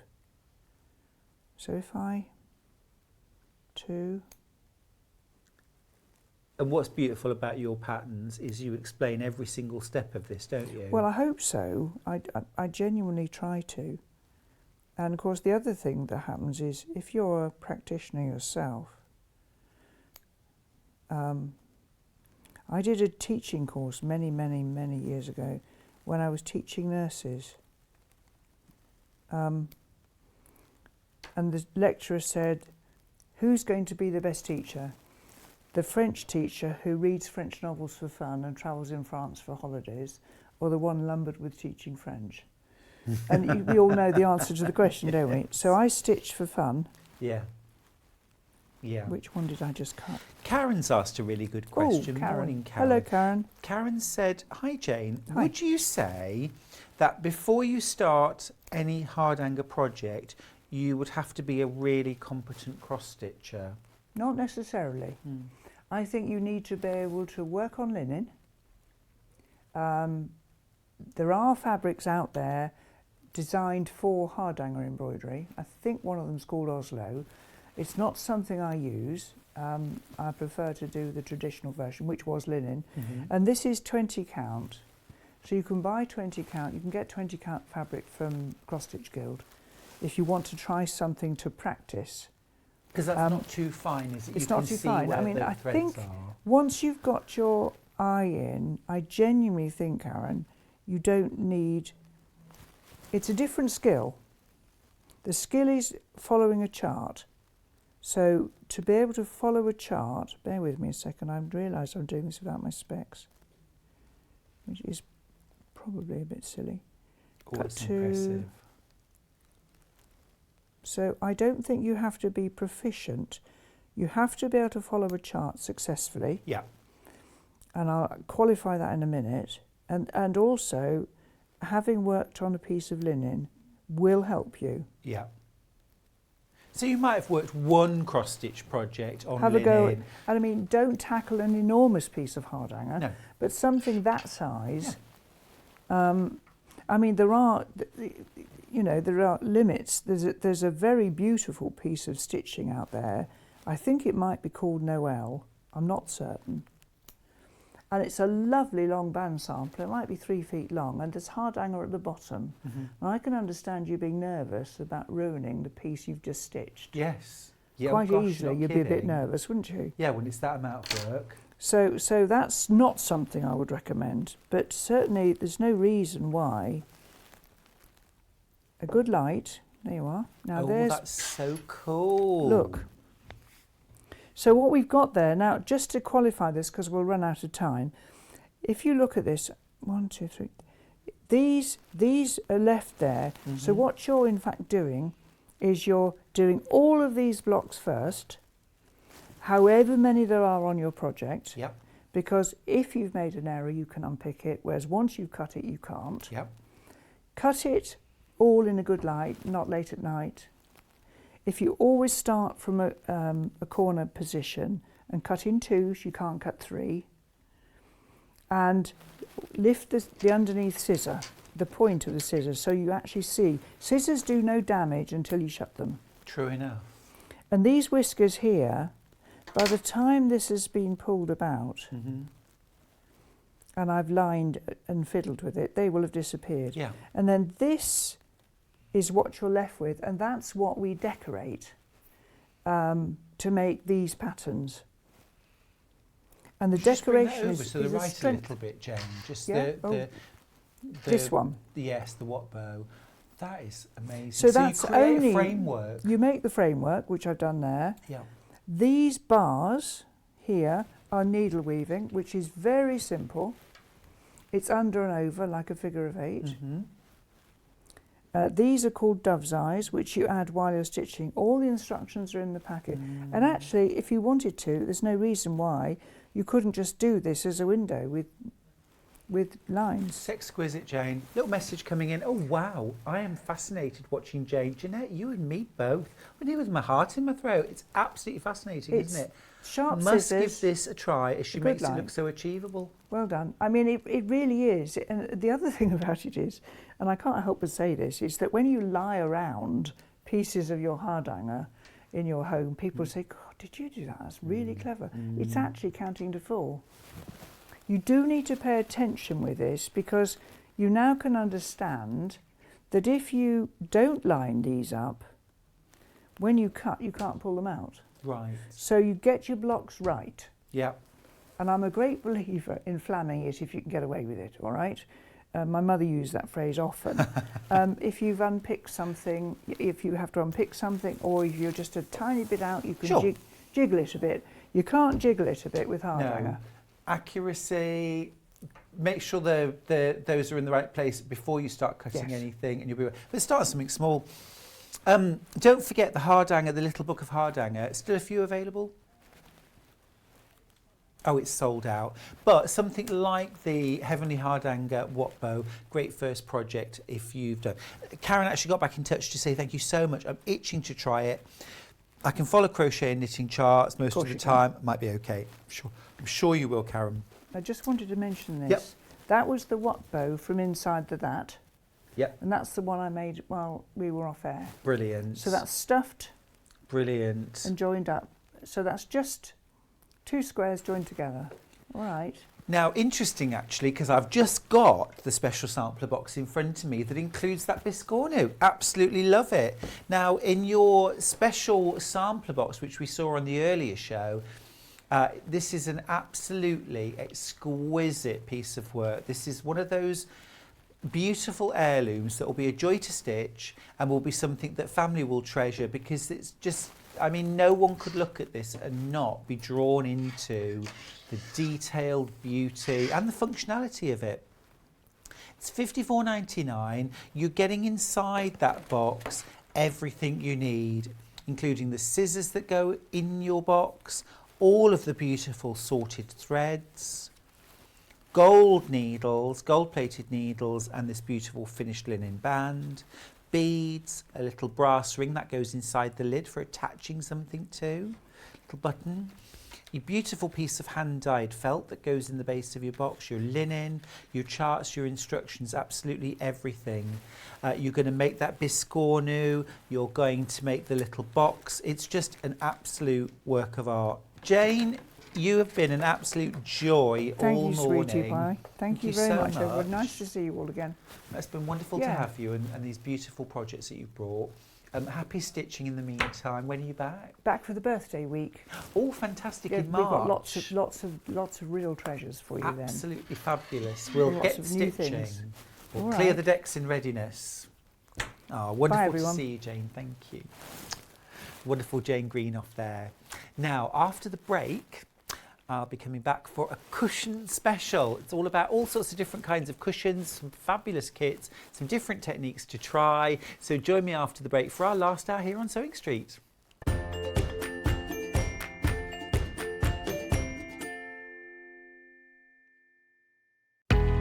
We know that shopping online can be a confusing and sometimes daunting task. And sometimes all you want to do is talk to a human being. Our family-run customer service team are on call 24/7. Full of friendly, warm-hearted individuals, all trained to make your shopping experience as easy and enjoyable as possible. Not only will they take your order, they'll also help and guide you on your shopping journey, so you never miss out. If you'd like to get in touch with us during our live show and send in any messages or any questions, then you can do it on studio@sewingstreet.com. Alternatively, you can message us on our official Facebook page. Hi, I'm Debbie Harris and I'm so excited to be one of the new guest designers here on Sewing Street. I live and work in Melton Mowbray in Leicestershire, where I run my own knitting and sewing business called Mabel and Deb. I specialise in sewing and knitting and crocheting, and I've been doing all of those three things from being a little girl when my mum taught me all things knitting, crochet and sewing. Started off just crocheting little chain stitches and granny squares, and then actually patchwork sewing little hexagons, and they're still my favourite shape to sew now. I used to be a school teacher. For over 20 years I was teaching in classrooms and just had the knitting and the crochet and sewing as a background hobby, but now I get to do this as my job, and I'm absolutely passionate about it and really want to share all that passion and excitement with you guys. A tip that I think is worth sharing with you is always use quality materials. So whether that's your fabrics or your threads or wool, the difference in the quality of your materials can really make a difference to your finished project. And always use the right tools, so whether it's a rotary cutter or a pair of scissors that are specially made for that job, that too can make all the difference. My claim to fame in 2020 was being one of the winners of the Great British Make Off here on Sewing Street when I did my debut sewing demonstration in November last year. And it was just a wonderful experience, and I'm so excited to be here on my Sewing Street journey with you all, bringing you lots of tips, techniques, and looking forward to doing lots of exciting projects with you throughout the year. So lovely to meet you, and I look forward to seeing you soon. Bye.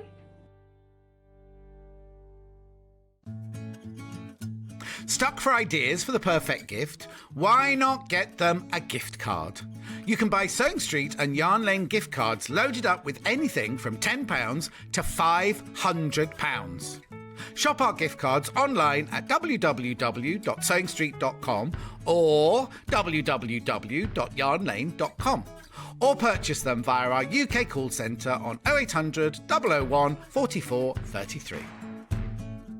Have you heard about all of the different ways you can shop with Sewing Street and Yarn Lane? You can either shop on our websites, sewingstreet.com and yarnlane.com. You can also order by phone by calling our friendly UK customer service team. For Sewing Street, call 0800 001 4433, and for Yarn Lane, call 0800 4700 600. And don't forget about the Sewing Street app. Here you can shop all of the Sewing Street products as well as watch the live shows from anywhere. You can download the app onto your smartphone or your tablet by simply searching Sewing Street in your App Store. And one final thing, no matter how many times you check out on Sewing Street or Yarn Lane in one day, you will only pay one postage and packaging. Happy shopping! Keep up to date with what's on Sewing Street and Yarn Lane, as well as all the latest news and special offers by signing up to our email newsletters. For Sewing Street, head on over to www.sewingstreet.com, scroll down to the bottom of the homepage, type in your email address, click the envelope, and you're done. It's exactly the same for Yarn Lane. Head on over to www.yarnlane.com, scroll down to the bottom of the homepage, type in your email address, click the envelope, and that's it. You are now subscribed to both Sewing Street's and Yarn Lane's email newsletters. Never miss out on the latest news and special offers ever again. Follow Sewing Street and Yarn Lane on Facebook and Instagram to keep up to date with what's coming up on the show, as well as being the first to know about our amazing offers. Get involved with our competitions that are exclusive to social media. And pick up some top tips from us too.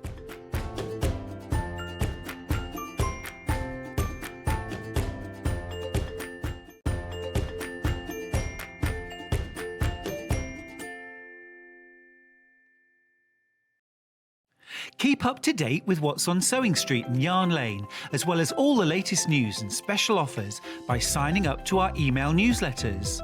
For Sewing Street, head on over to www.sewingstreet.com, scroll down to the bottom of the homepage, type in your email address, click the envelope, and you're done. It's exactly the same for Yarn Lane. Head on over to www.yarnlane.com, scroll down to the bottom of the homepage, type in your email address, click the envelope, and that's it. You are now subscribed to both Sewing Street's and Yarn Lane's email newsletters. Never miss out on the latest news and special offers ever again. Follow Sewing Street and Yarn Lane on Facebook and Instagram to keep up to date with what's coming up on the show, as well as being the first to know about our amazing offers. Get involved with our competitions that are exclusive to social media. And pick up some top tips from us too.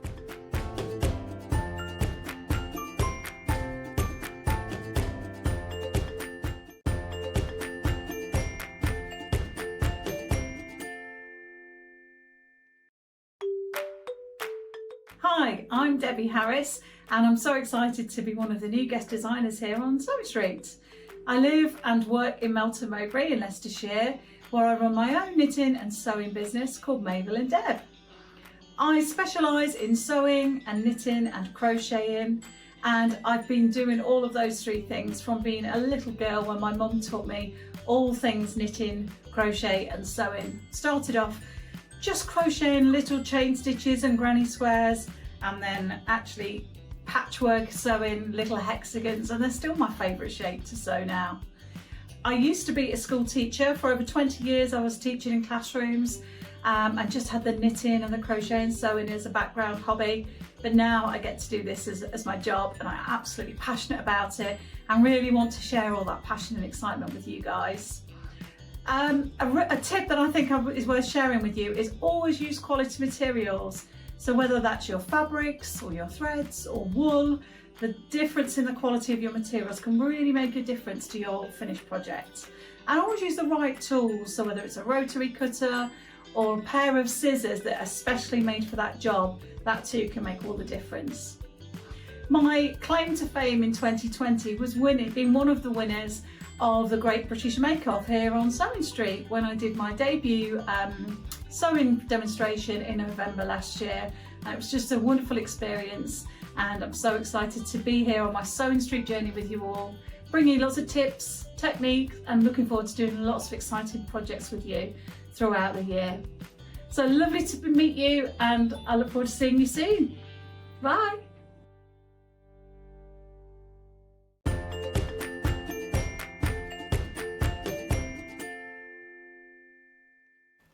Hi friends, welcome back to the last hour on Sewing Street today. Where has this morning gone? It's been an absolute joy. Glad to have your company with us for that last hour, and this hour is all about cushions. Now, lots of us here, guest designers, presenters, were often asked, what's a good project if you're either starting to sew or you're trying your hand at a new technique, maybe applique, maybe foundation paper piecing, or free motion embroidery, or free motion applique. And we often say a cushion is a really good place to start, you know, because you'll learn all the techniques. It's something small and achievable. It's something that's useful and you'll enjoy using too. It is a great project. But also, of course, anybody who loves to stitch loves to make cushions, I'm sure, because they are just gorgeous, joyful and great to use. We've got a whole load of different, we've picked some of our favourite cushions here. We've got Victoria Carrington, we've got Delphine Brooks, we've got some Helen Newton, I think we've got Living in Loveliness as well. It's from Kerry. We've got loads of lovely stuff here. We've also got some brand new things too, and some kind of really key things that you will need for your cushion making. So I'm actually going to start there with something which is small and looks kind of insignificant until you really think about how you would use it. And I'm not talking about Paul, our producer. I'm talking about piping cord. Now, we've got two different types. I love to use piping cord, and it gives you that wonderful edge. Let me just quickly grab this and show you. On a cushion like this, it's that edge. Okay, it's that gorgeous decorative edge that just finishes with a little pop of colour all around the outside of a cushion. It is so smart, and it will elevate any project that you add it to. It instantly makes it look smarter, more professional, more polished, more finished, and it's pence to include really. Two different styles. We've got a thicker and a thinner version. That's the really fine one, yeah? So, now this is cut to order. So, for example, you're buying in units of a half a metre. 99 pence per half metre, and so if you buy 4 units you'll get 2 metres. This is the kind of thing, this would go really well around a cushion, for example, if you want quite fine piping. What if you just bought 20 units, 10 metres?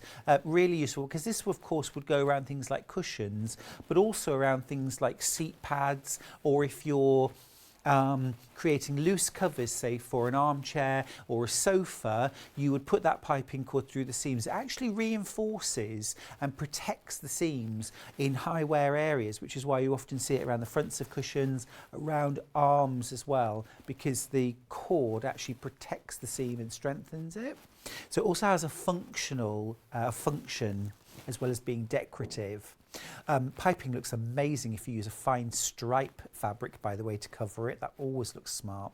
So this is our fine. This is a 3mm. It's cotton piping cord. First time we've ever offered it cut to order as well. So really great time. I would really strongly recommend, if you make cushions, are going to make cushions for your stash, this is a really good time to buy this, because it's just 99 pence per half metre. But what is different is we've only ever offered it in cut pieces in the past. This is now cut to order. So you buy by the half metre. If you buy 10 units, you'll get 5 metres in one continuous piece. All right, so that's our 3mm.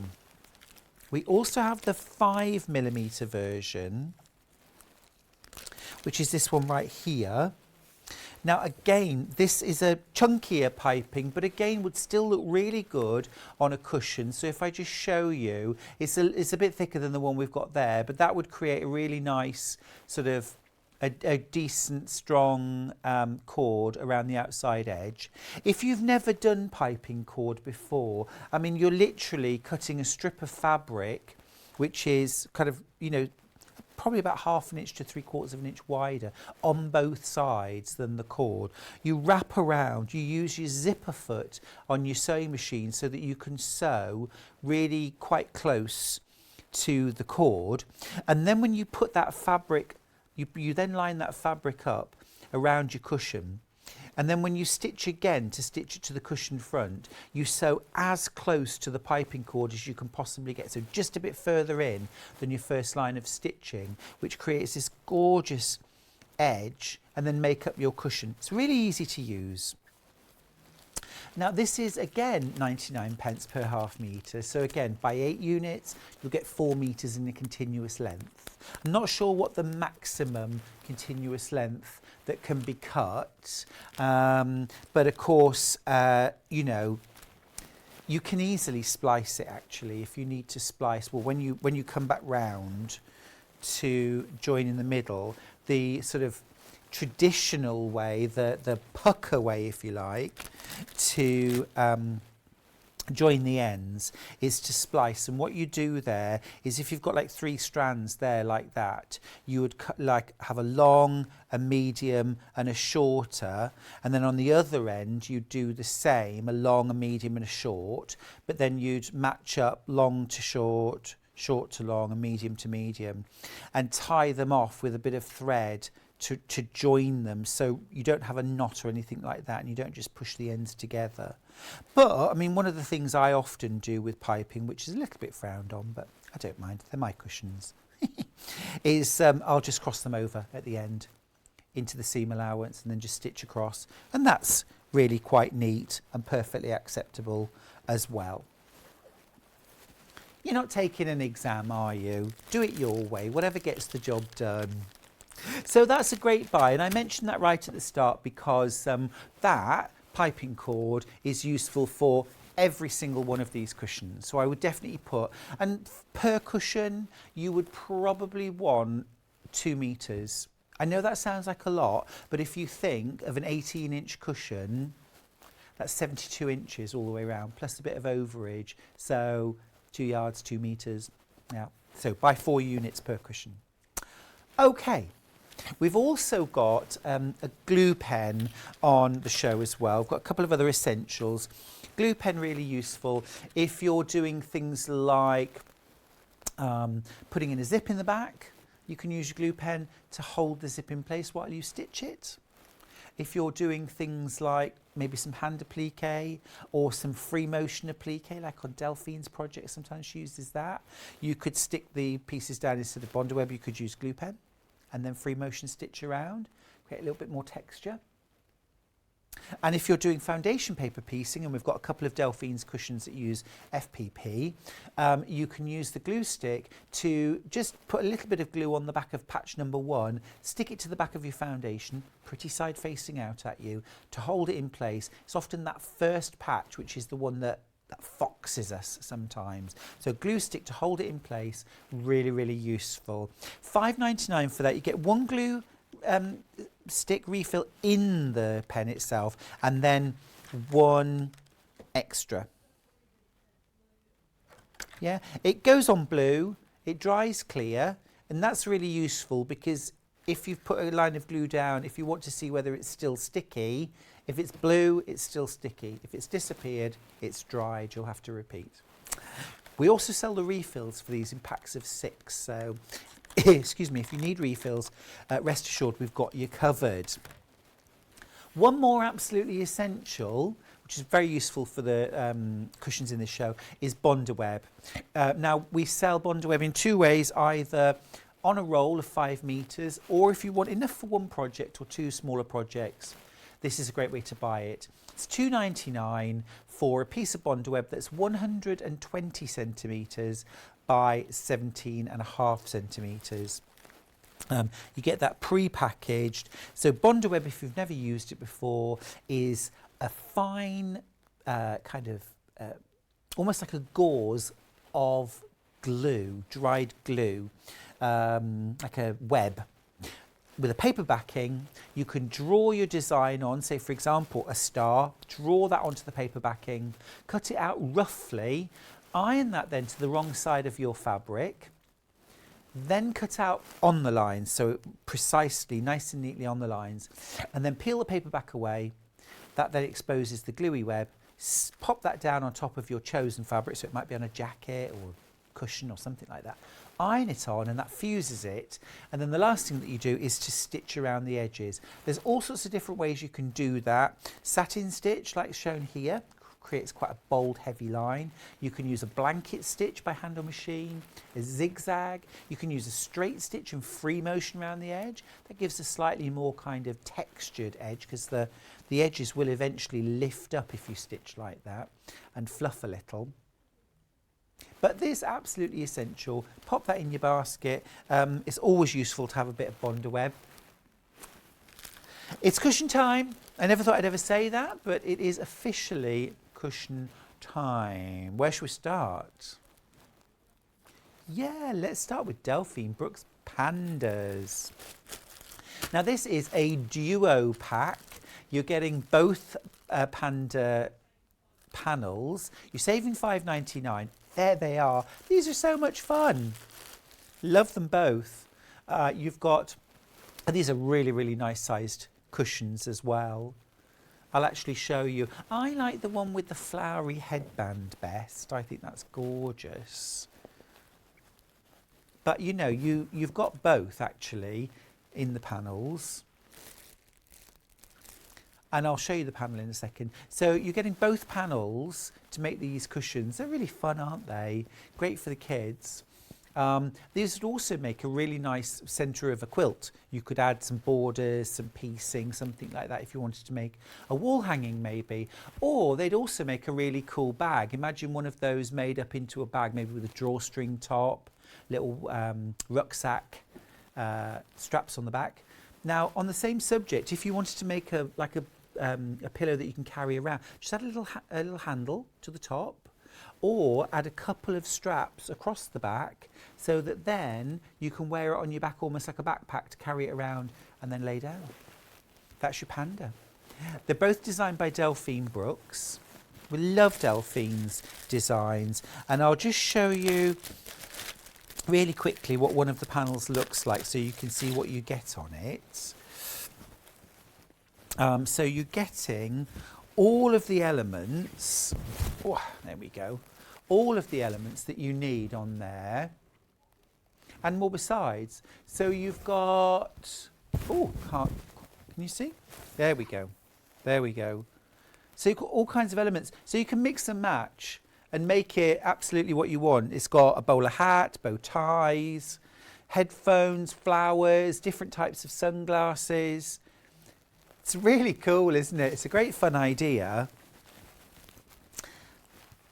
And you've got a different colourway as well. You've got the grey colourway and you've got the yellow colourway, so you're getting one of each.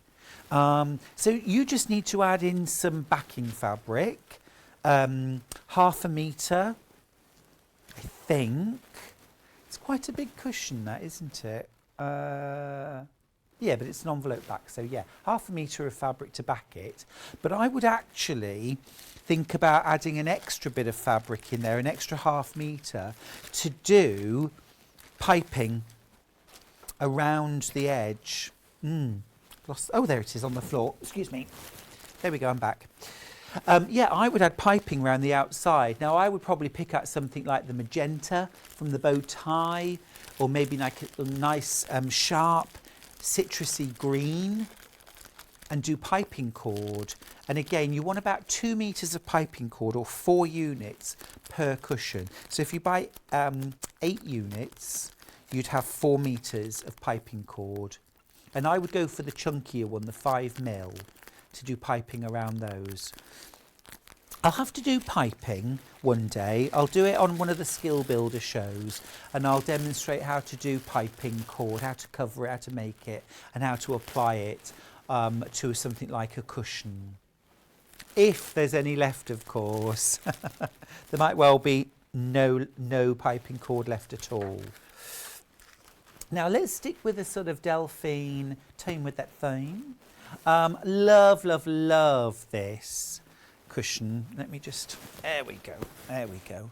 I'm just pulling out the corners. These were put in a hurry. That is lovely. Isn't that gorgeous? Now, what you've got here in the panel, I'm going to grab the panel out. You're also getting the instructions for making it up. We can't do this one.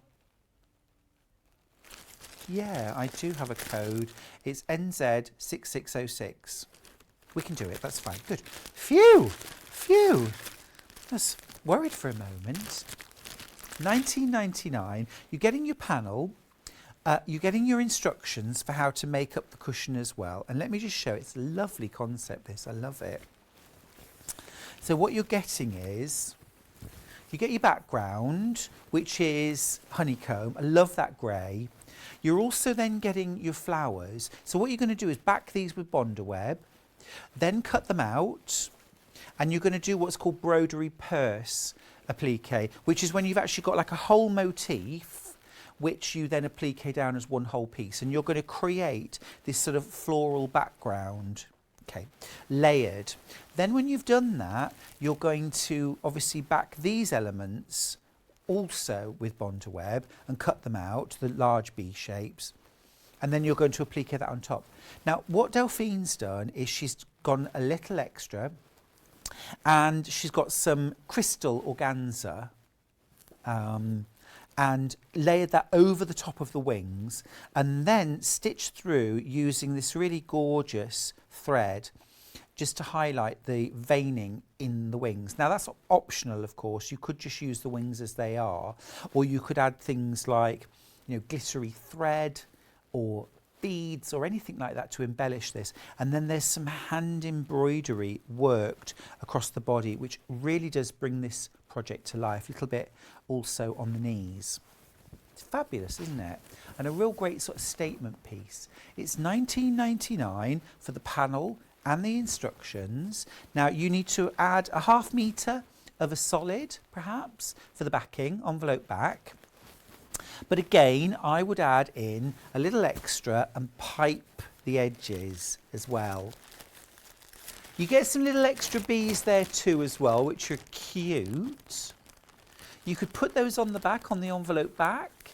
You could also create some kind of little mini hanging, or, I mean, all sorts. Just those little extras are great fun to just kind of go with the flow, be inspired.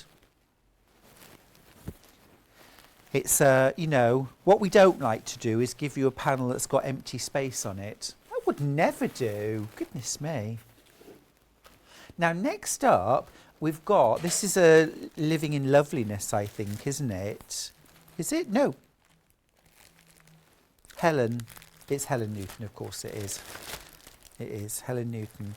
This is gorgeous. Now, we haven't got a cushion pad to go in this one, but I mean, it's absolutely fabulous.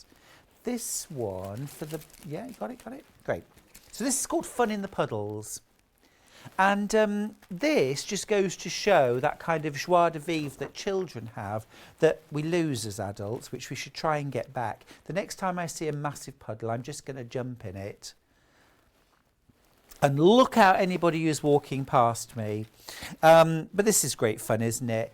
Got your wellies on, having a good old splash around in the puddles. Who cares about the rain? And it's beautifully made fusible web applique, so get yourself a pack of Bondaweb. You're getting the full kit, and what that includes is your instructions for Fun in the Puddles. That's got all of your shapes. So once you've used your panel to make this cushion, you could then create more of these, or you could create a wall hanging, for example. And then inside the pack, you've got the panel, £19.99. So what you would do here, let me show you. You'd grab your Bondaweb. Yeah, you get lots there, don't you? Far more than you need, definitely. So what you would do then is iron pieces of Bondaweb. Now I would actually, you don't want to put Bondaweb across the whole of the back of that.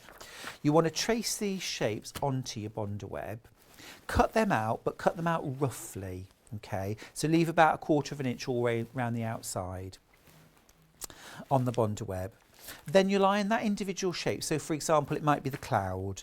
You're going to iron that onto like one of these grey fabrics here.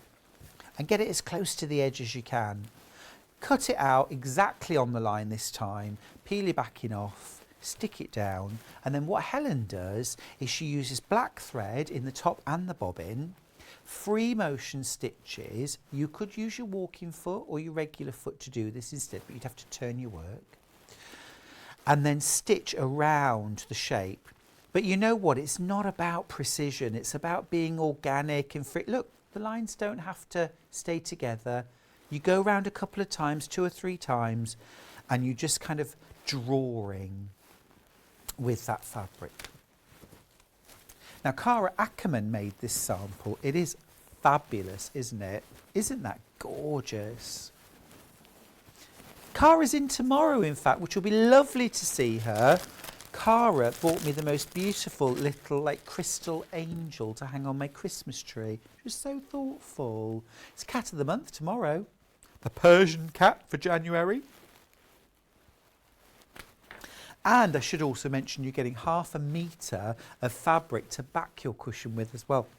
It's a fantastic little kit, that, and so inspiring. It's the kind of thing that I just know once you've made it once, you'll make that again and again. Use up your scraps, make a whole series, or indeed would make a fantastic centre for a quilt, for a wall hanging.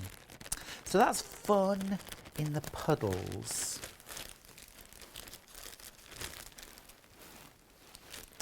Next up, the hedgehog. Yeah, I've got the hedgehog. I haven't got the kit though. No, I'm saying that. Oh, wait a minute. Yes, so you get 2 panels. Yeah, you get the hedgehog and the squirrel. Terrific. So, we couldn't find the squirrel, but I'll show you the panel anyway. So what you're getting is, you're getting the panel to make the hedgehog cushion, and you get both sides. There you go, perfect. So you get both sides of the cushion, or in fact you could use your own backing, couldn't you?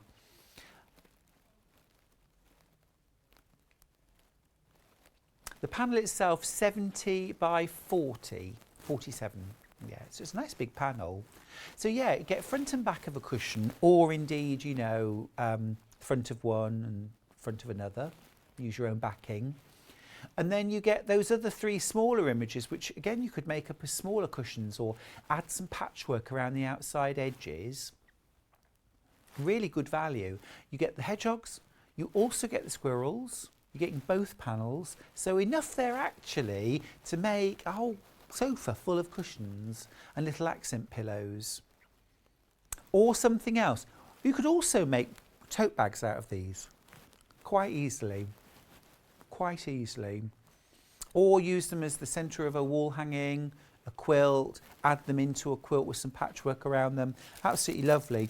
Remember, you're getting both of those panels. I'll open one, in fact, to show you. I'm going to open the squirrel because that's rather good fun. And the colours are lovely too. So there you go. Oh, these are super. Now these would be really nice in a baby room, wouldn't they? I think they'd be gorgeous because they've got those lovely kind of soft muted colours. You've got squirrel there with pine cones. You've got squirrel there with acorns. Love that. And then you've got sort of smaller versions. Little squirrel there, and love that one with the pine cones on too. Plus you get some little labels at the bottom that say hand stitched by, and you get 3 of those. Now you get 2 panels in your bundle here. You're getting the squirrel, you're also getting same principle but hedgehogs. So you get the 2 large squares, you get the 3 smaller, and then those 3 labels as well. So really good value, all printed on 100% cotton and all exclusive to us here at Sewing Street. Great. Nice simple project that. I think really accented by the piping cord. So if there's any left, I'd get some piping cord while you can. So I think that's an absolutely super addition to those. So that's the hedgehog. Now then, I do have the home cushions. I'm going to need to go and grab the samples, but I'm going to get this little kit out. There's 3 different ones. Okay, I've got DT58. So this is from Living in Loveliness, and it's the home cushion kit. Really lovely, these. Got a lovely kind of vintage look to them.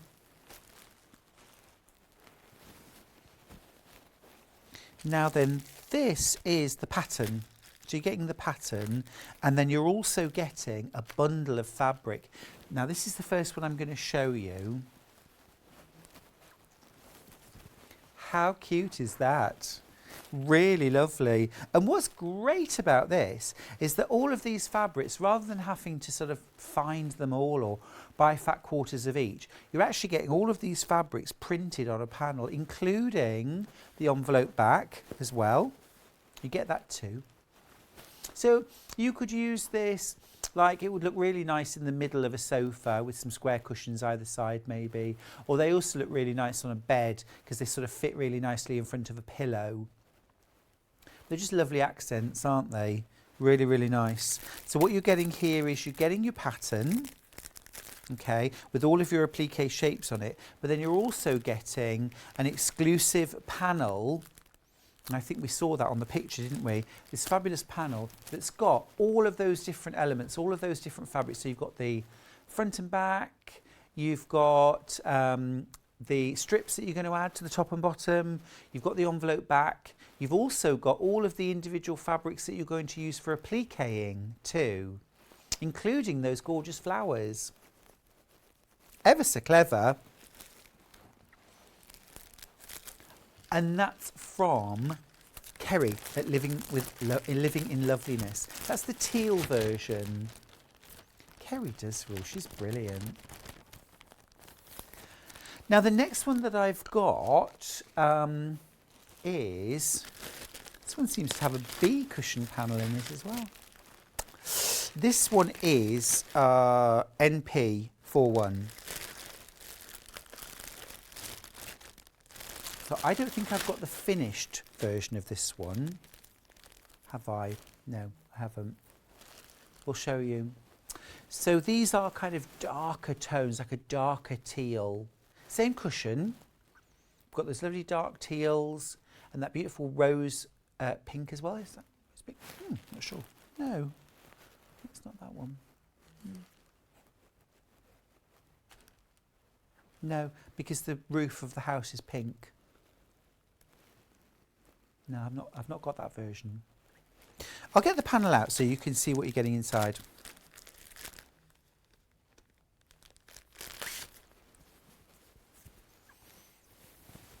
This is nice, it's got little birds on it.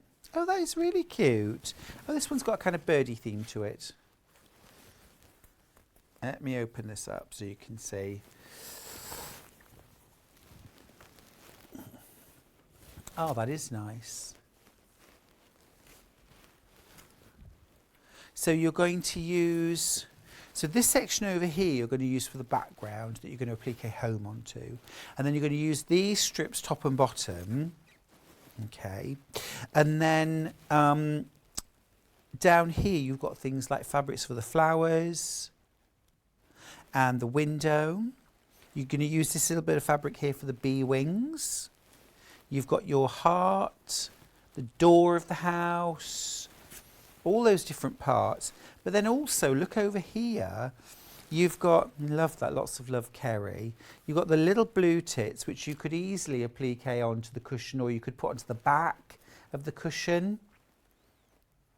This would be really nice sewn onto the envelope back. You could cut out that strip, sew that to the envelope back and just add it. Lovely, aren't they? Really nice. Nice bit of extra. We've only got 4 of these. Only got 4 of them left. You do get the full instructions as well included in your kit. So you get your panel with the birds on, and then you also get your pattern as well. And of course you can use that pattern again and again and use up your scraps. It's a brilliant way of using up scraps. It's such a lovely scrappy project, but I love the fact that you can get started straight away because you've got all of the fabrics on one panel, even the backing as well, which is super. Good old Kerry. We've got one more colourway. Same principle, but this one is kind of autumny in colourway. Yeah, I think this might be my favourite one too. I don't have the kit to hand for this one, I don't think. There we go. Right. Ooh. That is lovely, isn't it? Yeah, now those are colours that would go really nicely in my home, because my home's got lots of these kind of warm, rusty colours and blues, things like that. And you can see what Kerry's done is use Bondaweb. So if you haven't already, get yourself a little pack of Bondaweb. You'll need that for this project.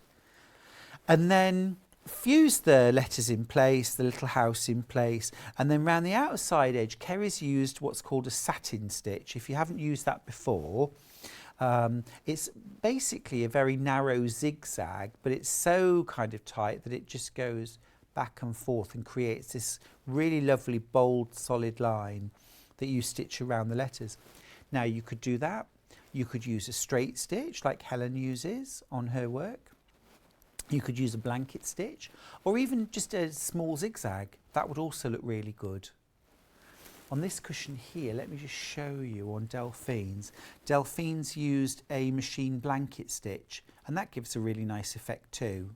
Now on something like Kerry's home cushion, if you're going to use a blanket stitch, I would actually use something like a black thread or a grey, dark grey, or you could use a dark brown. So it's quite bold, and use a blanket stitch all around the letters. That would look really lovely. A little bit of hand stitching.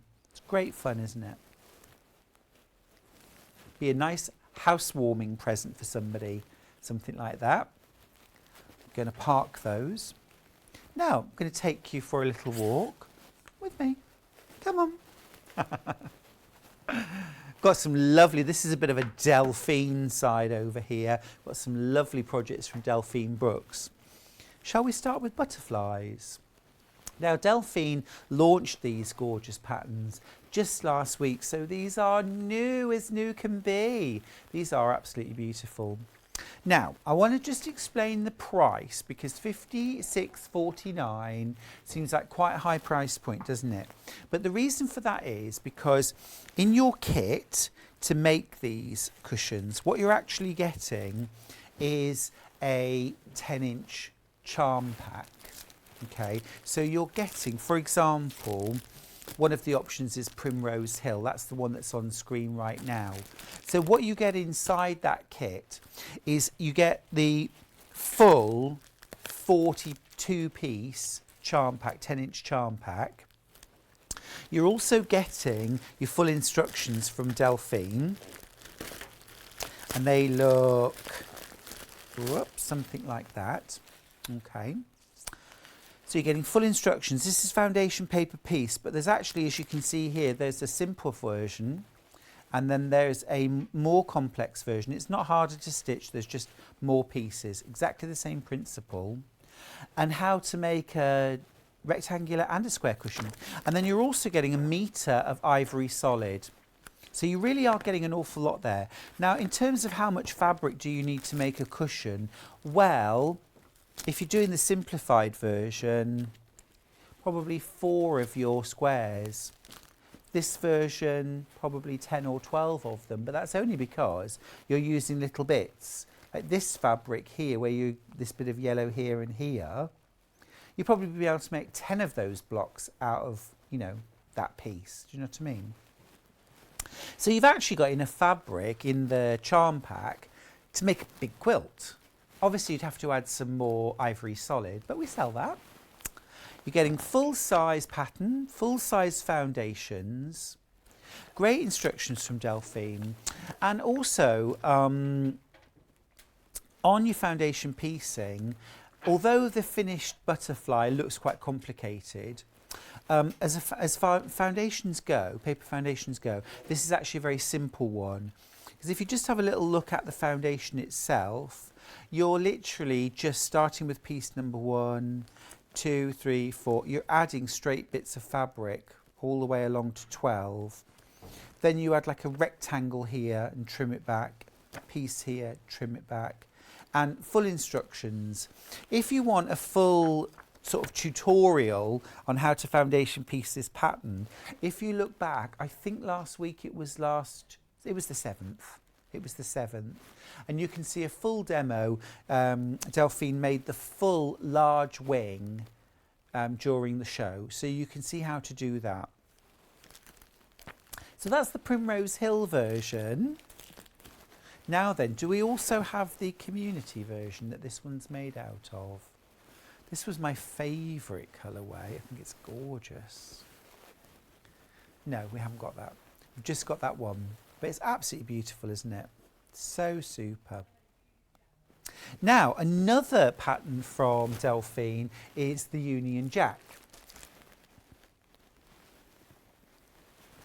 So let me show you these. These are absolutely gorgeous. These are the Union Jack memory cushion, and Delphine designed these for Remembrance Day. So she features the poppies. Now what you get here is you get Lewis and Irene, a Lewis and Irene fat quarter bundle. You also get the full pattern, and the foundations are included as well. So within the pattern, she teaches you how to do foundation piecing. Again, this is really quite a simple foundation piece block. And then that's how it's put together at the end. So you're getting that. You're also getting your Lewis and Irene fat quarter bundle. I'm going to grab that out. Did you say 6? Yeah. So here are your lovely, so you've got a white solid there, you've got that lovely all over poppy print with bees, a mini version. That is absolutely gorgeous, isn't it? A navy solid, and then you're also getting that one there. So really lovely selection of fabrics. 6 fat quarters in total, plus your pattern, $24.99. Very good, very good. Love that. And I think you'd have enough fabric there to make both cushions. You might have to add a little bit of extra white. Super, aren't they? And if you've never tried foundation piecing before, good place to start this one.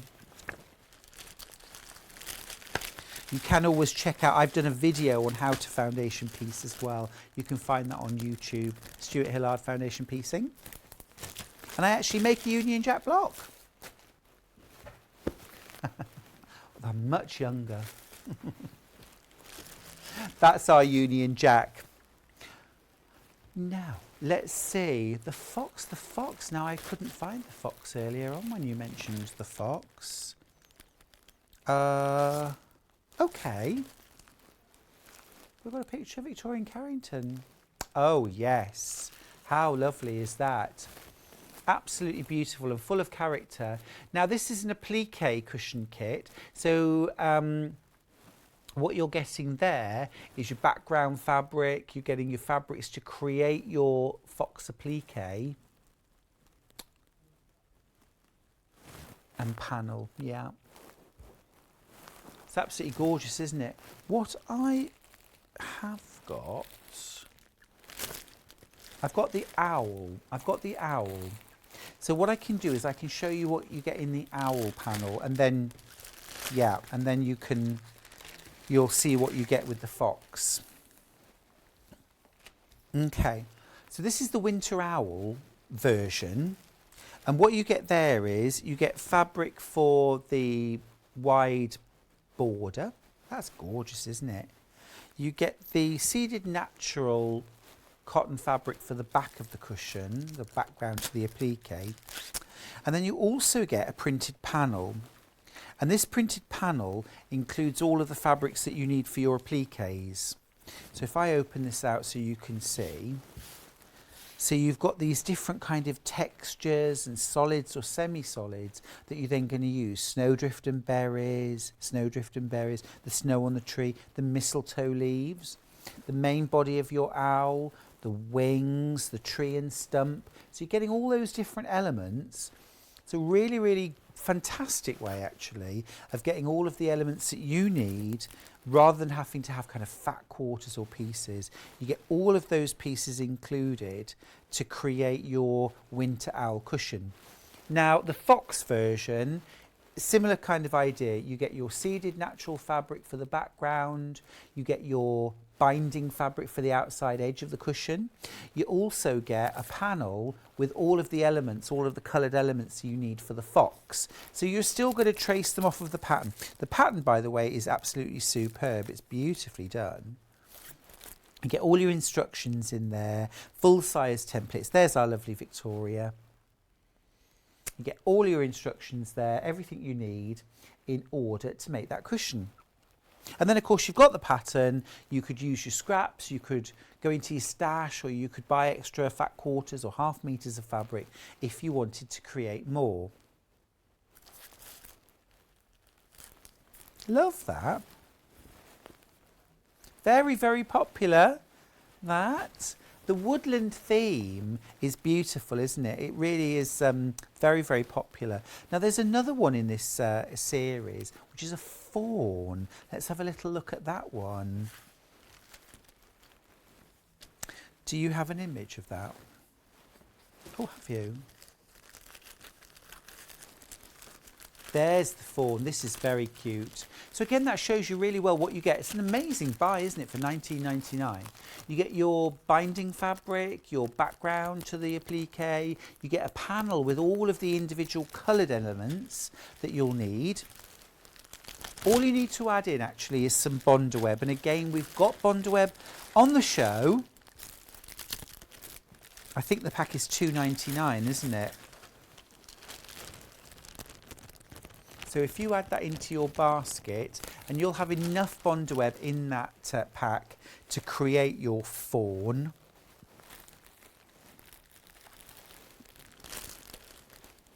Smashing. Love that.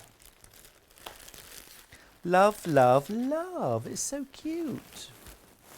And really nice for spring, actually, as a little accent pillow. Nice project to work on. I love the way that the tree stump's been done. You see the way that bit of free motion stitching, or you could even hand embroider those details on if you didn't want to free motion stitch. You could hand embroider the outlines. And those little daisies too. They look absolutely brilliant, don't they? Really detailed. Super. We have got one more cushion kit to have a look at. Two in fact. What do we have? Yes, the washing line. This is a favourite of mine. Absolutely brilliant, isn't it? Absolutely brilliant. Helen and I did a show together just before Christmas, I think. It was lovely, and it was great to see how she worked. We actually looked at this washing line pattern. Here's the cushion. I love this. I love it. So playful and fun, isn't it? Now, Helen's got these washing lines zigzagging across the front of her cushion. You could rearrange those if you want. You get to pick where the clothes hang. You could even add some little embellishments. I'm sure I had a pair of those trousers. Certainly had something similar. Really good. I've got something similar for sure. Now, what you get in that kit is you get the fabric for the background. You get the fabric for the back of the cushion as well. You get the full instructions, and those, let me just show you, you've got all your different elements. Aren't they fun? That a hat. You get that candy fabric, the blue, and then you get the cream, vanilla, that's lovely, fat quarter of that. And then this is what makes the project so achievable. You get one of these really clever fabric panels, and what these have are loads and loads of different small scale prints on them. This is what you're going to cut your clothes out of. So same as before, trace the shapes, the trousers, the hat, the top, onto the back of the Bondaweb, cut it out roughly, iron that shape to the wrong side, okay, of each of these shapes, then cut the shape out precisely. You've also here on this panel got your border fabric. So you're going to cut this into strips to create the border that goes around your cushion. And you can see, I think, quite easily that you have got more than enough fabric in order to do that. So you'll have some leftovers as well. So you could even make like a little mini project to go with. I mean, absolutely super value these, £19.99. Reel of black thread, that's Helen's signature style, to use the black thread to outline quilt. And these are free motion quilted. If you prefer to hand embroider, do that. Absolutely. But it's a great way of sort of having a go at free motion stitching in a very kind of light-hearted, relaxed way. If you've never tried it before, this is a great project to do it. And it's a playful project, isn't it? At the end of the day, you put that somewhere, it's always going to raise a comment, raise a smile, wherever you put that cushion. Really fun. Now we've got one more cushion, and it is from Jenny Jackson. It's the chevron. Now this is English paper piecing. Let me show you what you're going to get in here. So first of all, let's have a little look at the finished cushion, which I think I've just got a picture of here.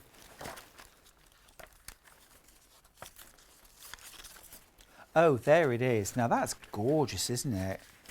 Really smart and modern. Love the colour choices as well.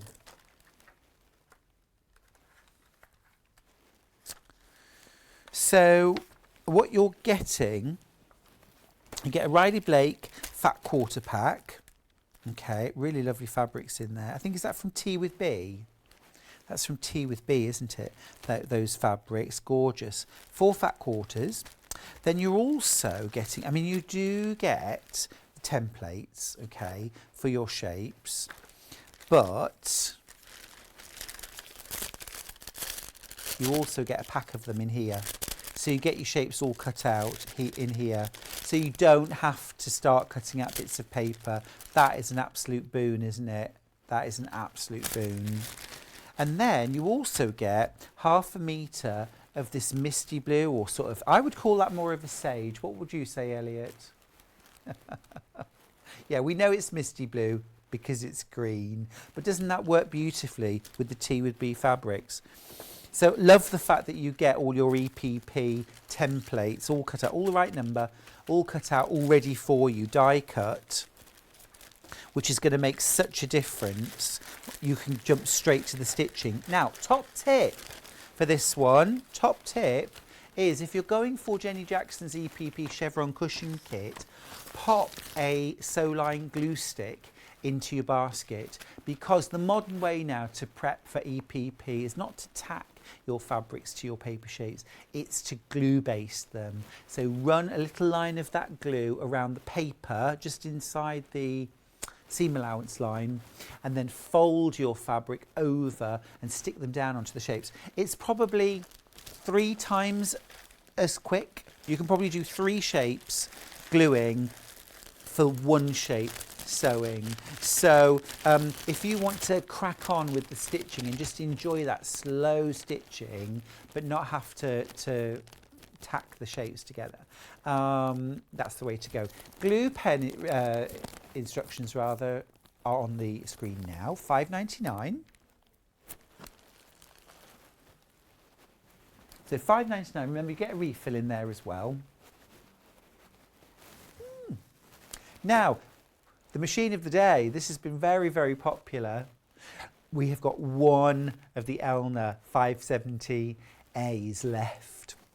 It's a fabulous machine, £639 for this, and you get 4 split pays if you'd like them of £159.75.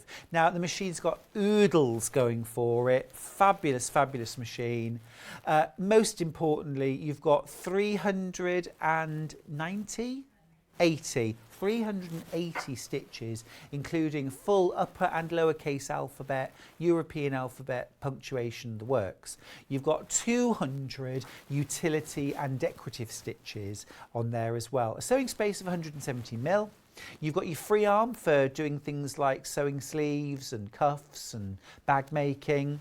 LCD screen that's going to display everything, the stitch you've picked, the width, the length, even the foot that you need to put onto your machine. You've also got a built-in needle threader and thread cutter on your machine. And I'm not talking about the bit at the side where you manually pull the threads through, but a little scissor button that you press and automatically your machine will cut your top and bobbin threads. You've got a top loading bobbin, you've got an extension table included, all for £639. It's a fab machine. 4 split pays for £159.75. You only have to pay the first one and we'll send the machine out to you.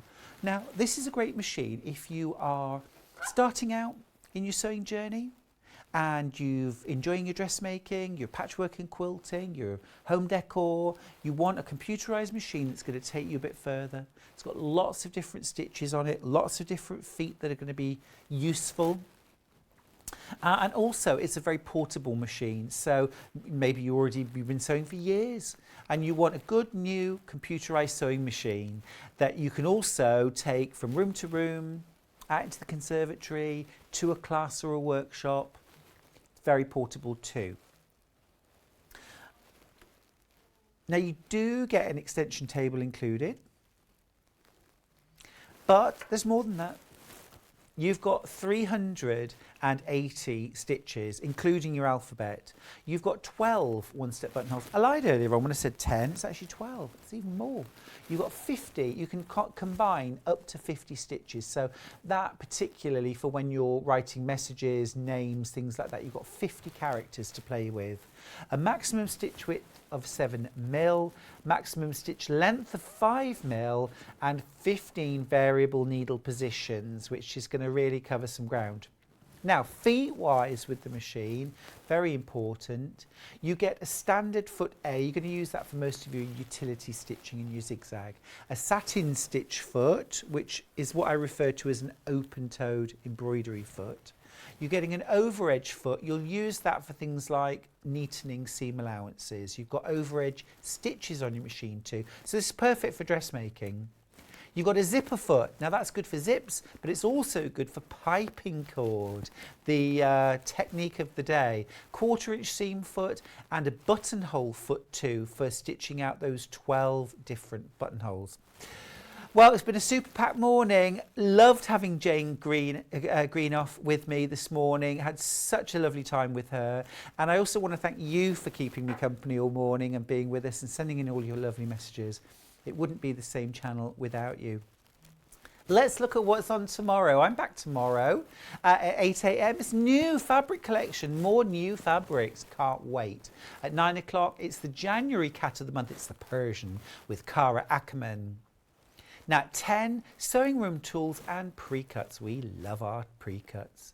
And then at 11, Cara's back for oh so beautiful embroidery kit. There, I've done my Norfolk accent. I'll be doing it again tomorrow.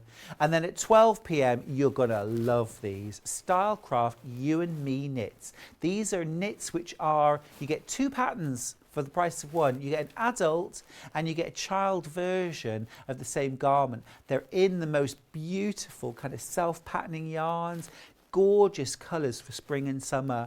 The samples are beautiful. I will see you back here tomorrow at 8 a.m. sharp. Thanks for spending the morning with me. Enjoy the rest of your day. I'll see you tomorrow.